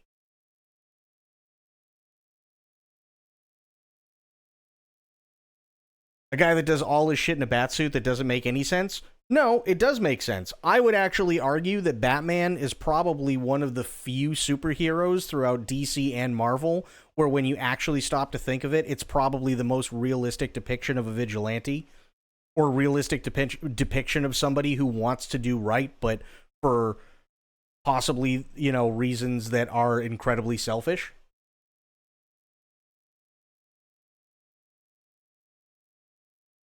They over-embellish, yes, but I guarantee I would definitely argue that Batman is by far the most realistic of all superheroes. 100%. I would absolutely argue that.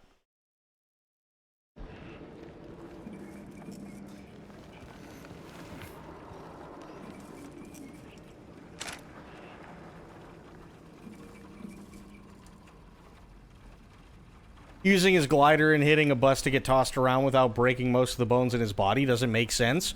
If you watch the Christopher Nolan ones, it absolutely makes sense. Because the suit absorbs the shock. And they say that in a lot of technical... They say that in a lot of technical stuff, but they say it very, very, very quickly. So you have to catch it. A lot of the time, especially when it comes to the Christian Bale Batman stuff, when Lucius Fox is sitting there talking to him about all the different things and whatnot, he basically says it'll stop damn near everything with the exception of having a rocket thrown in your chest.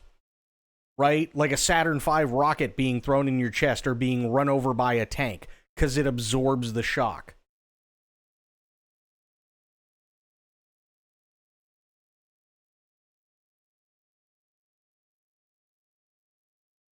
Batman using his glider, hitting a bus, and getting tossed around without breaking the most bones in his body doesn't make sense.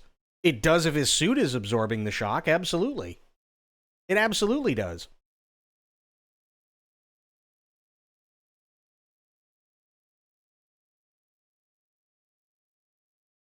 Batman is easily the one that has been the most fleshed out in terms of how the tech that he has actually works for him and actually benefits him, right? People are still arguing over, like, let me put it this way. I know everybody loves Wolverine, and for good reason, but people are still fucking arguing over the fact as to why there are, like, little fucking holes on his gloves.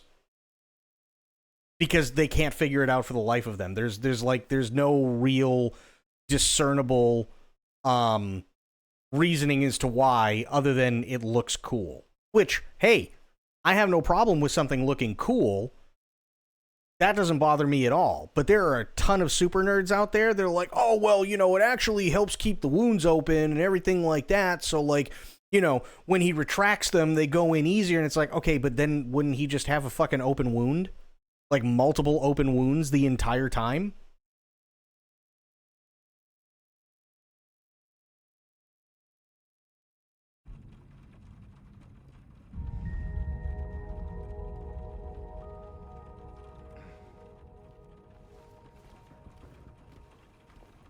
Yeah, exactly. He can't have open wounds. That's my point. That's exactly my point. For a man who can heal so fast that the wounds typically heal faster than you can actually make on him, right? That means that they would have to have something so powerful on his gloves that essentially the gloves themselves could actually kill him. Which doesn't make any sense. But the argument that people have said is that because it's a guide thing that is underneath the skin, it keeps the wounds open, therefore he has permanent open wounds whenever, or I should say perpetually open wounds whenever he wears the gloves.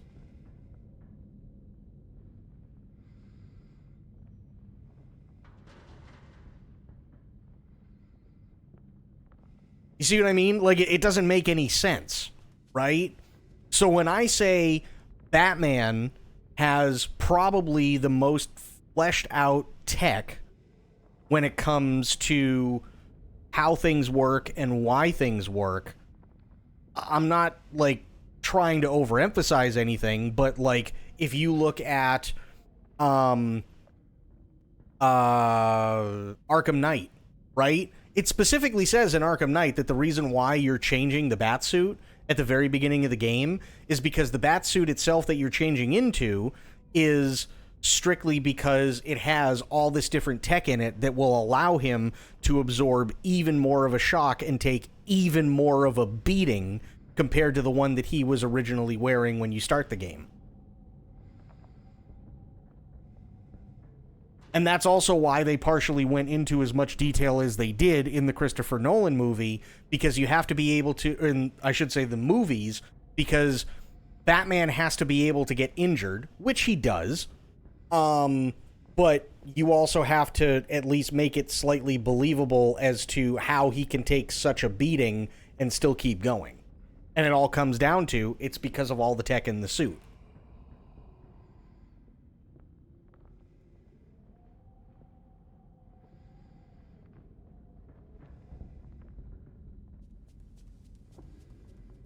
It's strictly just to serve the purpose of being there so it doesn't just look like a tear in his gloves. But it wouldn't look like a tear in his gloves, right? Because again, adamantium, the way that they made it, is so sharp that even if he didn't have those holes there, he could it'll be like somebody taking an X-Acto knife and just cutting slits right through. And it'd just keep coming out in the same spot, so it wouldn't even look like a tear.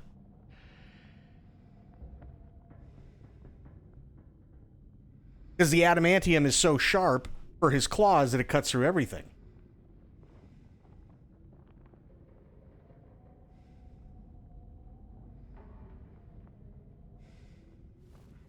Going to tell me Pattinson tanked that ball slamming into a bus and hitting the ground and didn't break a single bone because of his suit?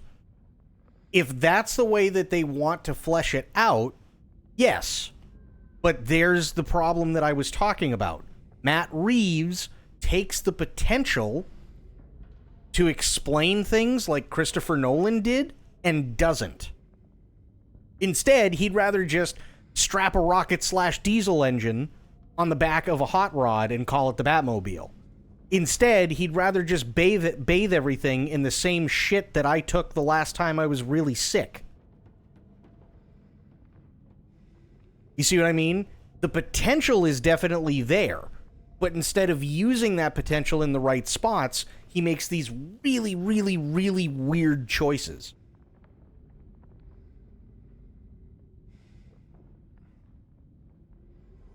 That's what I'm saying.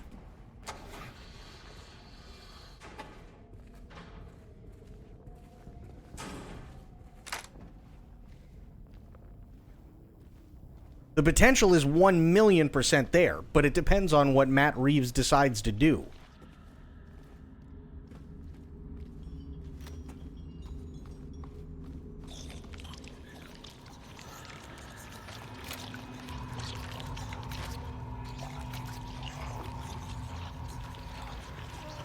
I don't think I can get up here, can I? No.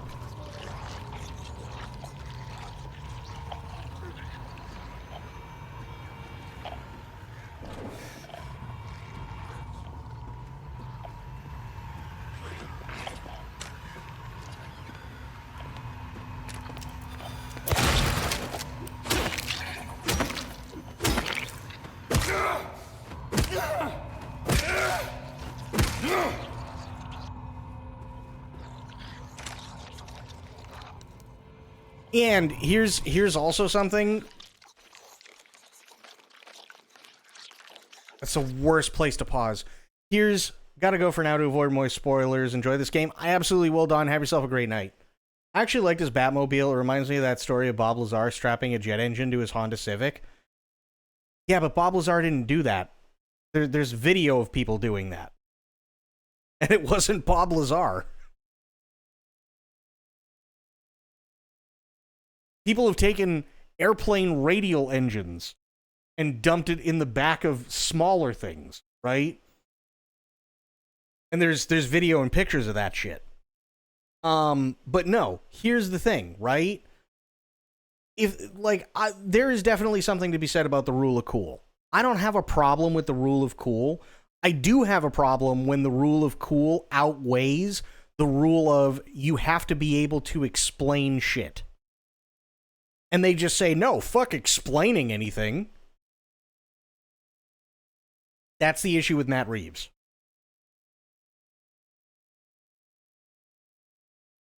That's absolutely the issue with Matt Reeves, right?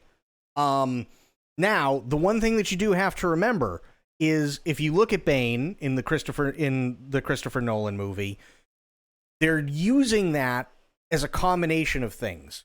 They're using what Bane does to show you, A, just how powerful Bane is, and B, and more importantly, just how battered Batman is to begin with. Because at the beginning of the movie, if I remember correctly, it's been a while since I've seen it, but at the beginning of the movie, he takes off the suit and he is fucking covered in bruises and lesions and fucking abrasions and I want to say there's a part of his body that looks like sandpaper and everything like that. thanks to the suit, he was able to take those beatings, but eventually the body is going to break down. Right? So it's a combination of Batman has taken one hell of a beating over the years, and he's getting tired and he's getting older, and it's harder for him to keep taking those same beatings. And Bane is so powerful, it didn't matter what the suit could do for him, because the person inside the suit was so broken anyway, it wouldn't matter. So long as he's strong enough to sit there and do a backbreaker to Batman and break through the suit, Bruce Wayne was going to break anyway. That's kind of the point.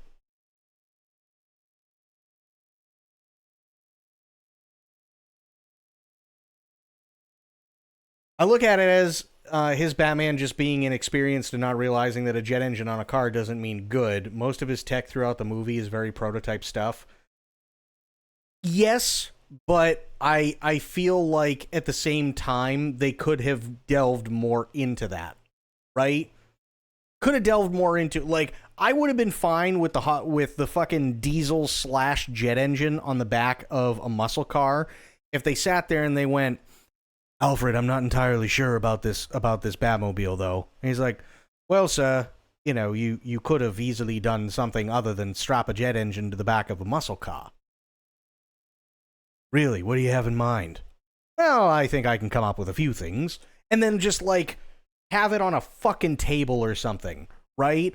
And then there's one scene where he's in there and he's talking to Alfred, right? And he's just looking at different things as Alfred's talking, and they're talking about whatever the hell's going on during the movie itself. And he goes, what are these? So, oh, yes, prototype for the new Batmobile. Oh, looks promising. That's all they needed to do. That's it. But they didn't, because the potential was there, and Matt Reeves decided, nope, fuck potential. We're just going to cover everything in shit. We're going to keep the jet engine on the back of a Camaro, and we're going to throw Nirvana in there, because fuck you.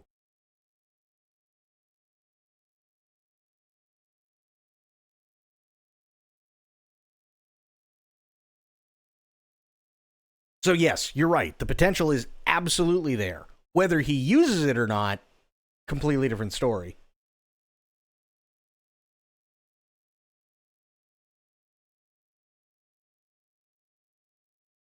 You see what I mean? Like, some really cool ideas. Just depends on what they want to do with them.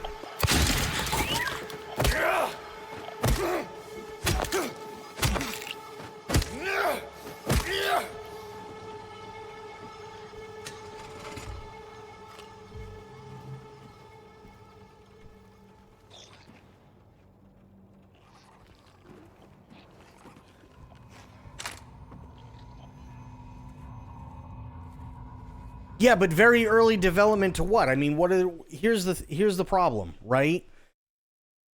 Even if he goes, sir, the car is in very early development. Very early development for what? What are they going to upgrade from a Camaro to a Ford Galaxy? You see what I mean? Like, there's nothing on the other end of that statement.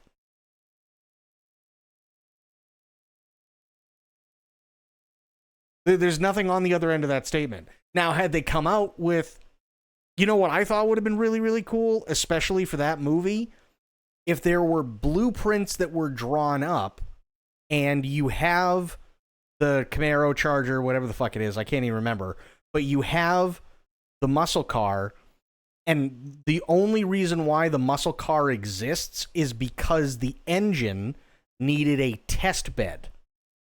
And what they were doing is using the muscle car and the chassis that they welded together as a test bed for what would ultimately be the Batmobile. But you don't see any of that. You just get, still in very early development.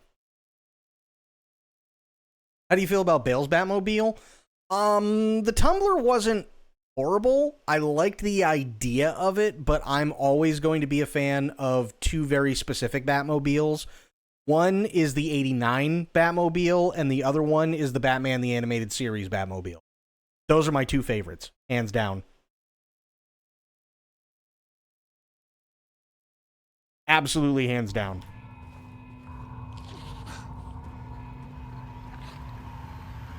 Like, the tumbler was cool. I like the idea of the tumbler. I actually really do like that idea.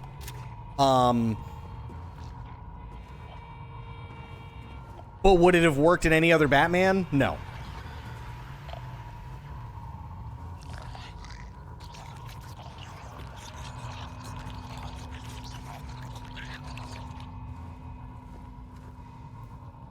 I think in terms of Batman separating himself from everyone else in terms of tech, giving what he has tech-wise in his version, Pattinson's wasn't bad. I think there could have been a lot of things that were done differently to explain why it is the way it is. And that all they had to do was explain. That's it. If they had explained it, I think it would have gone over a hell of a lot better. Honestly.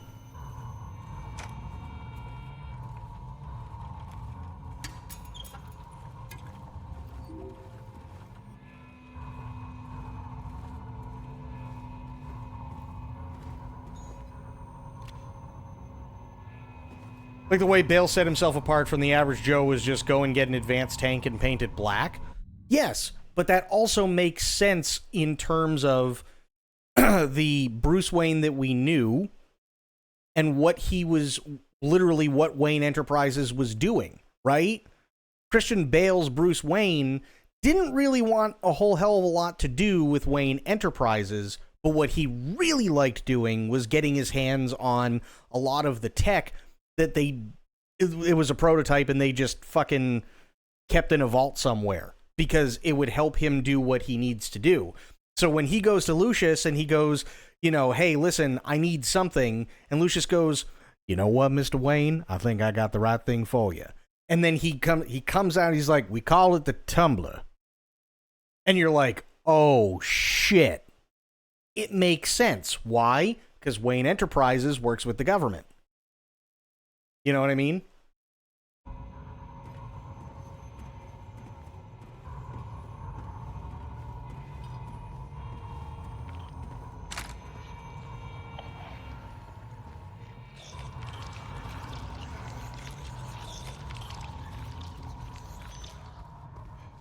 Yeah, but they don't really show that he can do better. That's kind of the issue, is they don't show that. Me personally, I was really, really, really hoping for World's Greatest Detective. Instead, we got something in the way. Yeah. That's not World's Greatest Detective. That's just shit.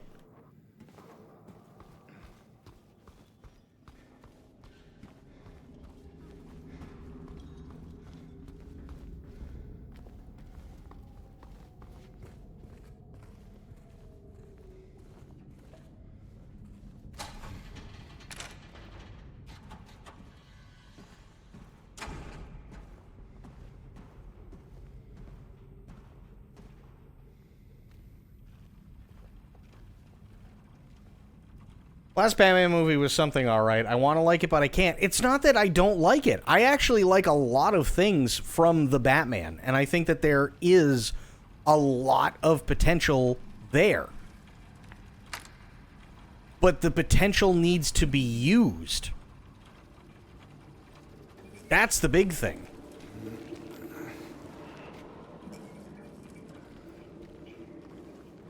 I almost think that if they didn't use that song, you'd like it 10 times more. Compared to how I like it now, it would probably go up at least half a letter grade. Easily. Because there are still other things that need to be fixed, right? Colorization is a big one. Big one. I would have loved more explanation behind the tech instead of just a scene where you see him welding a thing that doesn't make any sense to a car that is only half finished and has a jet engine sticking out of the back of it. That doesn't make any sense because he's literally just welding. I guarantee that if that shot was lit the way most welders would actually, like, operate in, you'd see that he's literally welding something to nothing. Right? But when you make it really dark and you make it a little foreboding and all you see is him and he's just welding something and the lights coming off and hitting the fucking helmet and it's like, ooh, what's he doing? Probably just fucking stick welding two pieces of metal together. You know what I mean? Like, who gives a shit? Right? If they had done other things, I really think the movie, if they had explained certain things, if they had changed the colorization up a little bit, if they had shown a little bit more of World's Greatest Detective instead of, hi, I'm Alfred, I can figure out everything for you, it would easily be an A. But at best, the only thing that I can give it is a B. Because Alfred figures everything out, which is not World's Greatest Detective. Everything is bathed in brown. They don't explain any of the tech whatsoever other than it's in early development, which is a real shame because it would be cool to see what you might see later on. Even just a brief shot or just the promise of, hey, things are going to get better in the next one, right? So you don't see that. And then you have that fucking Nirvana song. Like, without the Nirvana song, it'd easily be a B+. Easily. But I can't even give it that because that Nirvana song fucking destroys the movie. Absolutely destroys it.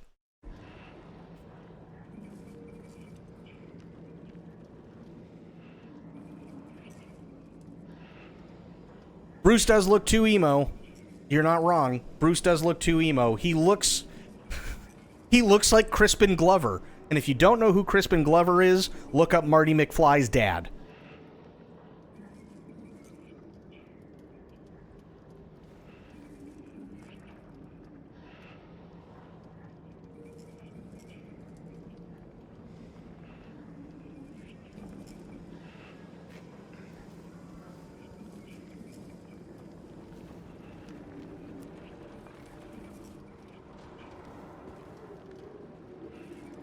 He does, doesn't he? Like, I wish I was kidding, but he looks like Marty McFly's dad.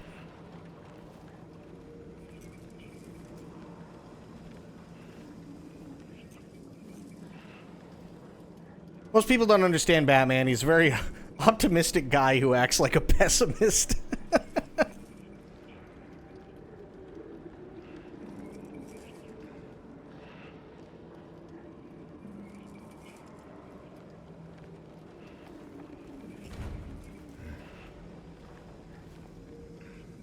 I get it's still very on in his Batman era, and he's learning to deal with losing his parents and stuff, so it's kind of shining through. Yeah, but there is a massive, massive difference between I'm still dealing with the loss of my parents and trying to figure out how to be this symbol of fear toward people who are trying to do the same thing to others that they did to my parents. I understand all that, but he doesn't look like he hasn't taken a fucking bath in 8 weeks and just came from a My Chemical Romance concert. That doesn't make any sense.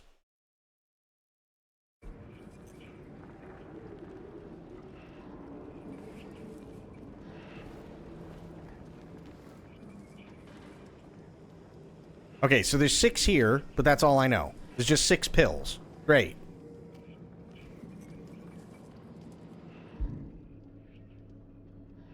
What the fuck? That was weird.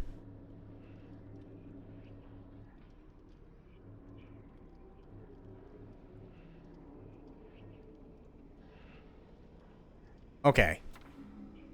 1 year they've been watching me, so many pills they fed me. When a loud hour comes, I tremble every time the light falls. When a loud hour comes. I'm thinking it has to do with the clock, right?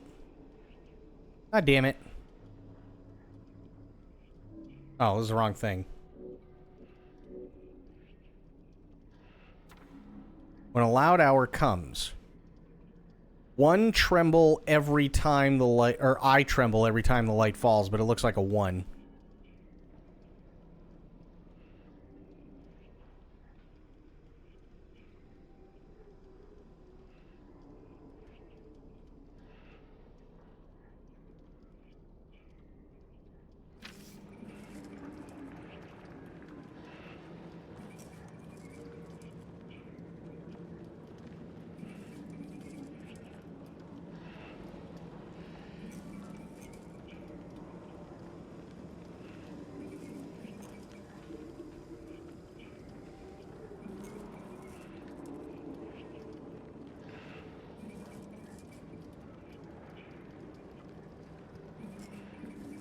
So 1, 6, but we need to know what the loud hour is. And I'm assuming it has to be double digits. But it doesn't matter because I need the clock hands anyway. Which I don't have.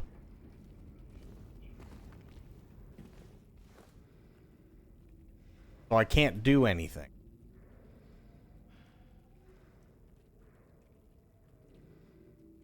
How do they spell allowed or allowed? Let me see.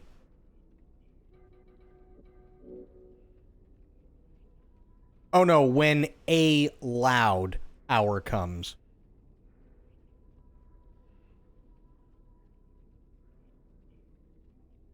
Yeah.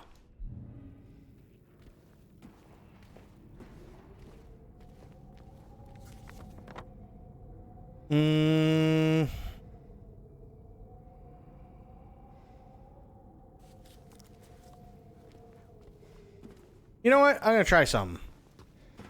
If I can get back there.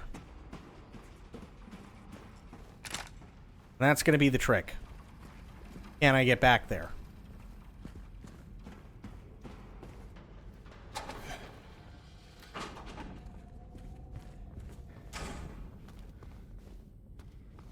Okay.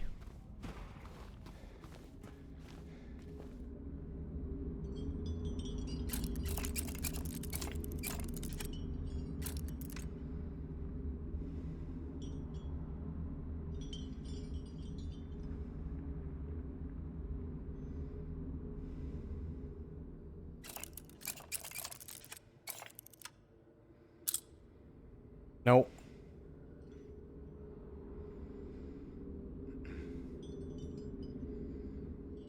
There were 6 pills.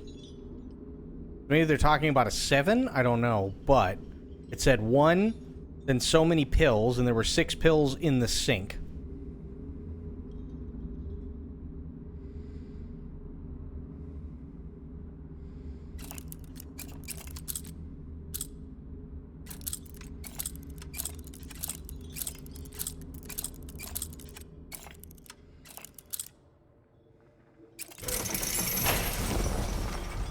There we go. Brute forced it. Get wrecked.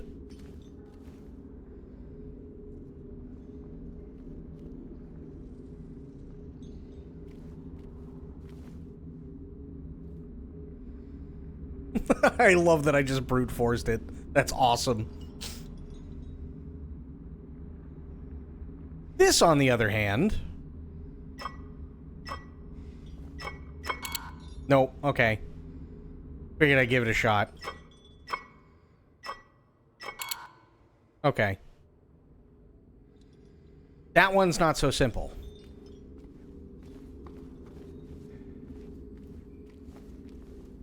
So it was 1621?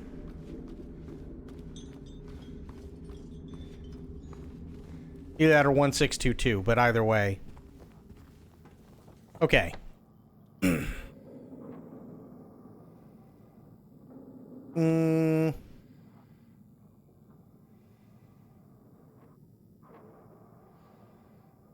Can't get into C5.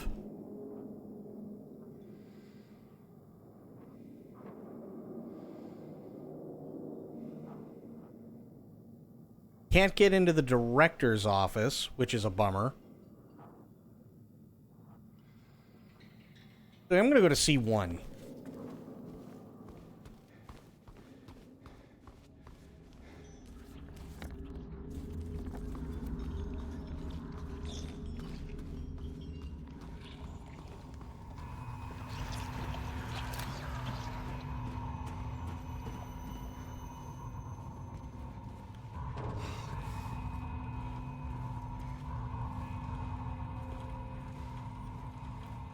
Why does everybody have to break the urinal?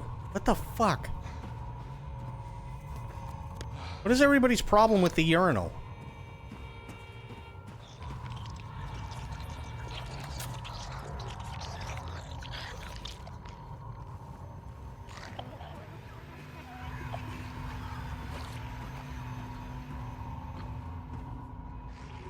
Okay. This is C1.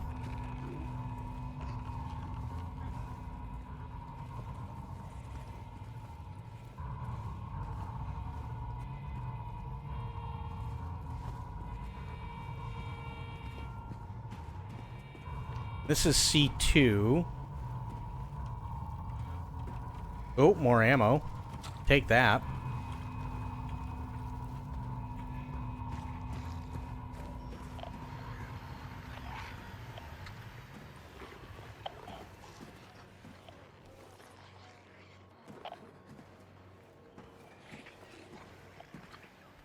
Can't get in there.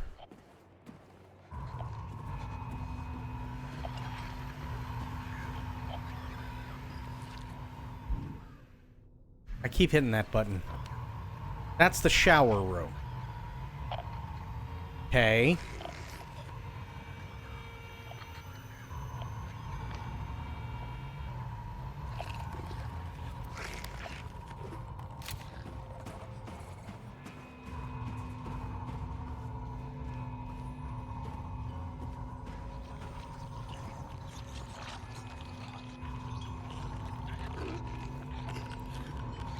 Yeah, I can't get in there at all.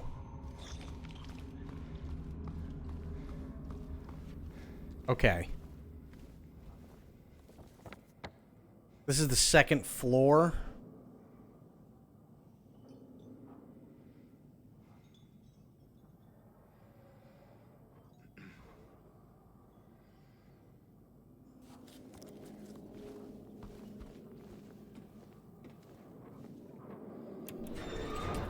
Go down to the first.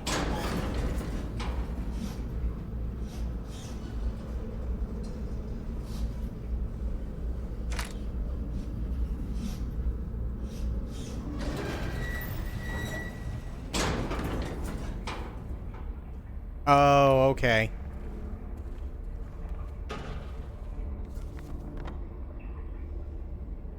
And there's not much I can do down here, sadly. At least I don't think.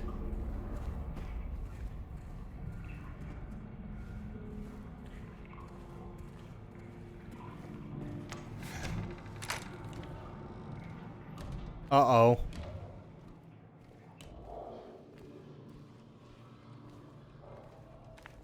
Definitely don't like this.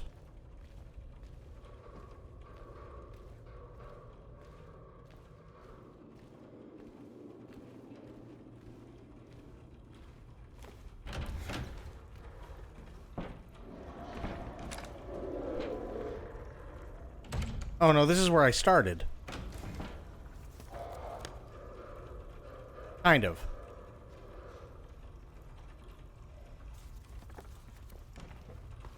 No, it is where I started. Okay. I can't... Yeah, I can't break through that.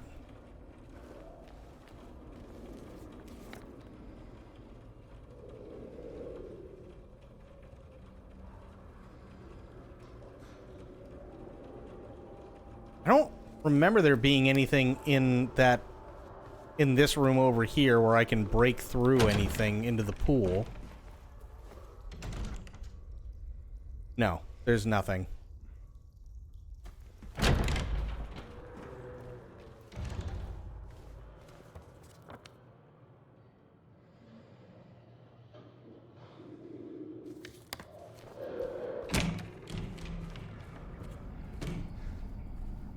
And I can't get into the locker room. Nothing down there.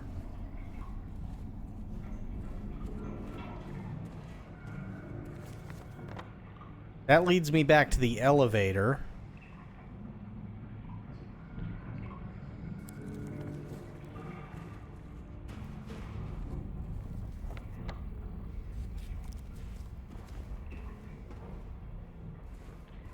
This is all walled off.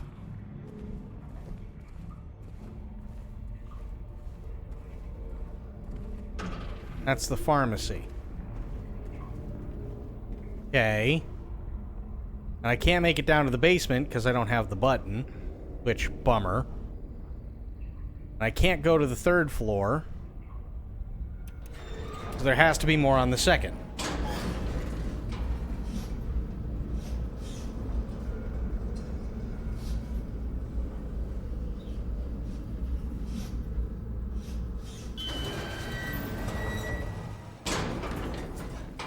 God, they really did this Rust so well. Like, I know that sounds really weird, but everything looks dingy and rusty and everything. Like, it... I feel like I need a tetanus shot. I don't think so.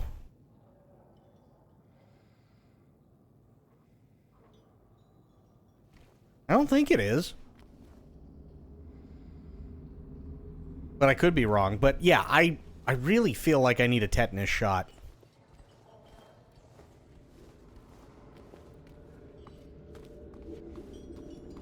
You have a stupid question. Go for it. It's UE? Okay, fair.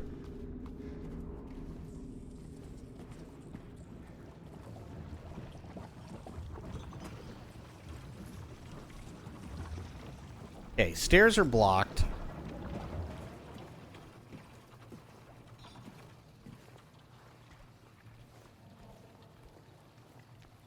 Also, there's no such thing as a stupid question, unless you don't ask it.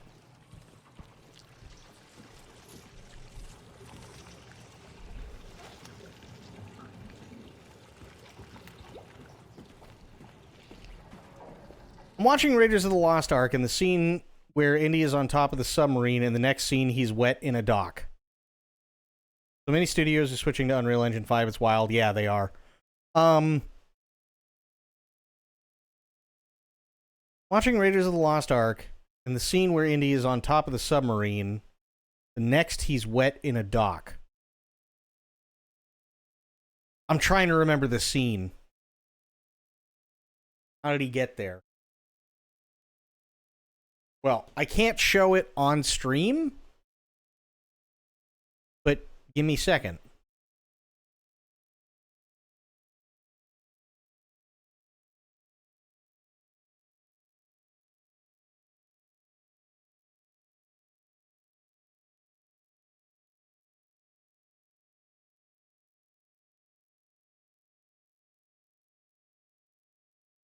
After the Germans raided the boat, he and Marianne were on. The studio behind the Halo games. Yeah, we heard about that yesterday. I'm just going to mute the desktop audio really quick. Hang on one second.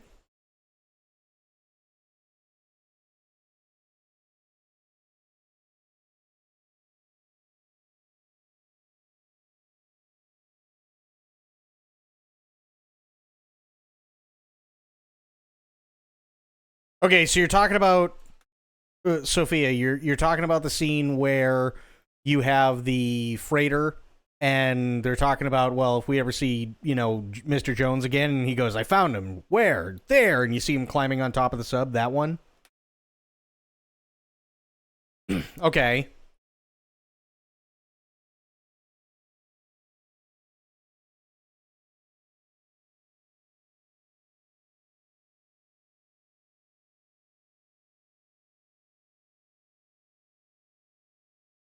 Oh, and of course, then it just cuts. God damn it. It cuts at that very thing. And the next scene, he's in the submarine dock. That's... Did they do a transition at all? No.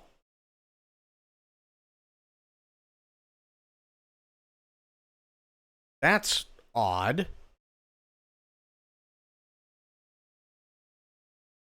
Oh, wait a minute. Wait. Hang on. Oh, okay. I found it. I found it.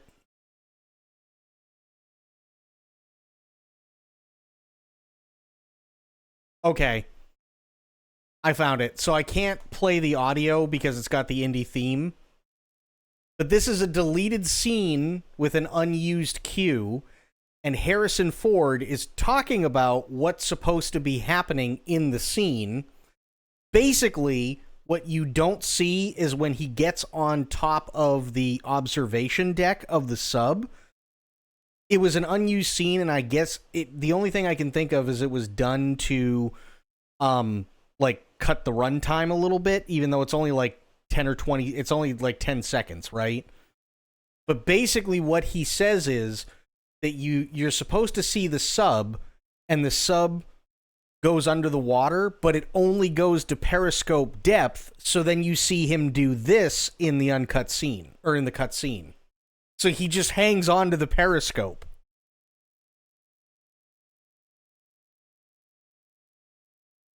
That's what's missing.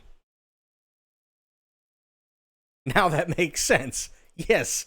Yeah, now it makes sense. I was like, wait, that doesn't make any sense. What the fuck? Yeah, but that's what it is.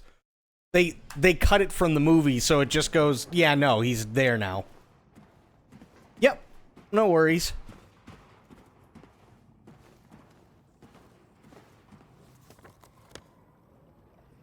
Okay, so I can go up.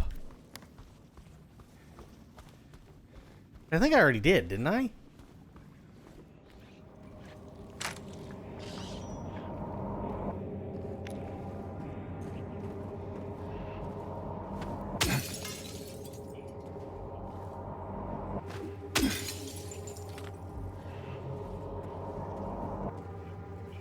My favorite thing in the whole wide world, though, is still the story behind Indy shooting the swordsman.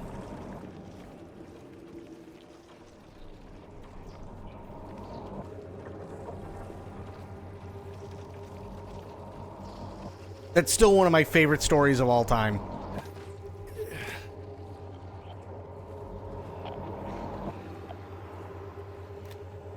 Do the rest of you guys know that story?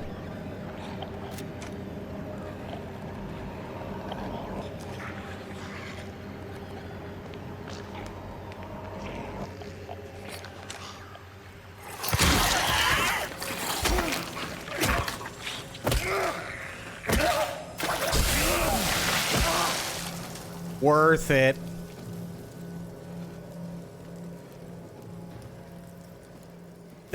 I abso-fucking-lutely love that story. That's one of the funniest damn things.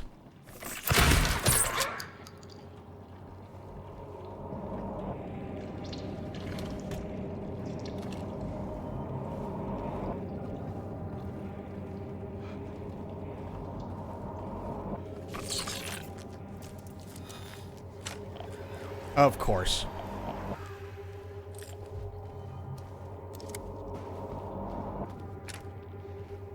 Of course the damn thing's gonna run.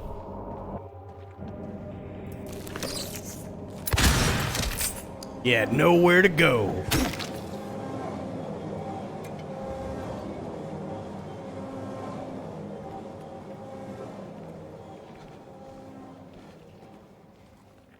What movie or show death do you think had the most surprised shock value?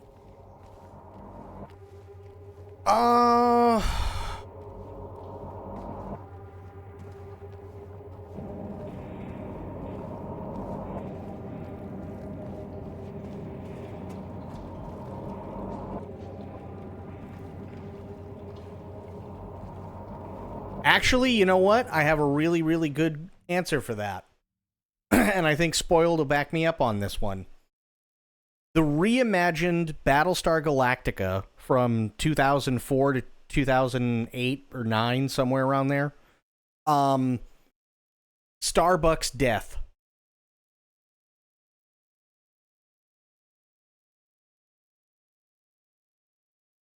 That's probably the most shocking one that I can think of.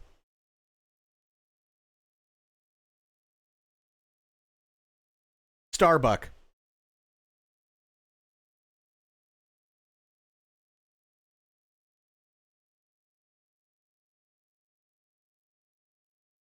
Because here's the thing with Battlestar Galactica. Battlestar Galactica originally came out when... Oops. It originally came out in the 70s, right? It was hot off the trails of Star Wars. Star Trek was a big thing, so on and so forth.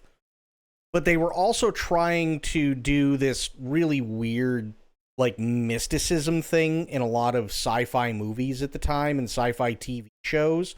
So in the original Battlestar Galactica, a lot of people didn't really care for it at the time, but I understand why it was there, and it doesn't bother me.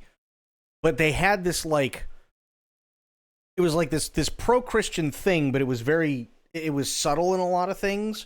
But it was the show was more lighthearted, right? So they were trying to promote it to kids, and they were trying to show Christian values and stuff like that in a light that kids could understand in a lot of ways, and so on. But Starbuck was played by Dirk Benedict, who at the time was a heartthrob for a lot of people, right? He was good. He was really, really good. But then in 2004, when Battlestar Galactica came out again, Katie Sackhoff was Starbuck. And Starbuck was now a woman, and Starbuck was a not-so-happy-go-lucky person. Instead, she was a raging fucking alcoholic who either had a death wish or was a severe adrenaline junkie, or both. Bucked authority literally every chance she got. And then a lot of things in the show happen, and I want to say it was the end of the second season. Starbuck, by this point, had always been, like, the pilot. Like, not even Apollo could touch Starbuck when it came to skill, right? He was a good substitute, but he wasn't Starbuck. And there was a battle where all the fighters had to go out, and, you know, there was a lot of shit going on, and Starbuck kind of lost her cool, and Apollo kept yelling at her to pull up, and she wouldn't pull up, and she gets sucked into her ship gets sucked into the maelstrom, and she dies. Which is massive, because literally throughout the entire series thus far, which is like 2 out of 4.5, technically 5 seasons, so out of the 2 seasons, Starbuck and Apollo have always been like the two. It doesn't matter what happens, doesn't matter what shit they're in the middle of, they always come out okay. Same thing with the original Battlestar Galactica series, was that it didn't matter what happened, it didn't matter if one of them got captured, it didn't matter if they were in a world of shit and they had like 5 or 6 Cylon base stars surrounding them or whatever, Starbuck and Apollo would always make it through. Right? That's just how it was. Now, one of the most popular characters out of a series that has spanned from the 1970s to 2004, 2005 is dead. That's huge.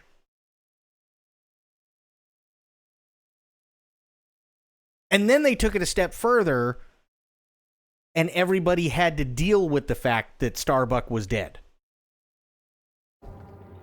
And I won't say any more than that.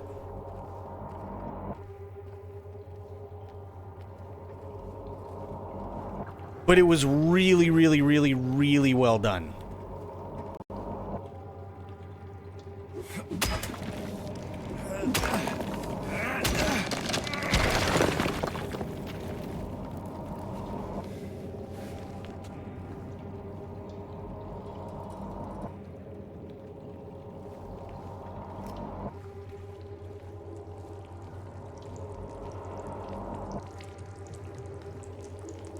Oh, well, that can't be good. Did y'all ever see the interview with William Shatner when he wishes he'd done his death scene differently? Long time ago, I remember reading something about it, but I can't remember any of the details. But there were a lot of things that they cut out of that movie, too. Like, Scotty and Chekhov were supposed to have a much bigger role. Much bigger role.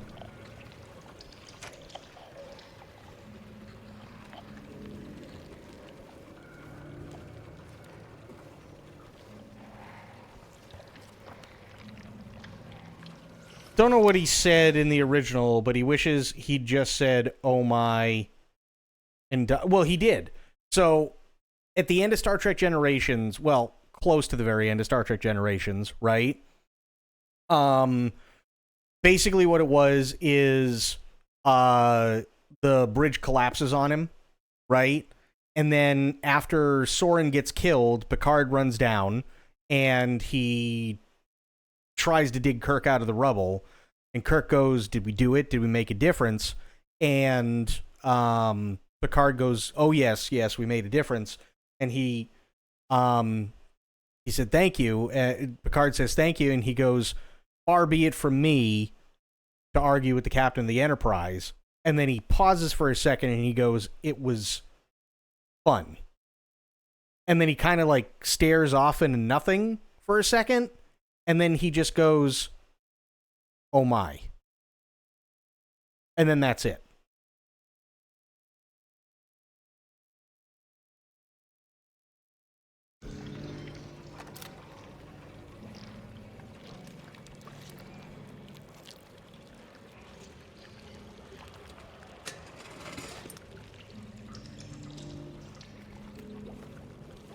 It's still a death that I hate. Like, I love it, but I hate it so much.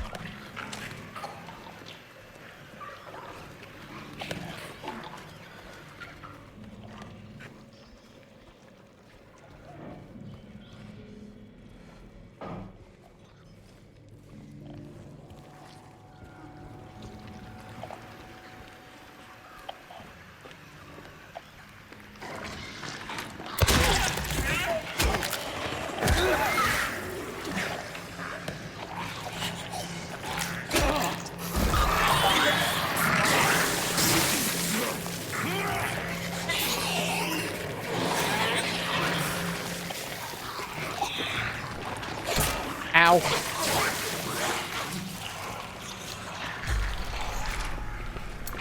Oh, shit.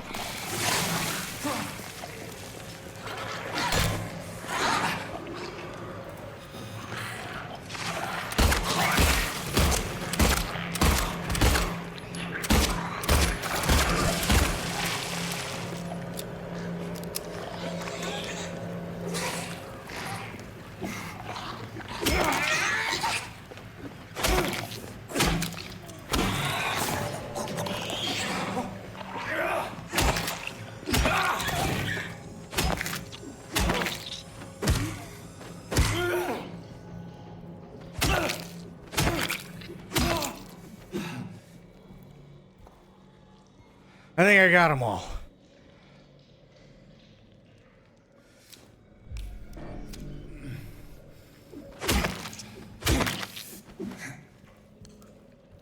Yeah, I love it, but I hate it. Because he doesn't... Kirk never... You never understand what he means. Because it's such a, Oh, wait.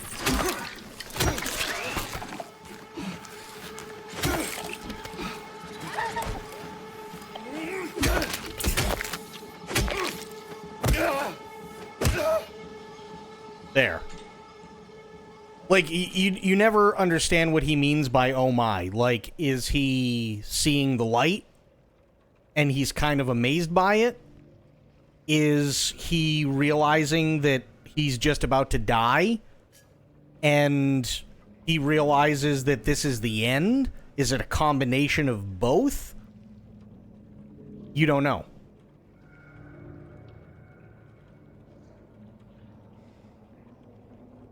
Because he's literally just staring out into nothing. And then the only reason you know he's dead is because he goes, "Oh my," and his smile kind of fades, and then his head just kind of slumps.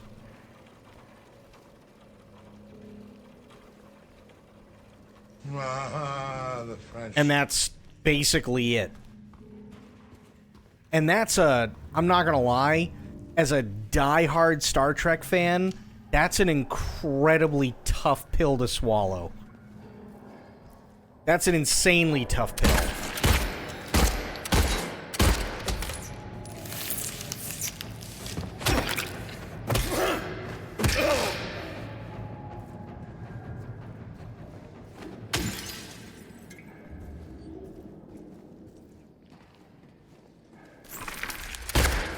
Oh, you.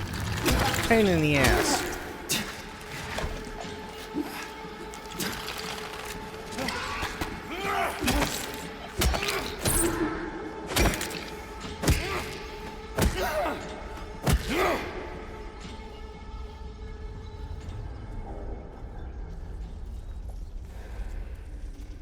Never saw the movie, and just the clip alone had me crying like my dog did. Oh, yeah. It was rough. It was really, really, really, really rough to watch. Because it's something that... It's gonna sound stupid, but it's something that shouldn't have killed him. In my opinion, it's something that shouldn't have killed him. Like... He had been I mean, I also get it to an extent, right? Like, eventually, all heroes have to die. And I get that. But it's like, he'd been through so much. Like, Kirk had been through so much. Everybody already thought he died, right? At that point in the movie, everybody already thought he was dead and had been dead for like 80-something years, right? And... thank you for the hydrate. He had been to a Klingon prison planet. He had met what everybody thought was God. He had to go back in time to save humanity from itself by bringing back humpbacked whales to his own future. Because his world was about to be destroyed by an alien probe, right? Not only that, he helped bring his best friend back from the dead, right? Like, he had done all these amazing things, and how does he die? Because a bridge collapses.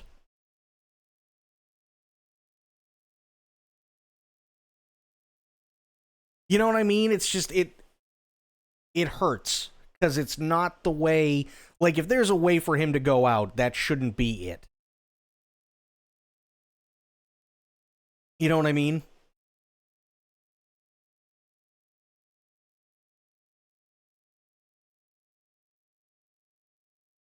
Like, it was a kick to the nuts. It really was.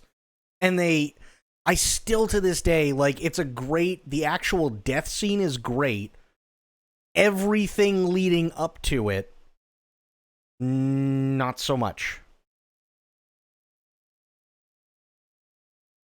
He should have gone out saving a shipload of children. Well, it's like...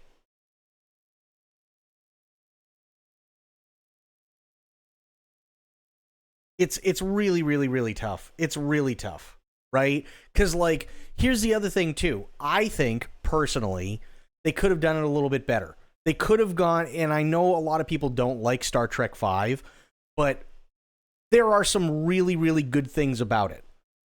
For instance, right, the beginning of Star Trek V, here's Kirk, he's climbing the rock, right, and Spock is pestering him, and McCoy's down there with the binoculars, and he's talking to himself, and all that shit. And then Kirk's up there, and he's like, Spock, I appreciate what you're trying to tell me, but if you don't stop distracting me, I just as soon... And then he slips, and then he starts yelling while he's falling down, and Spock has to go vertical and just go after him in the rocket boots and everything, and so on. And then later on in the night, when they're talking to each other, and McCoy goes, you know, Jim, you really piss me off. And he goes, me? What did I do? He goes, you and your goddamn stunts of yours. He goes, maybe it didn't cross that macho mind of yours, but you could have been killed today. And he goes, well, I knew I wouldn't die. And he goes, and McCoy goes, oh, I thought he was the only one that was immortal. He goes, no, you don't understand. I knew I wouldn't die because I had the two of you here with me. I'd always known I'd die alone. That would have been something to go off of. That would have been something really cool to go off of, right? McCoy's not there, Spock's not there, Picard's not there. Nobody that is considered his friends are there when it's time for him to go. But that's not what happened in Generations. Instead, Kirk and Picard are trying to stop Soren together, and he dies because a bridge collapses. And it's like, that's kind of a kick in the nuts.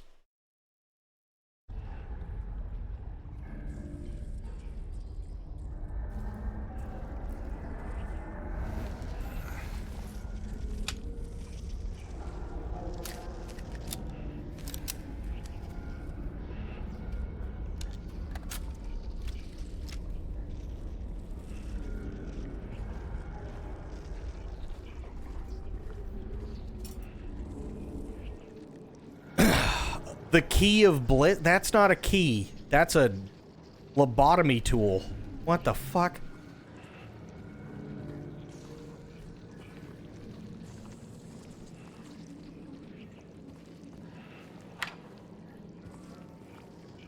And like, I get it, True. I know it's kind of funny to like hear me talking about it like that, but that'd be like, okay, here's Wolverine, right? Wolverine's done all this amazing stuff in the comics and everything like that and so on. And then they say the next X-Men movie is absolutely 100% canon for both the comics and the movies and whatever TV shows come after this, right?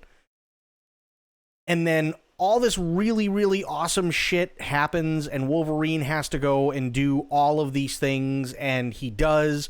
And he's battered, he's torn, he's tired, but he makes it through. And then in the last 15 minutes of the movie, he gets hit by a bus and he's dead. The end.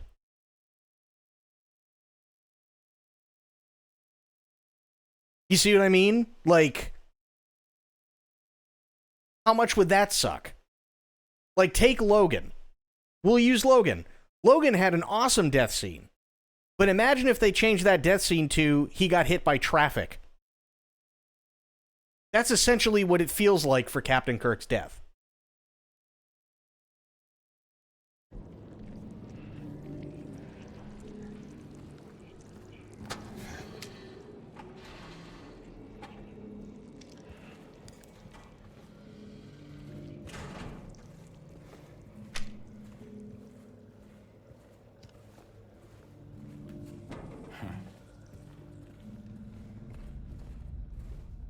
And not only, and this is the worst part of Generations, not only are we reeling from Captain Kirk's death, we're also reeling because we just lost the Enterprise.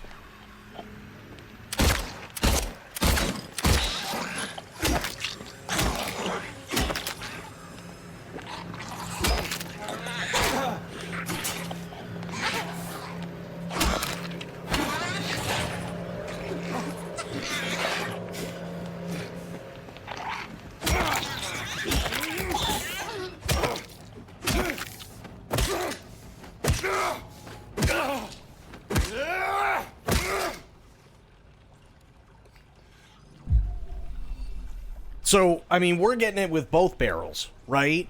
Because Kirk just died, and we just lost the Enterprise again.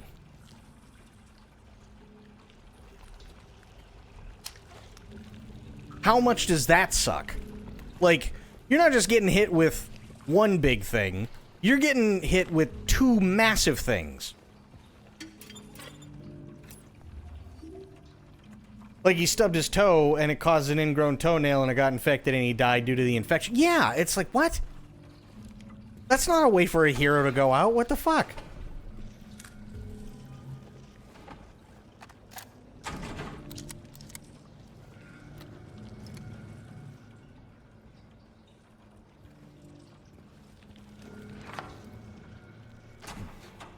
And, like, I understand why the Enterprise D...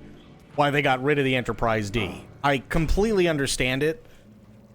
I just think they could have done a better job.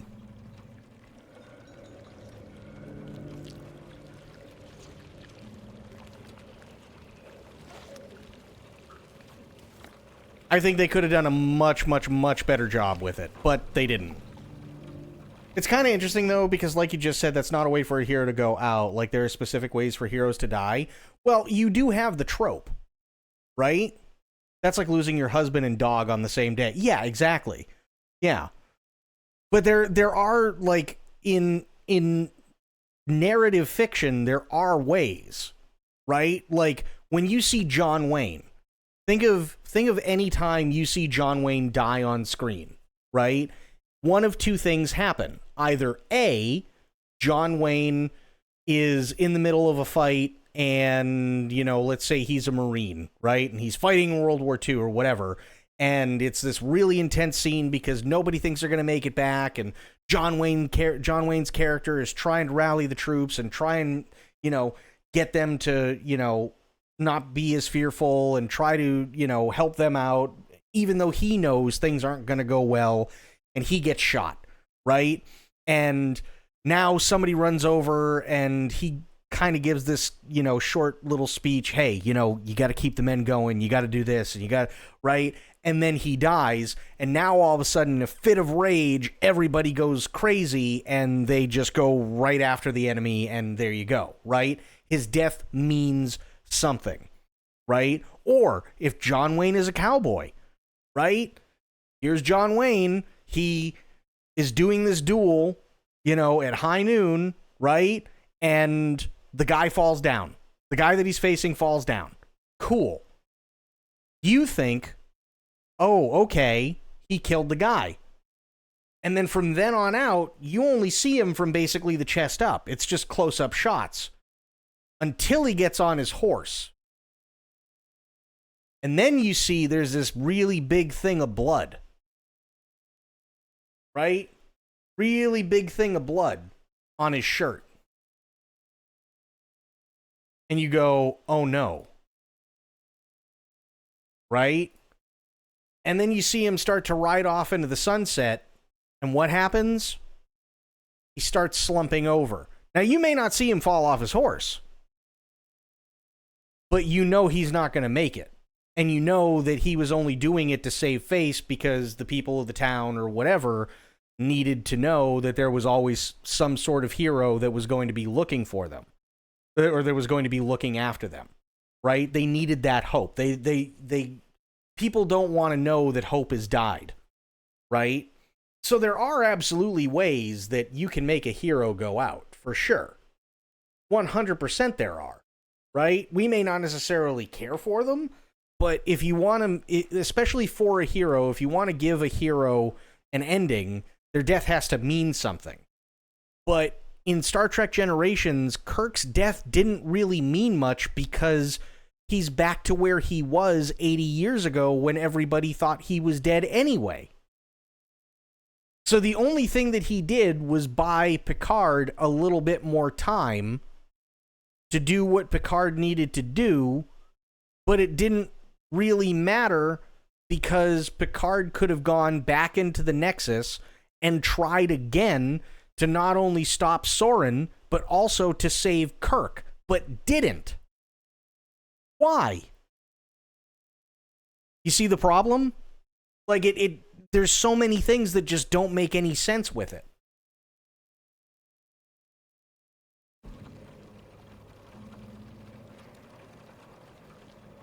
And there's only one explanation as to why Picard did it. That's because the movie was getting close to the end of its runtime. That's literally it. That's the only explanation.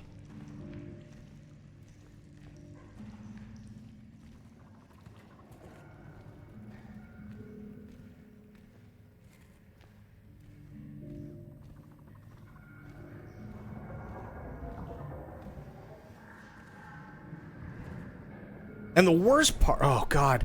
I could go on for fucking days about this. The worst part about the whole thing... Oh, I know where the key is supposed to go. The worst part about the whole thing, and a lot of people didn't pick up on this,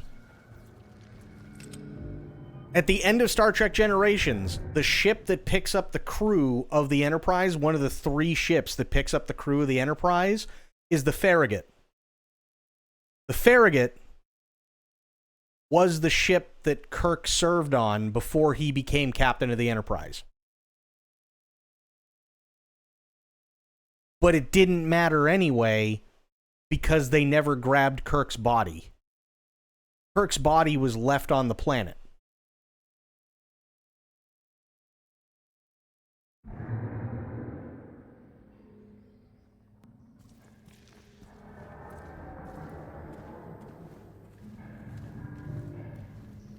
Congrats on surviving the wind.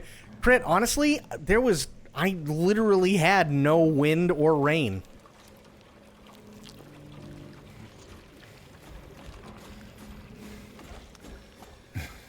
I was so far west it didn't matter. How's the hill? I'm loving Silent Hill.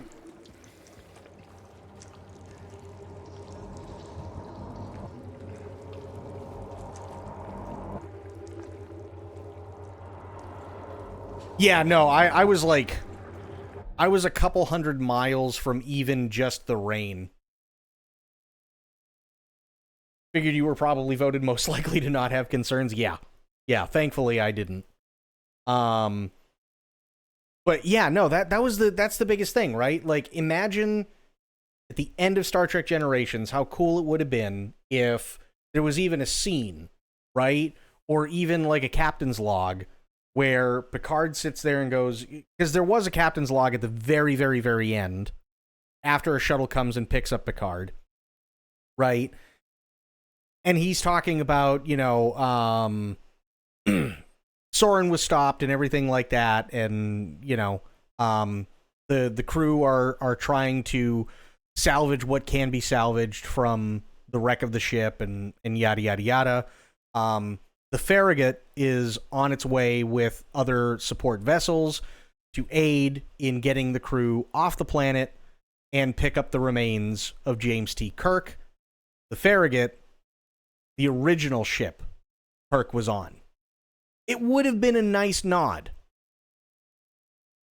But it was just wasted because the Farragut is literally only talked about in one episode of the original series as being the ship that Kirk first served on. So, most people don't even realize that A, the ship that picks them up is named the Farragut, and second, there is no nod to it whatsoever because nobody says anything.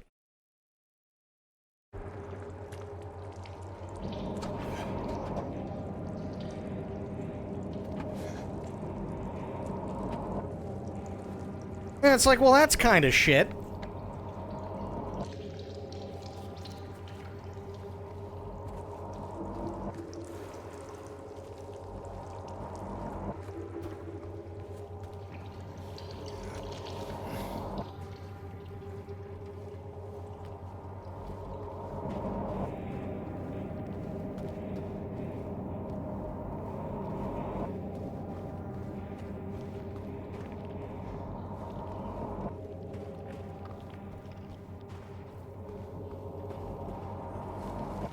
In here? No. Shit.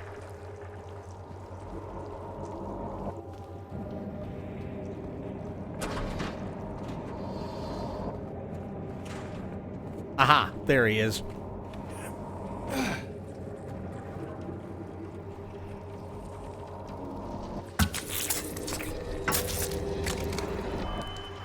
See, lobotomy.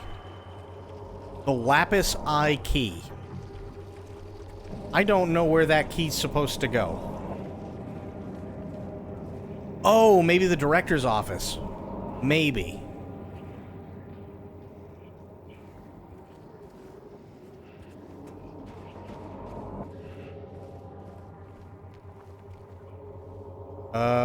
Yeah.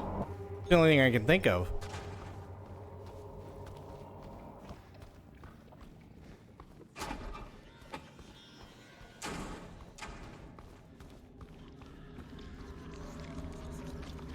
So how are you doing, Crit? How are things?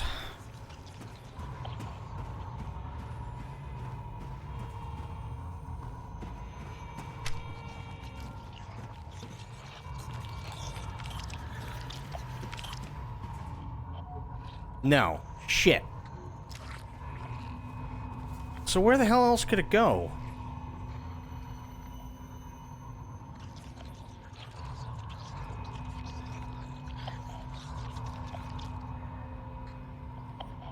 I could try C5, but I don't think that's it.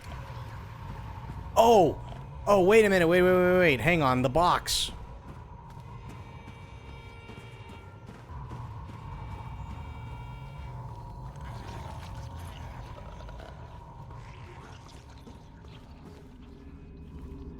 There are a lot of these today. Holy shit.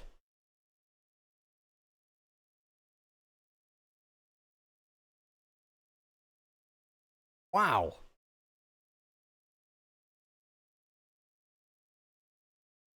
Damn.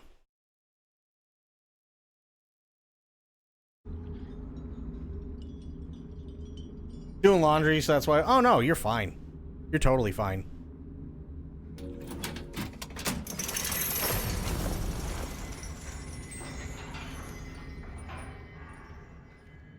Oh, boy. Okay. Let's go and save.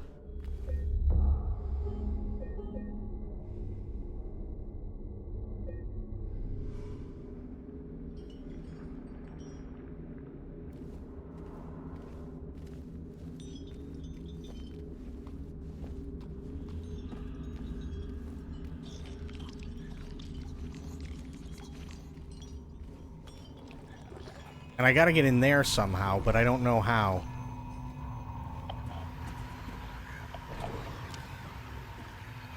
That comes back this way. Can't go in through there.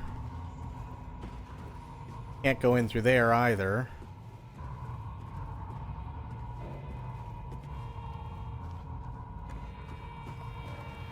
Ah.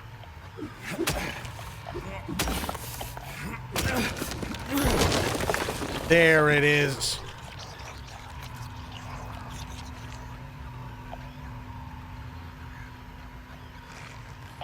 Oh, okay. I was like, shit, is that a mannequin?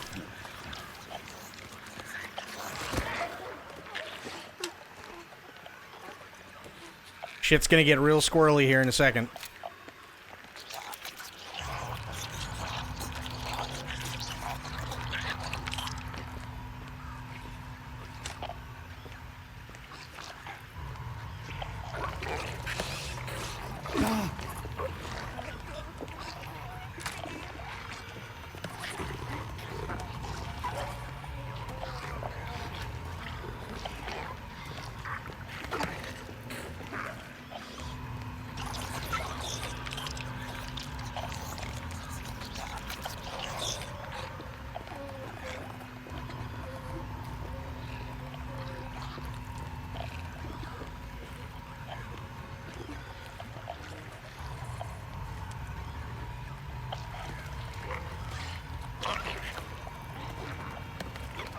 Little idiot.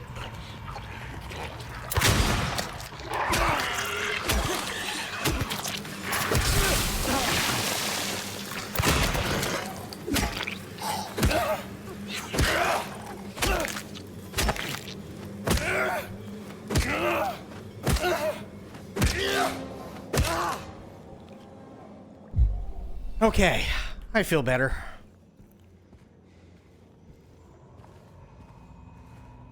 We need to take you to... No! Here's the thing, right? You have to do this, because if you don't, the nurses get back up. So, like, these, once they kind of pop like it just did, that one's dead. The nurses, if you don't make sure it's dead, it just gets back up. So you just have to keep stomping.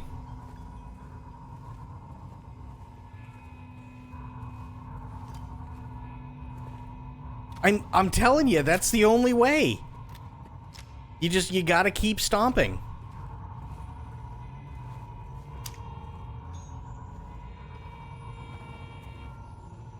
I don't make the rules, this is just how they are.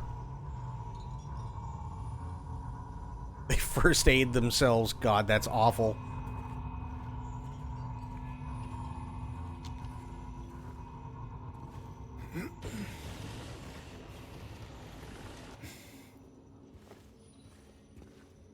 Little idiot. Yeah.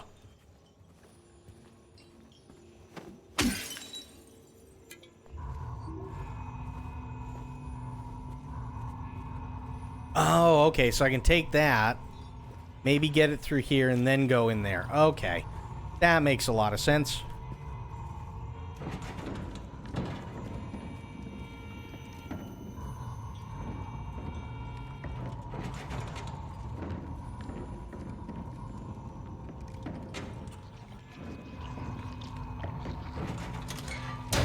Ta-da!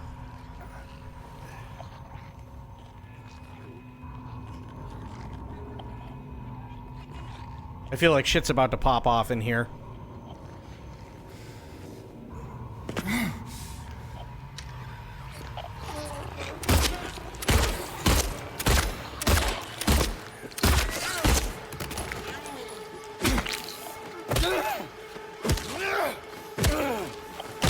Oh, that hurt.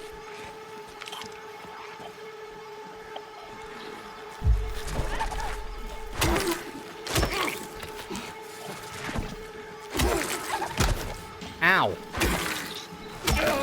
I hate mannequins.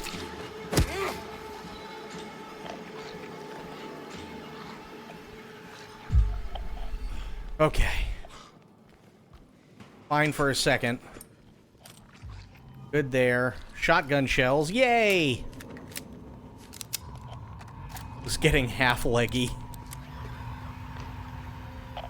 Hello!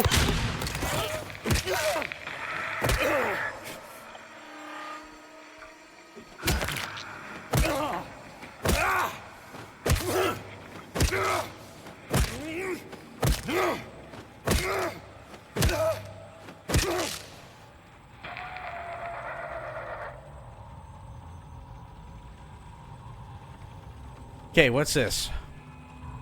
He's there again, looking, staring. He says he'll drag me there. I don't want to. Oh. That's uplifting.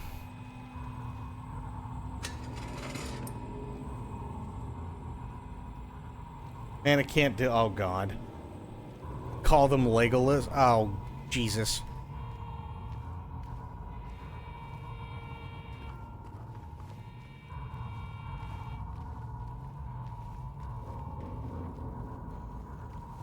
Always good to feel desired. Maybe not by Pyramid Head. I mean, to be fair, Pyramid Head was fucking mannequins earlier. Director's office key. That I do need.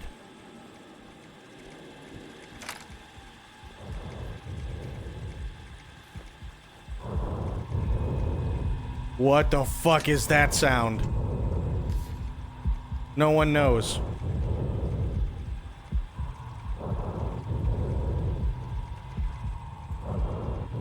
It sounds really big and I don't like it.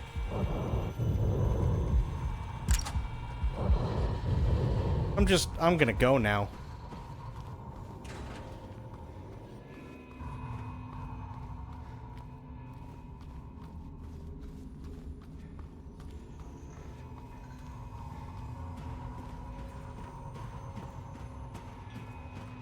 Even pyramid heads have needs. Hey, I mean, you know. Gets his rocks off by fucking mannequins, I guess.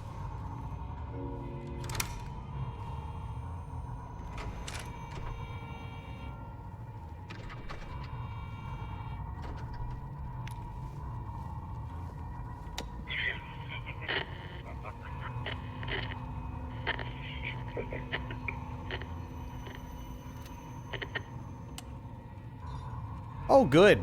Even the tape is fucked.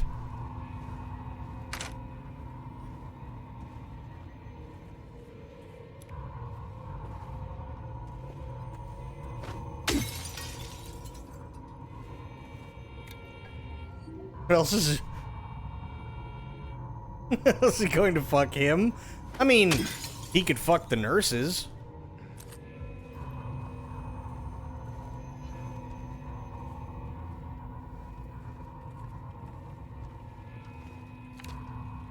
There will be no pain anymore. Oh boy. No, we don't.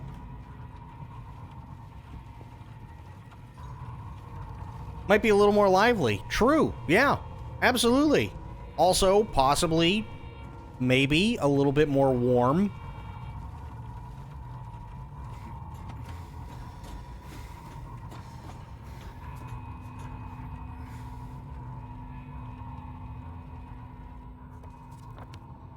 Okay, where am I?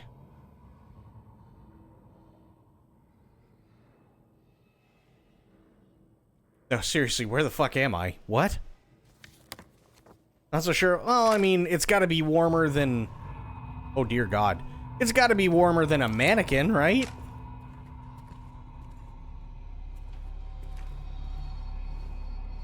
I mean, unless the mannequin's been sitting in the window all day, which I highly doubt.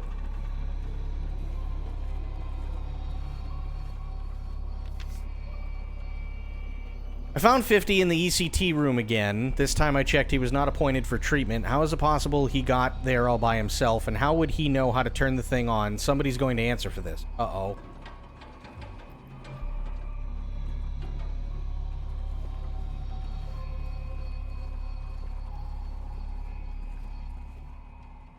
But the nurses look like they've been in the morgue for about 30 years. True, but they are moving. So there does have to be at least some friction.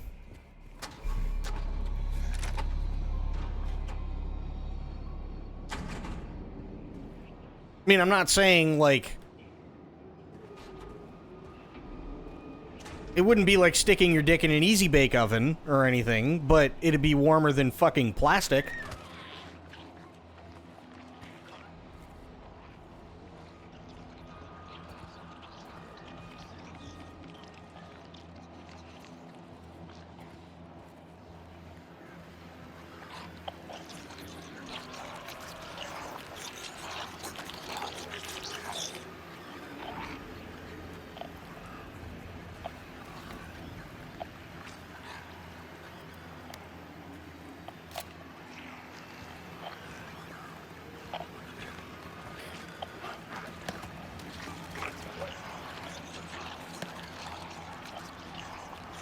Listen, I don't know. How would I know if it's moist? Ew. Just saying, it's gotta be better than plastic.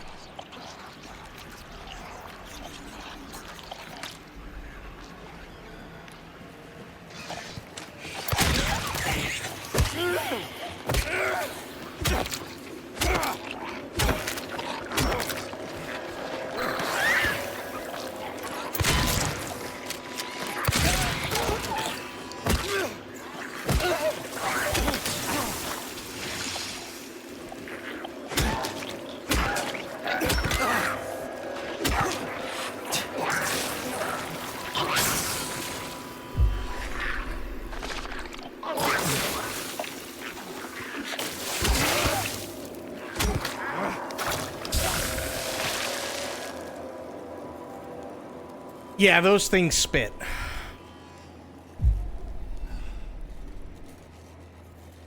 They spit, and then they kind of splooge all over the place.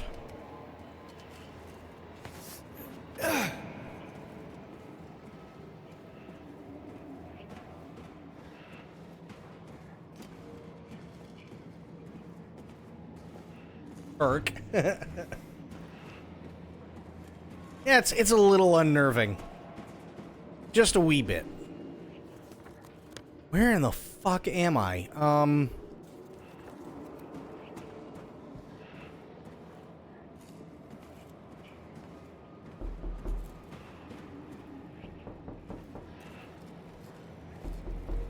Oh, God.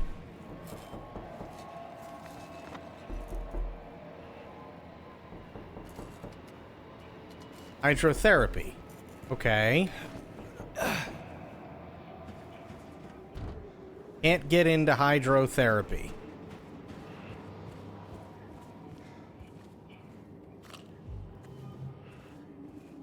This is what Diddy's Freak-Offs look like. Oh, God. Dressed as Pyramid Head and the... Oh, gee. I'm gonna be honest. I sincerely hope. I sincerely hope that every single one of those motherfuckers behind that shit gets strapped to an electric chair.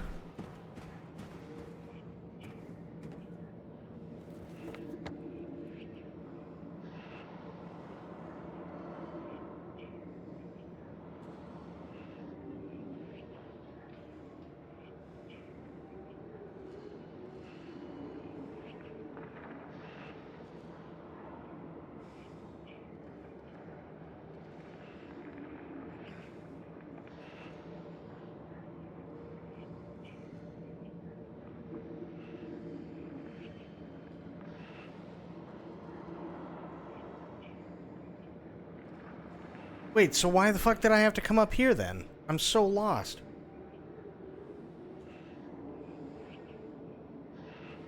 Gotta be something I'm missing in here.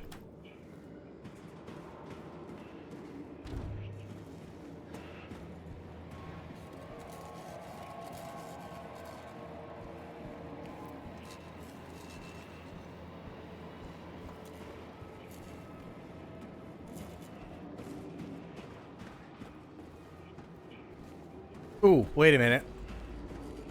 Where does the... Oh, power cord goes that way. Damn it. Well, that doesn't do me any good. Wait.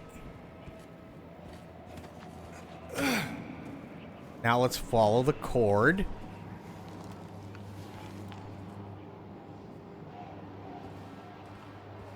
Aha.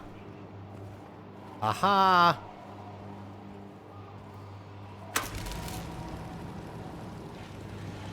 That didn't sound good. I'm not gonna lie. That actually sounded pretty awful.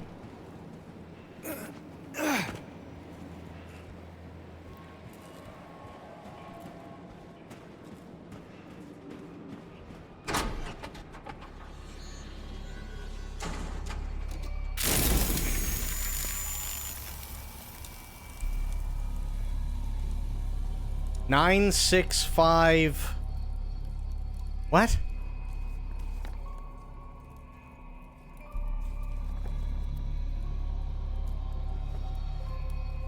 That's supposed to be another 9? Okay.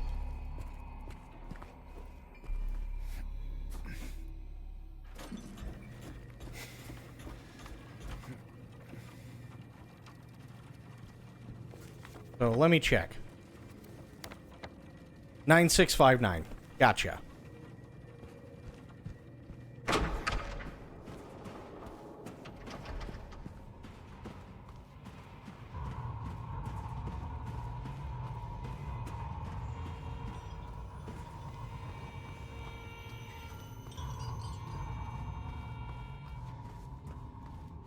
Here.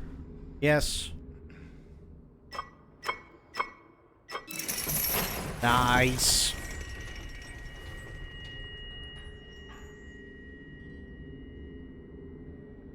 Uh-oh.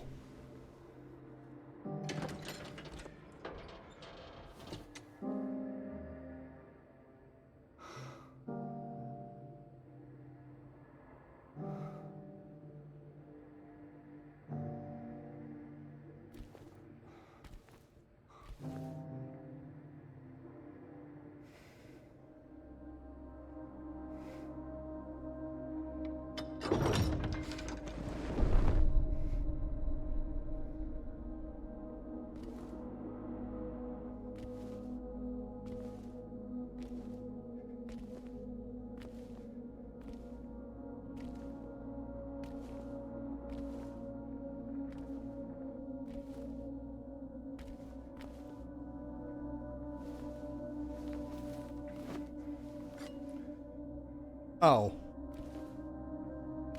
It's the button for the basement.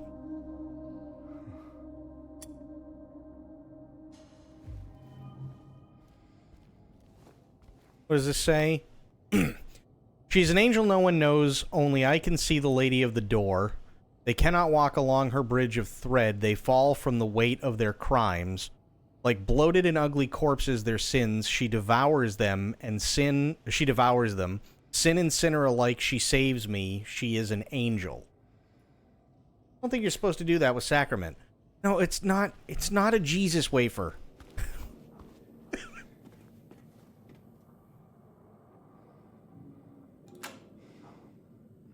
It's a button. Everyone, thanks for tuning in. What? Welcome to another exciting edition of Trick or Treat. What? If you answer our questions correctly, I'm win a prize beyond your wildest dreams. 6 blue and yes. You fail to answer correctly and receive the punishment. I don't like the punishment. It's all in the hands of our lucky contestant, James Sunderland. James, are you ready to play Trick or Treat? Excellent. Here's your first question. In the early 1800s, a terrible disease spread across Silent Hill, resulting in the death of many of its inhabitants. Their bodies thrown into the lake to sleep forever in their watery grave. How many souls were lost during the plague? 1, 42, 2, 67, 3, 85. Know the answer? Well, you better hold on to it. You never know when it might come in handy. Now, on to the second question. What? Follow Sanders Street heading east and further on to the outskirts of town. One and only one road will take you towards the lumberyard and the cemetery. What is the name of that road? 1, Bachman Road. 2, Shit. Munson Street. 3, Wiltsey Road. Did you get that? No. I sure as hell hope so. And for a third and final question. Fuck. Silent Hill witnessed a gruesome murder a few years back. A brother and sister were playing in the road when they were attacked and chopped into pieces with an axe. Torn flesh, smashed bones, splattered blood. What a terrible tragedy. What a gruesome end to such innocent lives. Too bad it wasn't Laura. One of the victims was a local boy named Billy Lokay. But what was the name of the other victim? Billy's sister. Oh, please tell me it was Laura. Miriam. 2, Heather. 3, Julia. Damn it. Well, that's the last of our questions. Have you got it all figured out? If so, fantastic. The time will soon come to collect your prizes.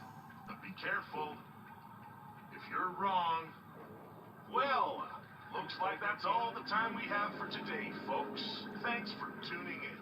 See you somewhere, sometime, in sickness or in health. Bye-bye. What the hell was that? James, you and I are on the same page, buddy. I've got no fucking clue.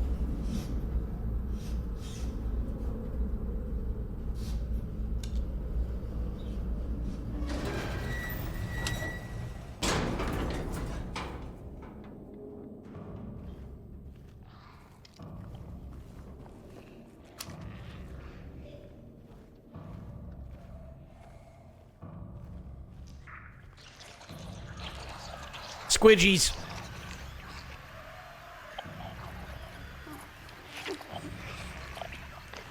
Oh, it's a nurse. Hello?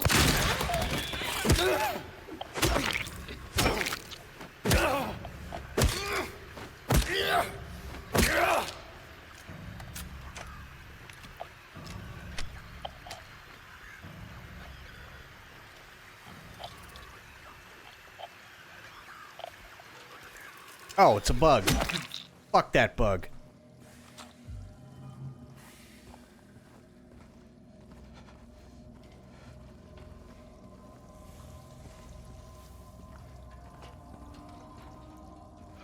Okay, what the hell do they want me to do down here other than kill shit?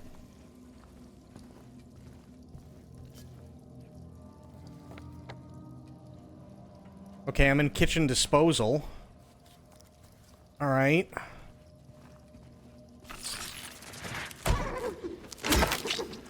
I saw you. Ow. Come on.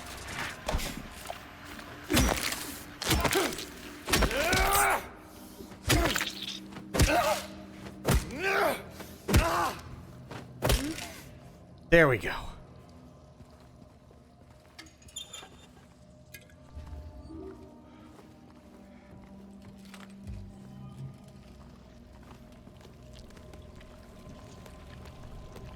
Ew.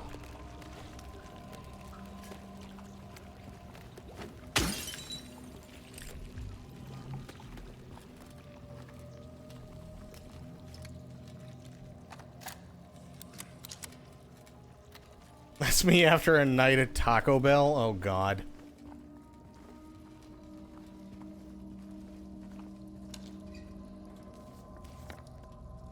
Okay.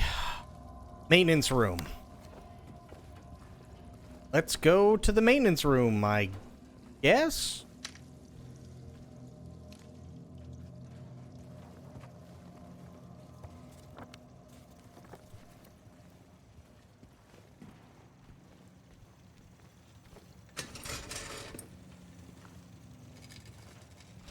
Okay, that's running.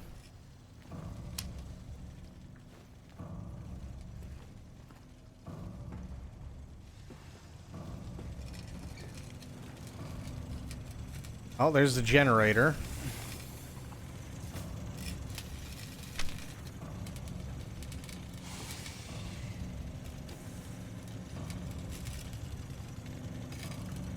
Everything sucks.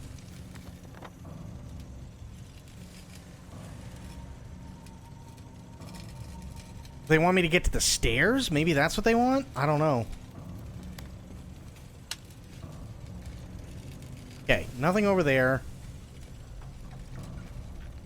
I hear squidgies. I don't like it.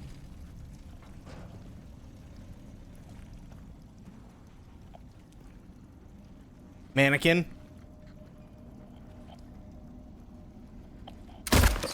Yeah, I seen you. Idiot.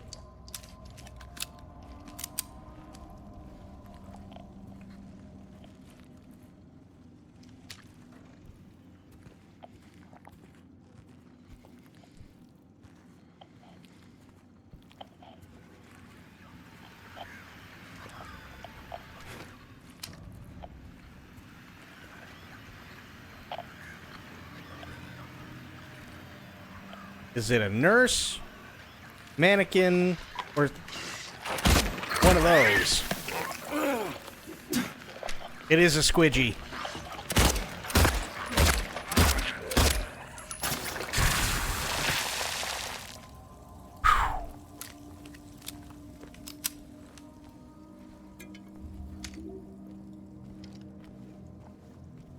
Stupid squidgies. Nothing in there.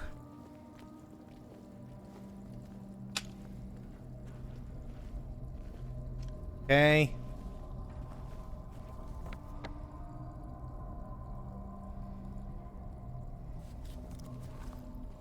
Wow, they really want you to take the long-ass way around, don't they? Jeebus. Ew. Nurse? Yeah, it's a nurse, I think.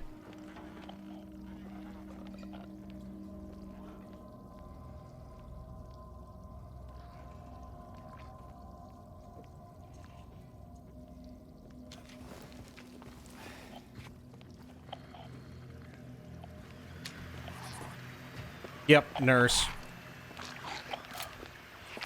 Hello! I missed.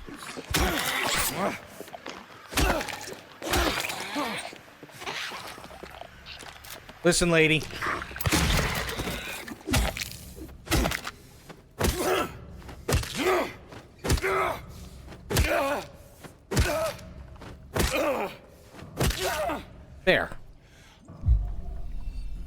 Now I think she's dead. I could be wrong, but I think she is.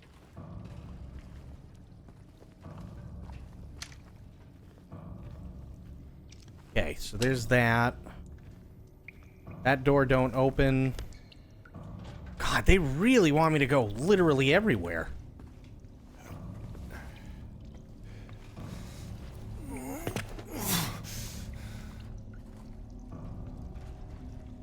Well, they don't give you a whole hell of a lot of room.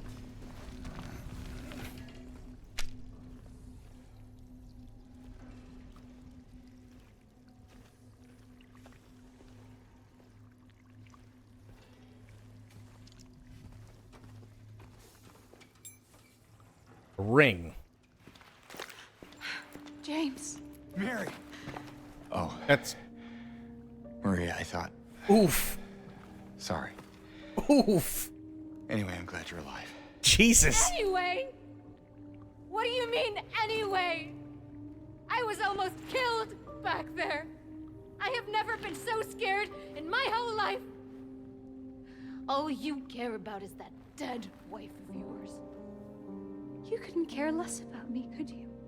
No, I just... Then stay with me. Don't leave me alone again. Uh-oh. You're supposed to take care of me.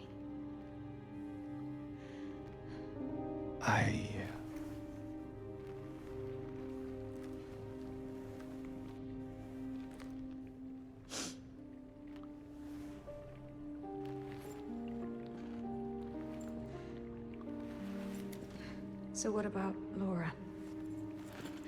You found her? Yeah, but she ran away. What?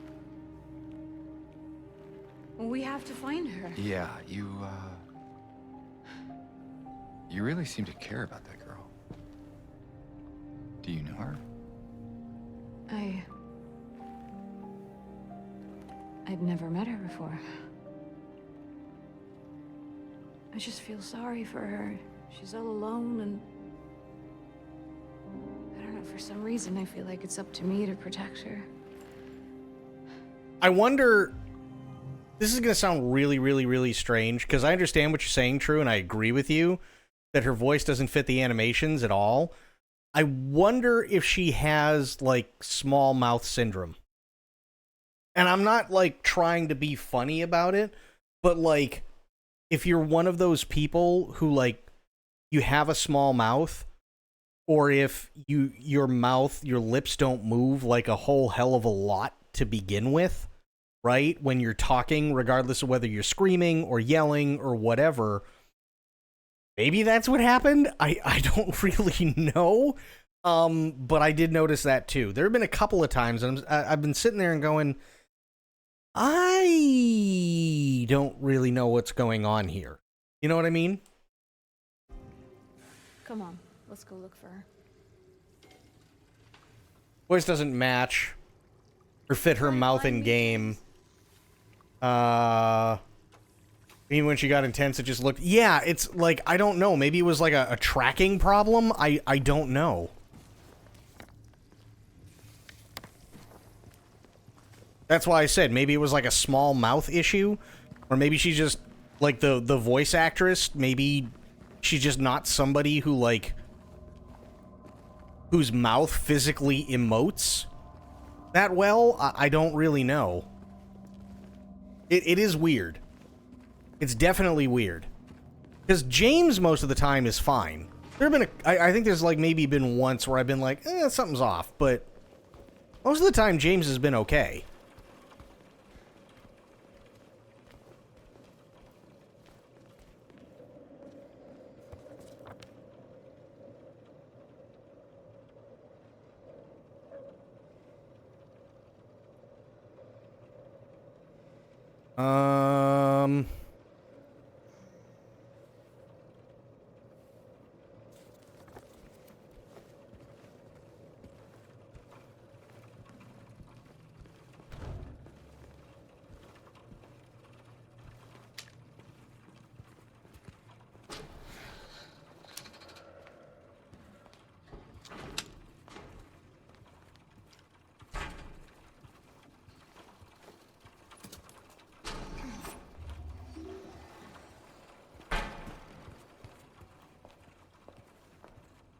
Yeah, just walk out. That's great.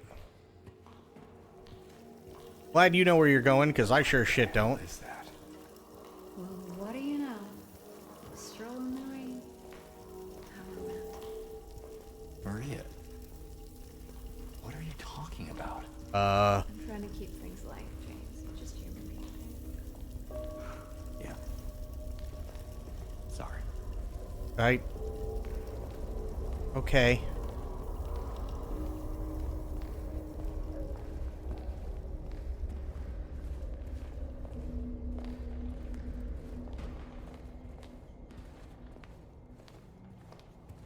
Locker room?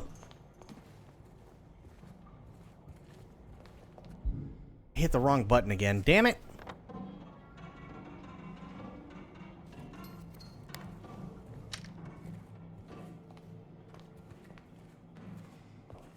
Okay, so I have to go through the doctor's... I hit the wrong button again. I have to go through the doctor's lounge.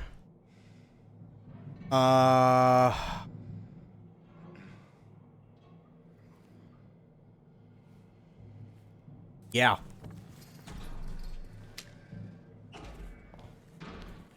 Oh, sure, this doesn't look terrible. What? But this? That looks like a refrigerator.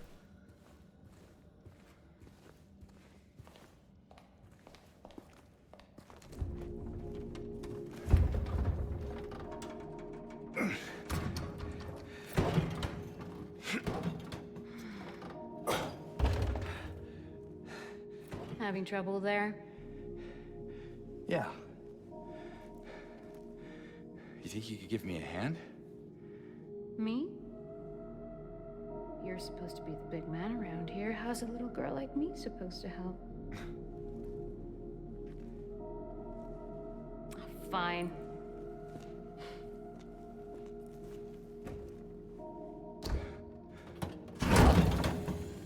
Oh, God.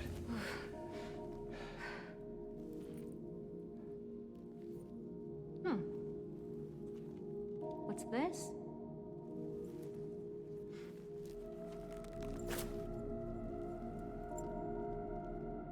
Not very cute, is it? Here, why don't you take it? Thanks.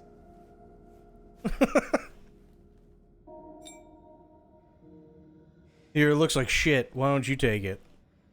Thanks, I appreciate it. So, where to now? Come on.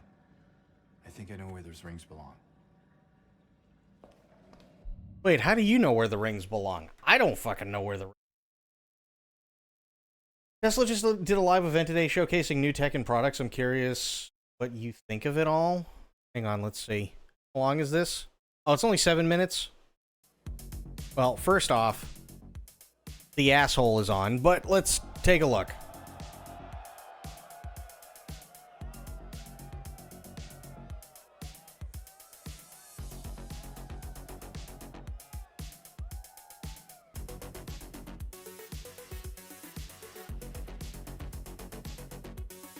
Okay, first off, it's a closed set.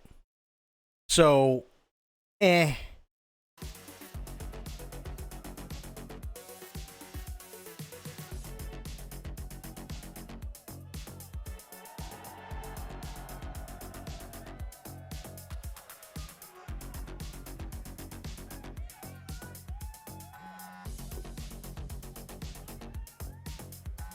I mean, here's the issue, right? I know what he's trying to do with, like, this whole thing, and I like the strobe thing. That's kind of cool. But, unfortunately, you don't see shit in this because he's trying to make it look real. A, it doesn't look real. Okay? This entire set was built. We all know this is a set. We've seen sets in movies that look better, right? So for all we know, although this car, I'm sure he's the kind of person that, like, wants to make sure that the damn thing works the way that it's supposed to. Good on him, but who knows? For all we know, this could literally just be a pre-programmed thing. Right? go 200 feet, take slight right, stop.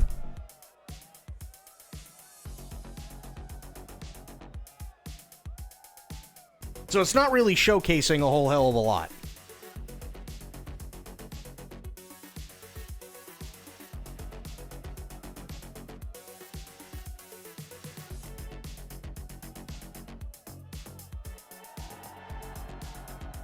Yeah, no, I know what it's supposed to be, but they're not showcasing anything because it's a closed set and the thing went 200 feet. That doesn't do anything.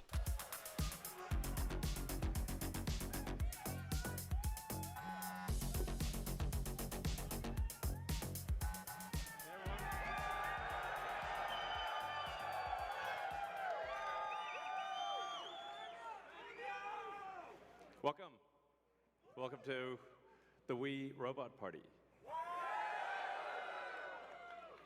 So we have quite a show for you tonight. I think you're gonna like it. As you can see, I just arrived in the Robotaxi, the Cybercab. You went 200 feet, dude. And there's 20 more where that came from.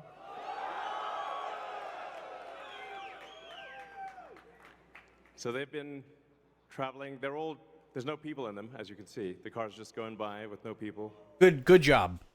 Great job. Elon, you're killing it. Got autonomous taxi. I just showed up in one. There's no people in them. Got it.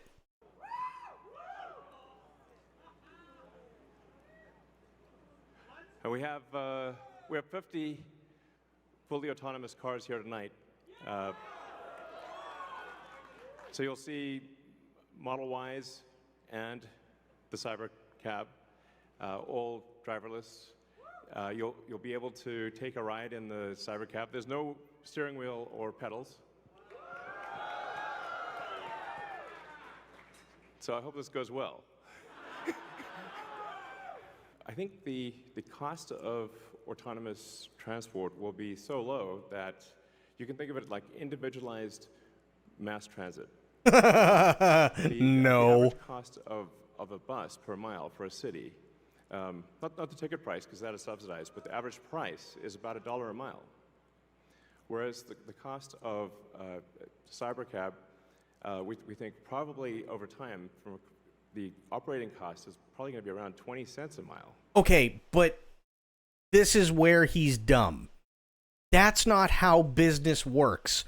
If a taxi company tomorrow got rid of all taxi drivers, got rid of all their cars, and said, we're taking 6 months off, we are closing for 6 months, and we are spending $8.2 million to completely redo our fleet and completely redo everything that we need to get Robo-Taxi to work. You know where they make up that cost? That cost goes straight to the fucking customer. So instead of it costing $15 for the operating costs of a driver that's getting paid by the hour or by the fare, right? Plus the fuel, plus the normal wear and tear that's usually factored in and everything else, it could go up to fucking 30. Why? Because they have to make that cost back.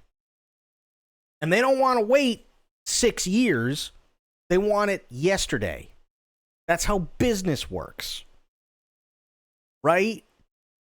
So that's not... And price, including taxes and everything else, probably ends up being 30 or 40 cents a mile. So yes, and you will be able to buy one.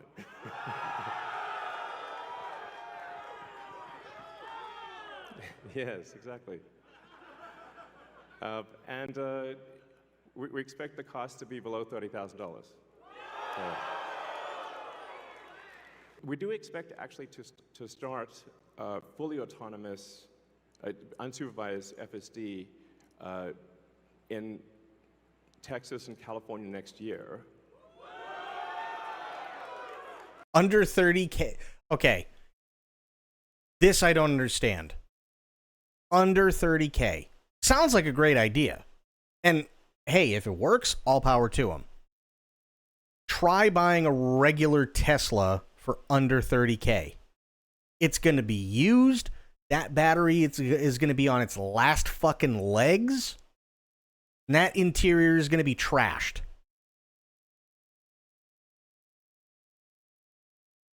So he's basically saying, hey, if you want a car that you can't drive, spend $30,000. If you want a car that you can drive, spend in upwards of $100,000. What? It'll try to be an Uber disruptor, though, right? Like, why sub-license it, do it yourself, or give it to the government, let them compete with public transit, taxi? Yeah. And that's obviously, that's with the Model 3 and Model Y. And then we expect to be in production with the Cybercab, which is really highly optimized for autonomous transport. Okay, wait, so which one is it? Is it autonomous taxi?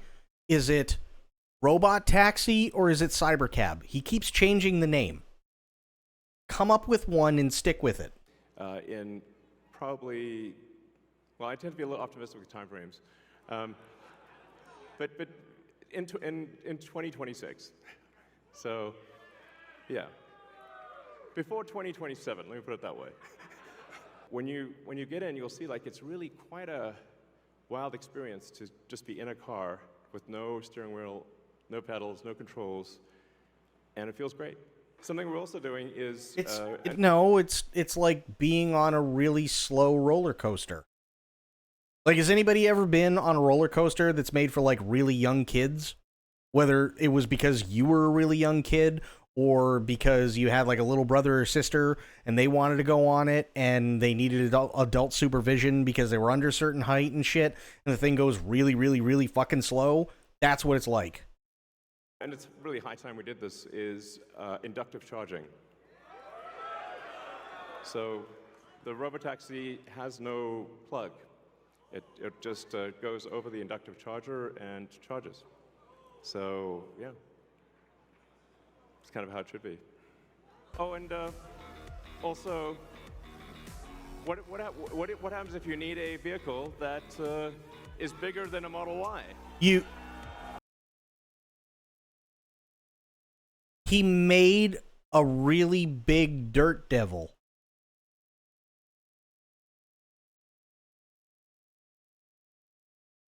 This is what?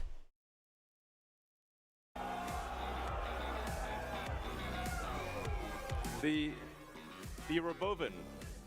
The Robovan is this is we're going to make this. And it's the Robovan. The Robovan. That's the.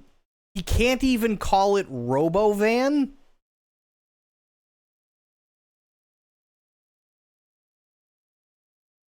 I mean, listen. I understand the dude's from South Africa, okay, and he may, change, put emphasis on the wrong syllable every once in a while. But you nailed Robotaxi. You didn't call it Robotaxi. It's gonna look like that.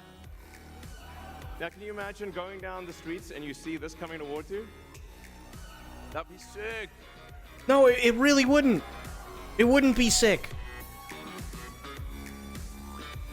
So this can carry up to 20 people, and it can also transport goods. So you can configure it for... It can also transport goods. Yeah, you mean like a car. Got it.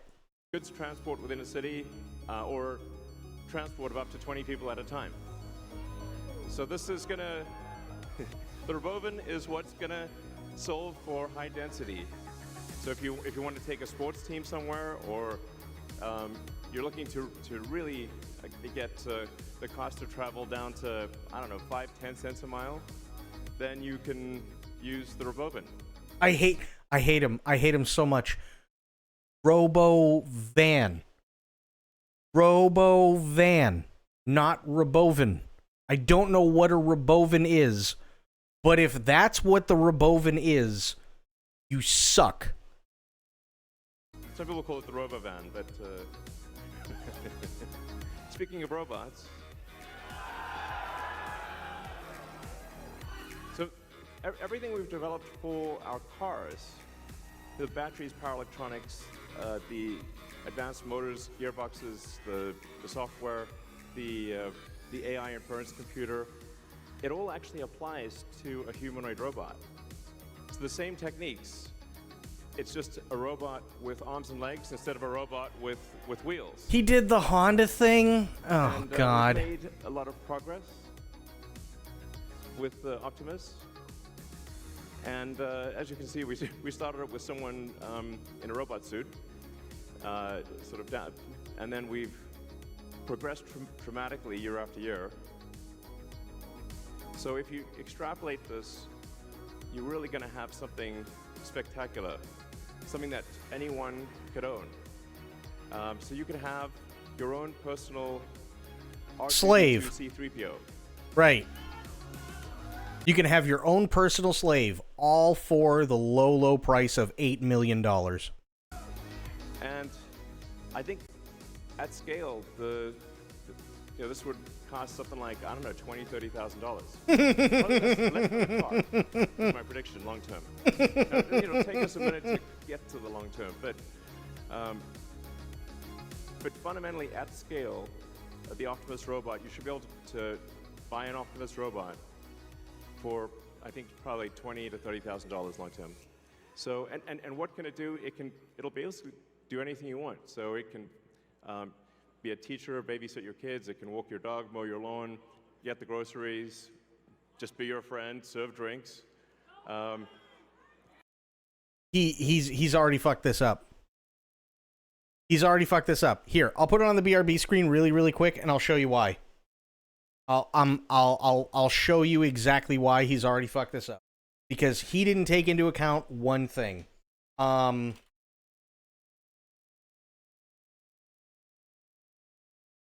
This is an actual thing.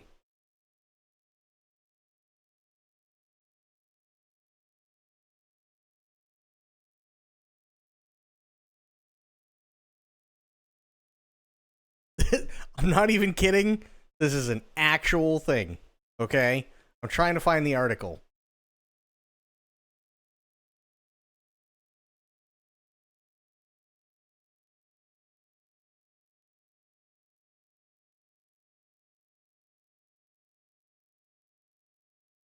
Okay, well, that'll kind of work, I guess.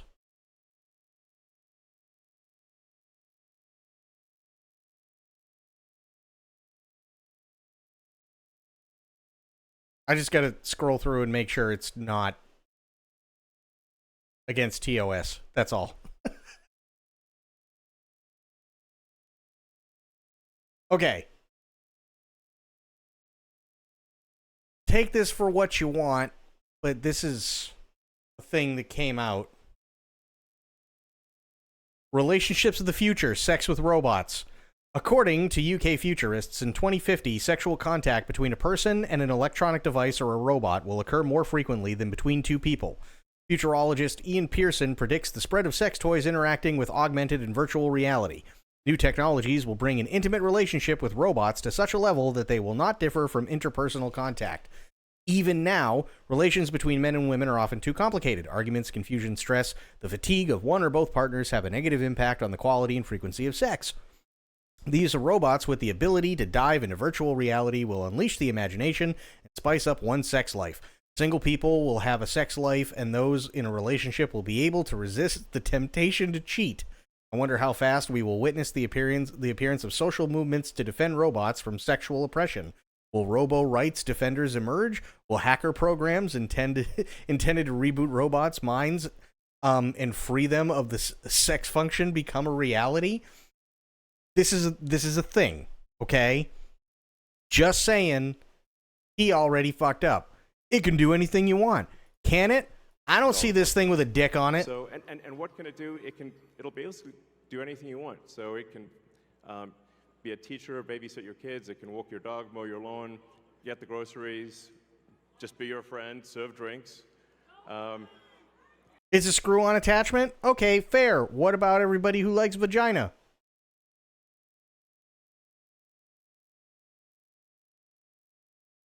Is there a hole? I don't see a hole.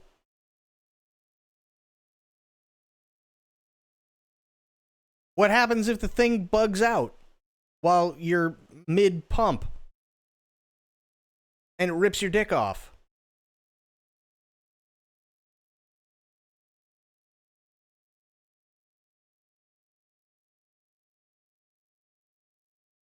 How's that gonna go? How are they even gonna figure that one out? Well, here's John. He's here at the Tesla labs, fucking a robot again. John's already almost lost his dick 18 times.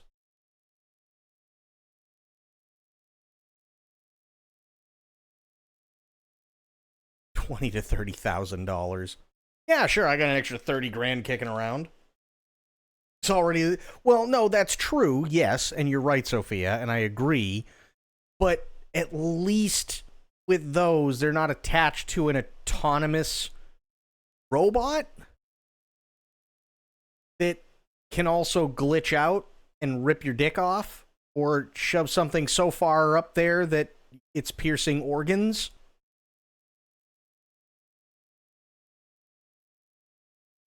You see what I mean?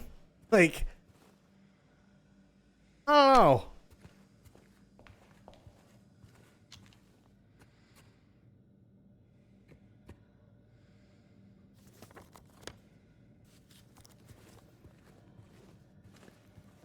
I can see the Tesla ad, looking for horn dogs to test that latest Tesla AI-driven autonomous robot. Well, no. It'd have to be the fuck bot, right?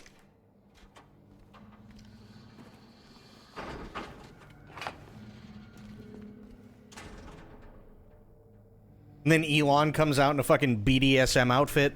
He's just strapped up with leather.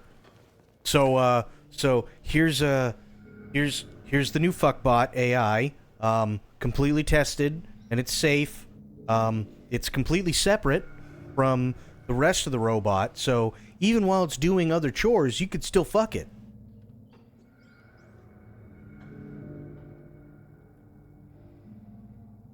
And then it comes with a fucking, like, instruction manual that's as big as the fucking Webster's Dictionary that we used to have when we were kids. It's like fucking 200 pounds. And one of the big things it says is, do not allow contact with any liquids.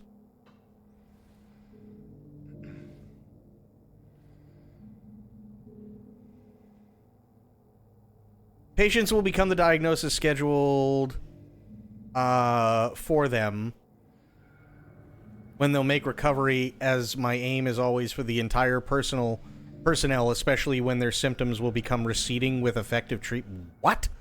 Wait, my brain just exploded. Let me read that again. The patients will become the diagnosis scheduled for them when they'll make recovery, as my aim is always for the entire personnel, especially when their symptoms will become receding with effective treatment. That's a fucking sentence.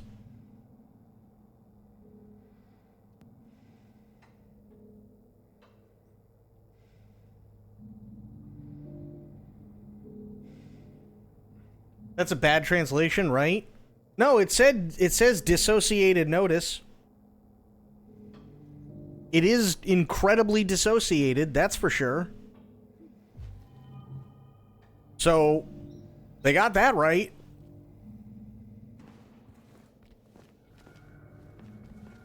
My brain just dissociated with my body reading it.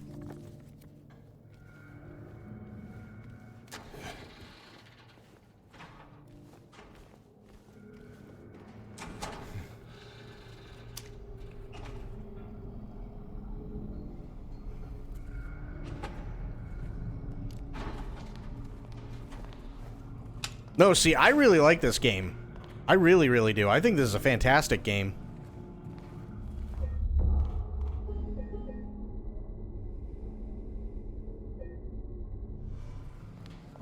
We're gonna be like, I'm gonna be dissociating from the eyes now. Thank you. Yeah, pretty much. Like, what? Who did what? Huh? Okay.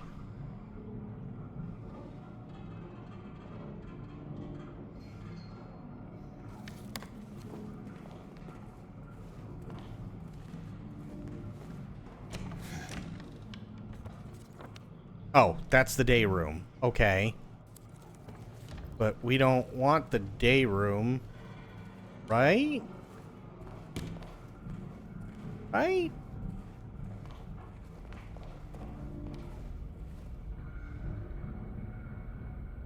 Wait, where does he say he knows where the rings are? Where the rings go?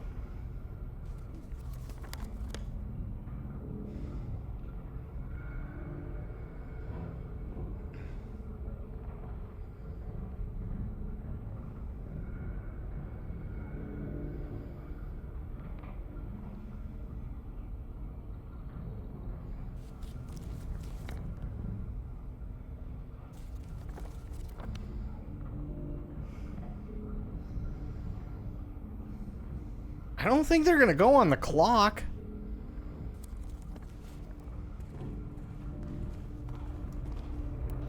That doesn't make any sense to me, but I'll try it.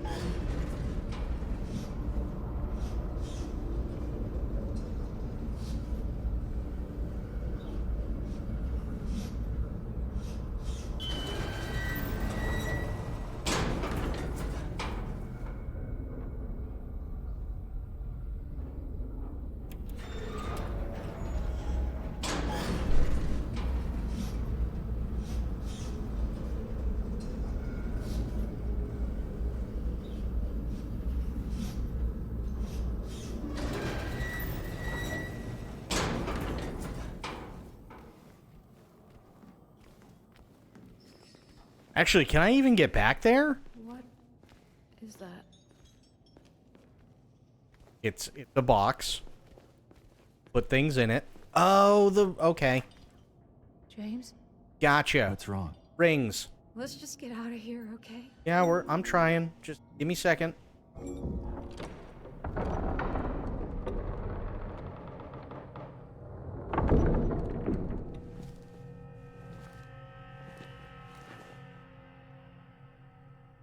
What's wrong? I thought you wanted to get out of here. I know. It's just... something doesn't feel right. Come on. It's gonna be fine.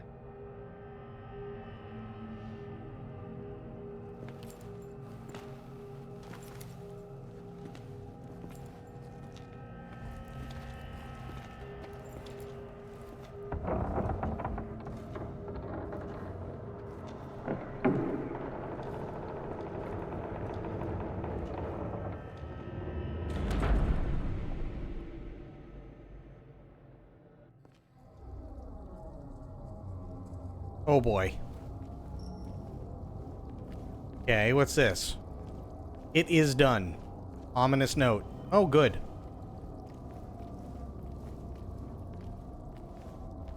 Turn around and look at them, try to hold hands. Oh, God. That'd be a little frightening. Leon the lady. He's not Leon. God damn it.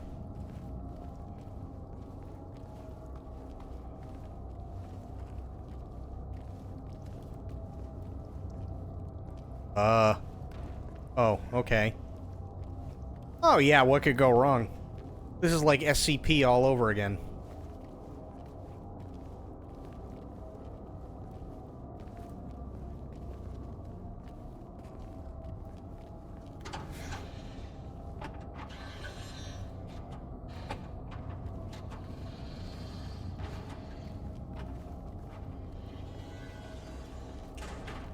I'm just waiting for something to come out and fucking try and kill me. My brain had to do a reset when I read that the first time.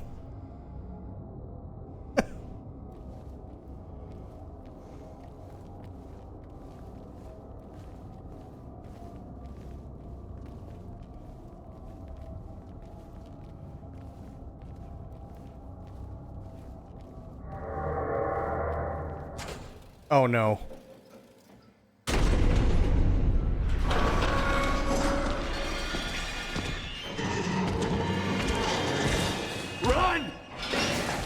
Run! Run, run, run, run, run, run, run, run.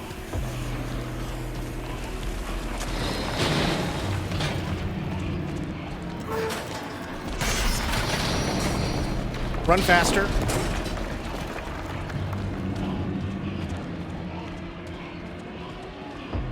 Oh, please run. Fuck.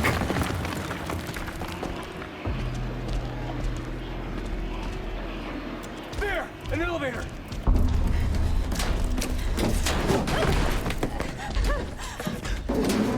Come on, hurry!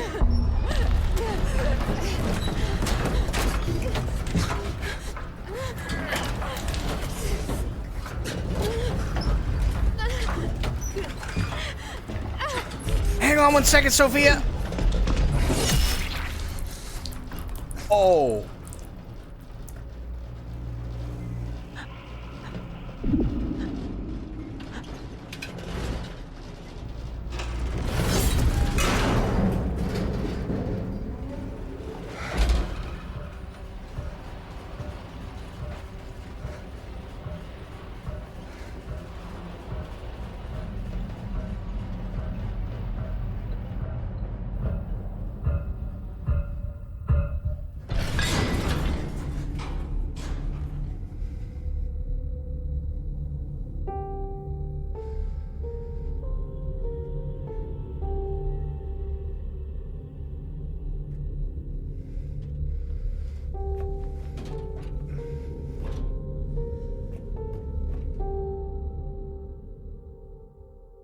Holy shit. Sophia, I hope the flu doesn't kick your ass too much. I hope you have a great night. I'm probably going to call it, because I think this is the end of the hospital. I just need to get the fuck out, and then I'm probably going to call it as well, because it is 1:30, and I'm still achy from everything last night.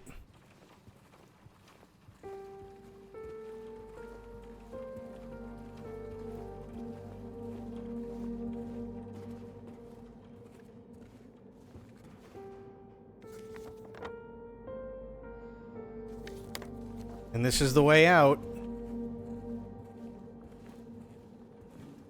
No. Fuck you, no items.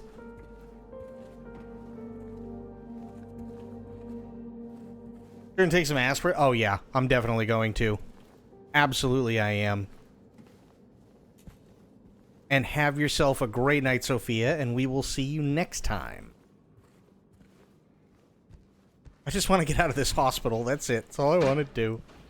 I just want to get out.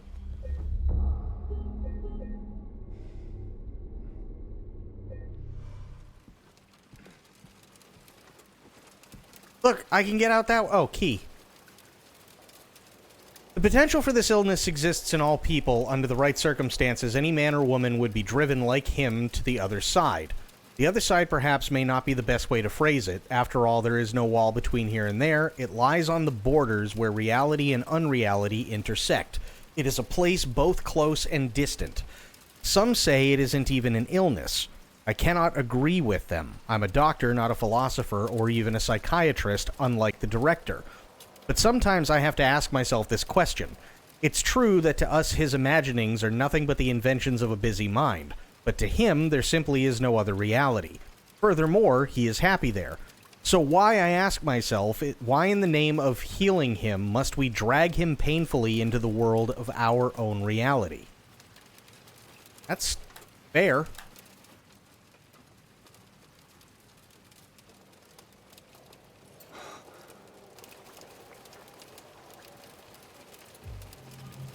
Okay. We saved. I'm going to save again.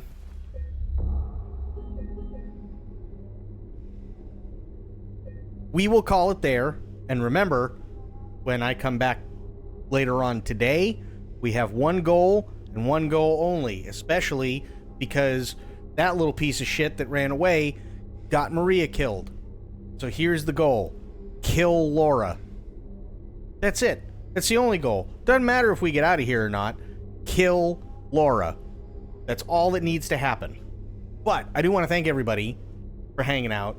You guys have been great. We had Dawn coming in with a raid. Thank you so much, Dawn. It was good to see you, and I'm glad you're enjoying the game. We also had Spoiled gifting a sub to Maori. Really, really appreciate that. And we also had Spoiled coming in for 45 months Holy shit. Thank you so much. We had True, we had Alpa, we had Sophia, we had Crit, we had, excuse me, Spoiled, we had Dawn, we had Gloomy.